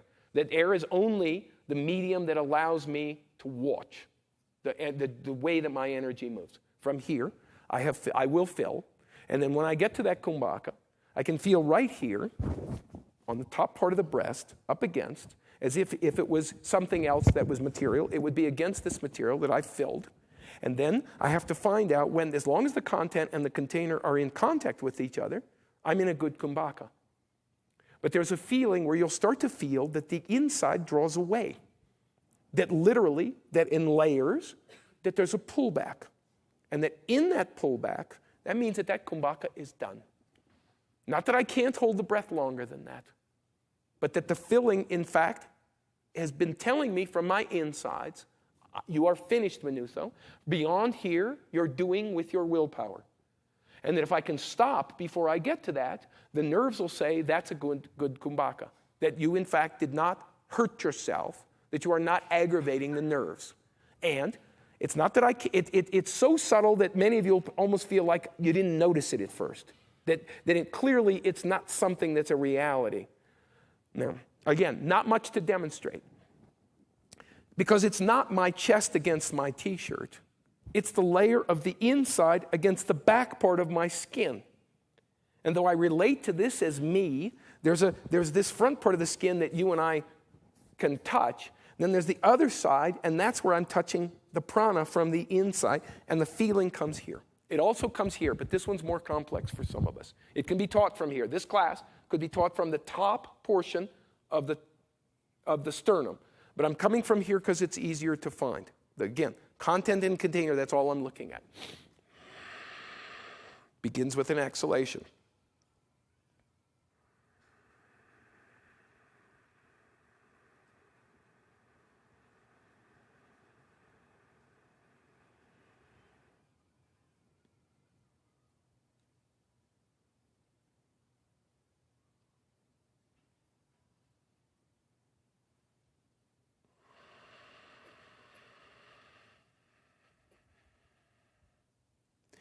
Was that the longest I could make it? No.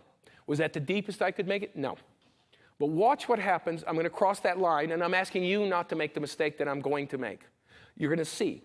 Instead of letting go, I'm going to say, okay, you want to hold longer than this. There's people watching you here. For goodness sakes, show them a real kumbaka here. And you'll see what I do.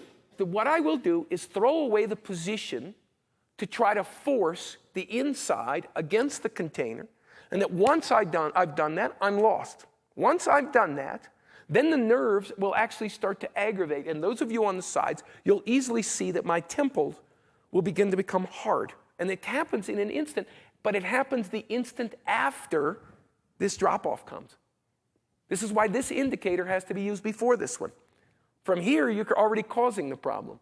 From here, it's telling you, now, be careful. The next, back off. Too much.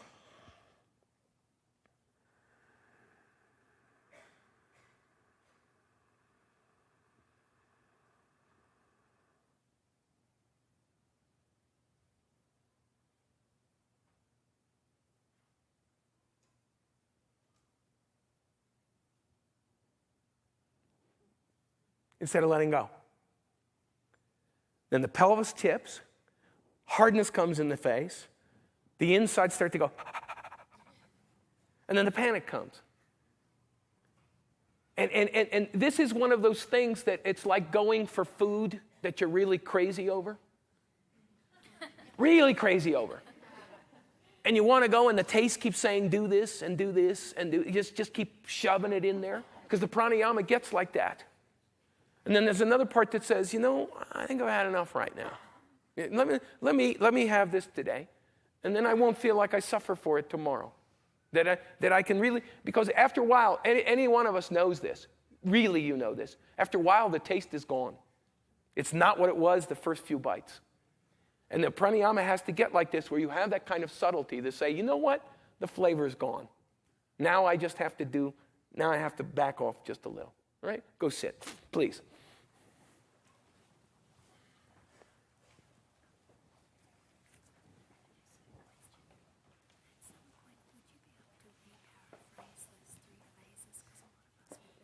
Phases.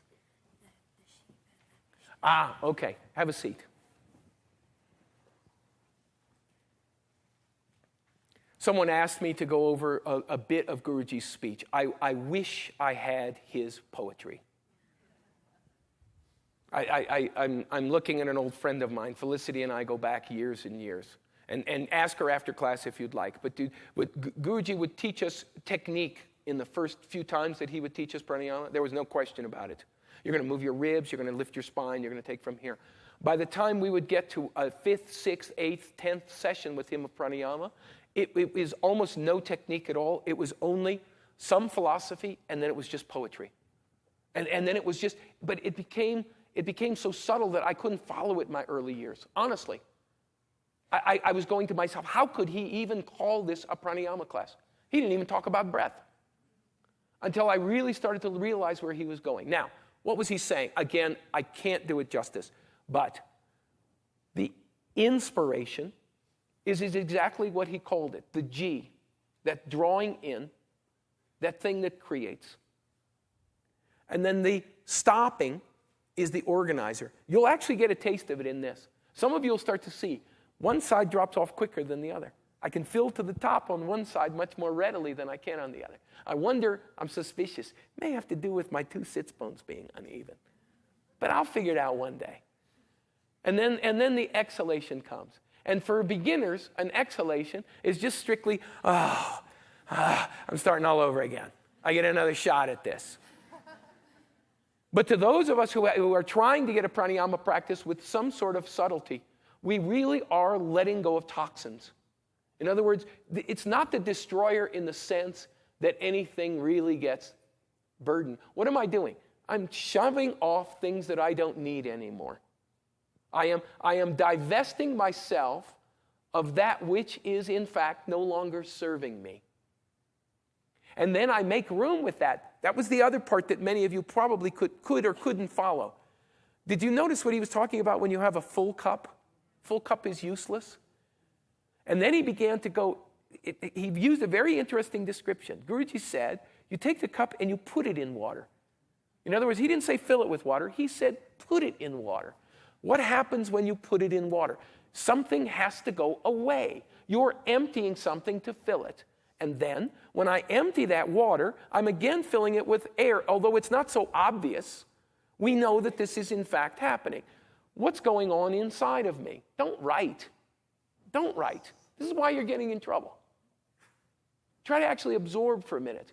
Because again, it's not the way that we can teach, the physiology of how this turns.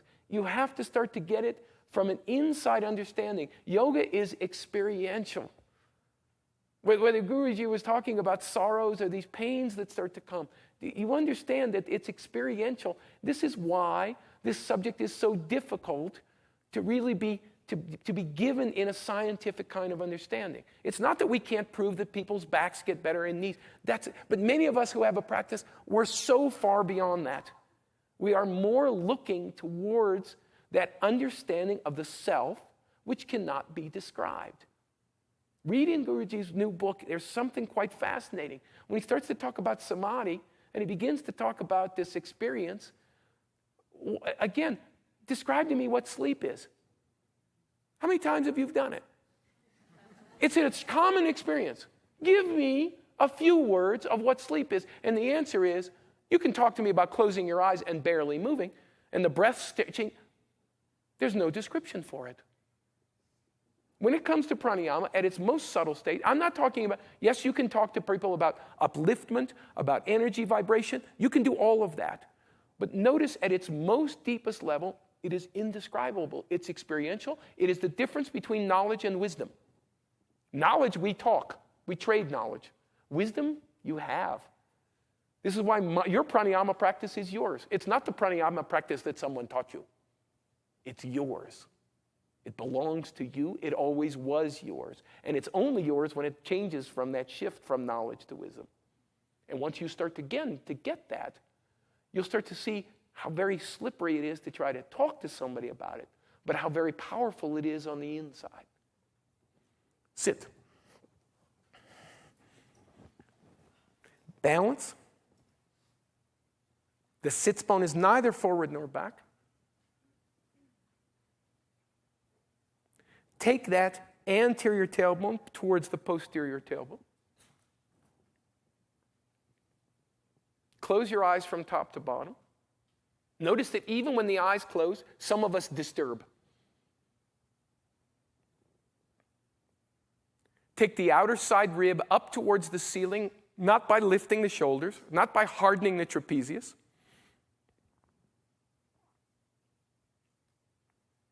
Exhale. And at the end of the exhalation, when you're empty, bring the head down. Please try to stay with me. I'm going to go very slow, but I'm asking you to bear with me. It requires patience. When the head went down, the tailbone is disturbed. So it takes an extra second. The sits bones are disturbed. Now take normal breaths at first. But take normal breaths with the appreciation of what the asana position has done for you.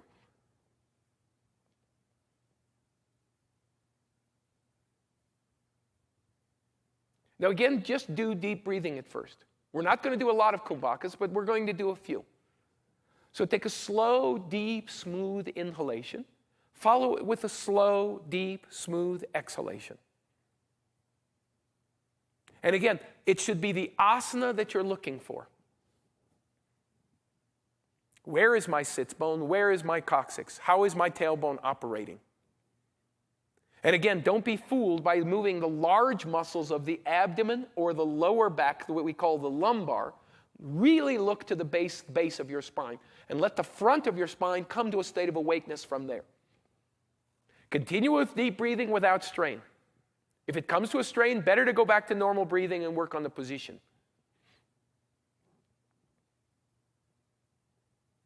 Now, having established that rhythm, start to watch your upper chest, below the collarbone, above the nipple, on that top rim of the breast. Watch the end of an inhalation. Don't hold it. Just watch it. Just put your brain right there. And more importantly, put your mind there. And then exhale. And you'll again start to feel that when you come to the end of your inhalation, that area fills. That area, you can feel the layer that I talk about, where the content has come up against the container. Don't hold the breath yet. Softness in the temple, adjustment in the two side sits bones, adjustment on the tailbone. Anterior spine awake. Then, all of you try to catch up with me. Now we're going to take the inhalation. Start now. Now, I'm not going to tell you when to exhale. Hold the breath when you're full. If you're not full, you go on with yours. Hold the breath when you're full. Keep your awareness on that top breast. And when you feel the content come away, when you feel like you've separated the layer just below the skin, that kumbhaka is in fact over. And then slowly exhale. Now the first breath after is just a recovery breath. And then see if you can again pick up that deeper breathing, that ujjayi type breathing. Again, observing the two sits bones. Living in that anterior tailbone. And softening across the temples. Skin should move from the chest over the shoulder, down the back. Don't harden the throat. The blonde, her head's so far down that her chest is closed. She's overrolled her rib forward. Her front diaphragm is hard. Then follow with me again. Begin your exhalation, then join me. Inhale. When you touch that top, hold the breath there. Don't take the most breath in. And again, feel. It's not going to be some huge switch that goes off. But you're going to feel that it drops away mildly. Even that 1/16 of an inch that it drops, that's enough to indicate to you that the nerves are going to be bothered if you go further. Then you exhale. Then again, the first breath. When you're first learning, it's not an ujjayi breath right away. The first breath afterward is just a catch-up breath. There's an allowance that takes place. Good. Then raise your head. Open your eyes. Could you feel this? Be honest. And here's the thing. I know that I'm also teaching people who are teaching pranayama. When you go to introduce pranayama to anyone, always back them way up away from that harshness. We're going to do a couple of more. But I didn't want to do so many in a row, especially if I wasn't getting through to you. I have to know that some of you are getting this. And many of you have to know that many of us are looking for this like something in asana where there's some huge shift that takes place so we know we are in fact done or that something else has to. That doesn't happen in pranayama. This is why you have to begin from your most subtle nervous system. That you have to be in there where that fine cloth, as Guruji was describing it this morning, that you could feel the difference between a 400 count and a 600 count sheet. That you're well aware of it. Because that's the only way that you can find this spot and really understand it. Because it's not some huge, where if I was going to over-demonstrate it to you, I would do this. It doesn't do that. It doesn't do that at all. The outside frame looks the same. It's the inside frame that there's this drop-off that comes, and once that comes, there's a part of us that is disturbed to give that breath up. Saying, I know I can do more. I know I can do more. And then after a while, you'll start to realize that you can hold that frame a little better, a little bigger, and then you'll notice what it's like to do a kumbhaka that does not have that nervine interruption, that upset that many of us have been living with if we overdo this. Bring your head down again. We're going to take just a few more. I'm going to end on time. I see somebody watching their watch. Head down. Eyes closed, head down. You know the rest of it. Again, I'm not teaching raw beginners. Rest your hands. I'm asking you to turn the palms down today because the truth is you'll actually feel the upper chest more readily if the palms are down.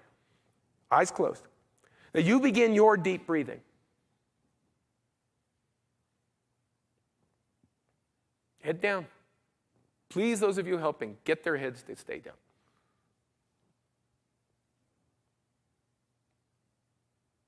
Now again, the beginning and the end of the breath are really up to you, but I'm going to try to get us all in rhythm. Everyone exhale. Then inhale. Don't go fast, don't go harsh, don't even go all the way full. When you feel that lift, where you have drawn the inner layers up against that top breast, stay there. And when that drops off, when that layer peels back, that kumbhaka is over and the exhalation should begin. Then you establish and go back to deep breathing when you can. Still with the position, still with the action. Because if you don't get the base of the body, if you don't get the asana, the rest of this doesn't really add up. Because you'll overinflate, you'll push the rib too hard. Then everybody, stay with me again. Exhale.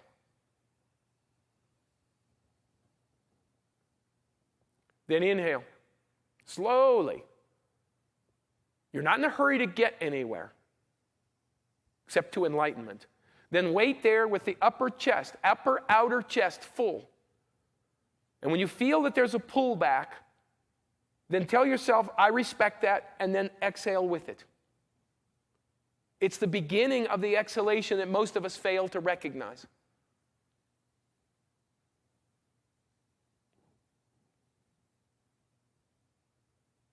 Now, to take Guruji's words, which I can't do justice to, stay with it. Everyone exhale. Now imagine that you're taking in something so precious that you would call it God. And with that respect, take it in slowly so that you can savor it, understand it, and not be harmed by it. Then when you go to hold the breath, don't hold the breath. Ask it to stay. Invite it. And then realize that after a while it will do you damage because you can't take the full fury of what might be God.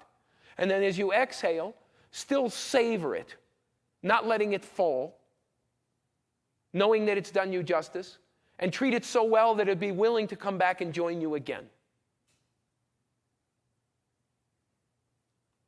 Raise your head. Keep the eyes closed. Raise your head. Wait there. Savor that experience just for a moment. Not doing the breath now. Just being. Not doing.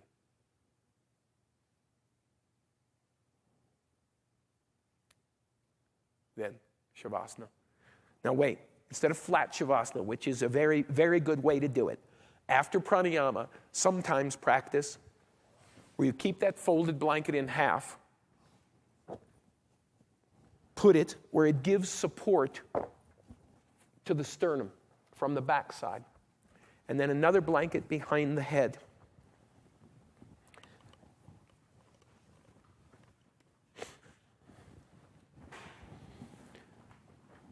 Like so.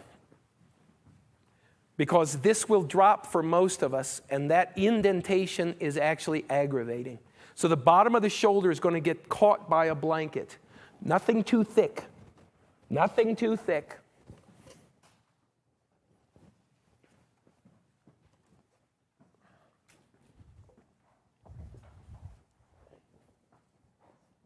Just lie down for a few moments. Don't play with the breath.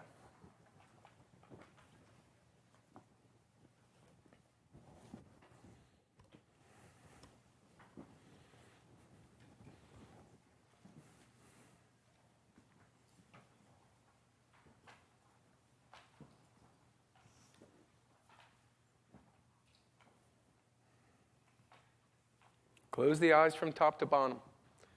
Try to find the Shavasana that truly brings relaxation.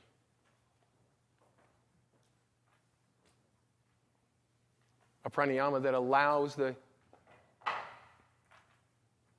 Shavasana that allows that pranayama to settle in, where the nerves remain in that soft state.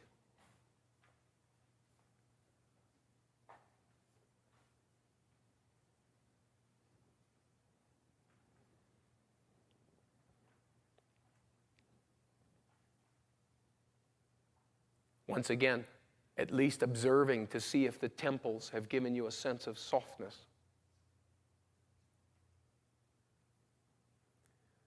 Those of you, most of you should not have your upper arm on that same blanket. Either go out to the side, I know you may not have room, or come around under it with the upper arm.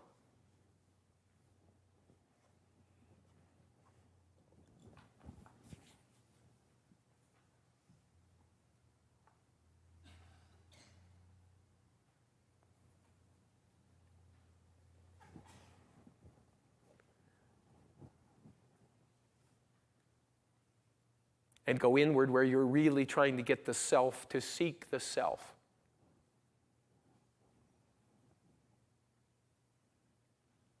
That we come down out of our head, start to live out of the center portion, out of the seat of the self, which is in the chest. He's puffed up too much, Kathy. This one here in the pink, that cinnamon color. Gray blanket on his thighs. Go in line with the camera straight out. Keep coming and then go back 2 rows. Right there. That's too much. He's rolled it and pushed it too hard to his chest.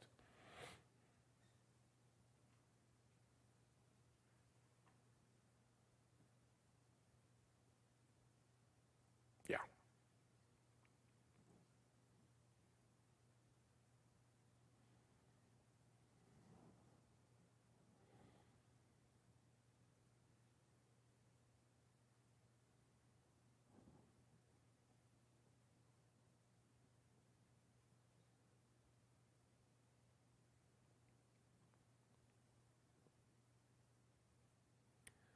Now you want to take away as much of that state as you possibly can.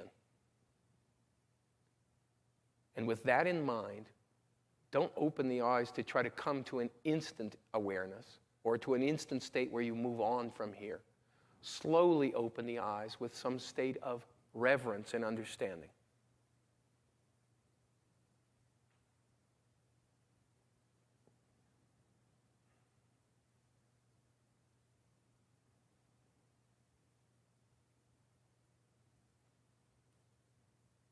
When you're ready, bend your left leg. Roll to your side.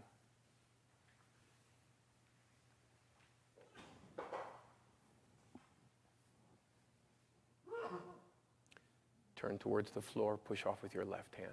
Up you come. I thank you very much. See you tomorrow.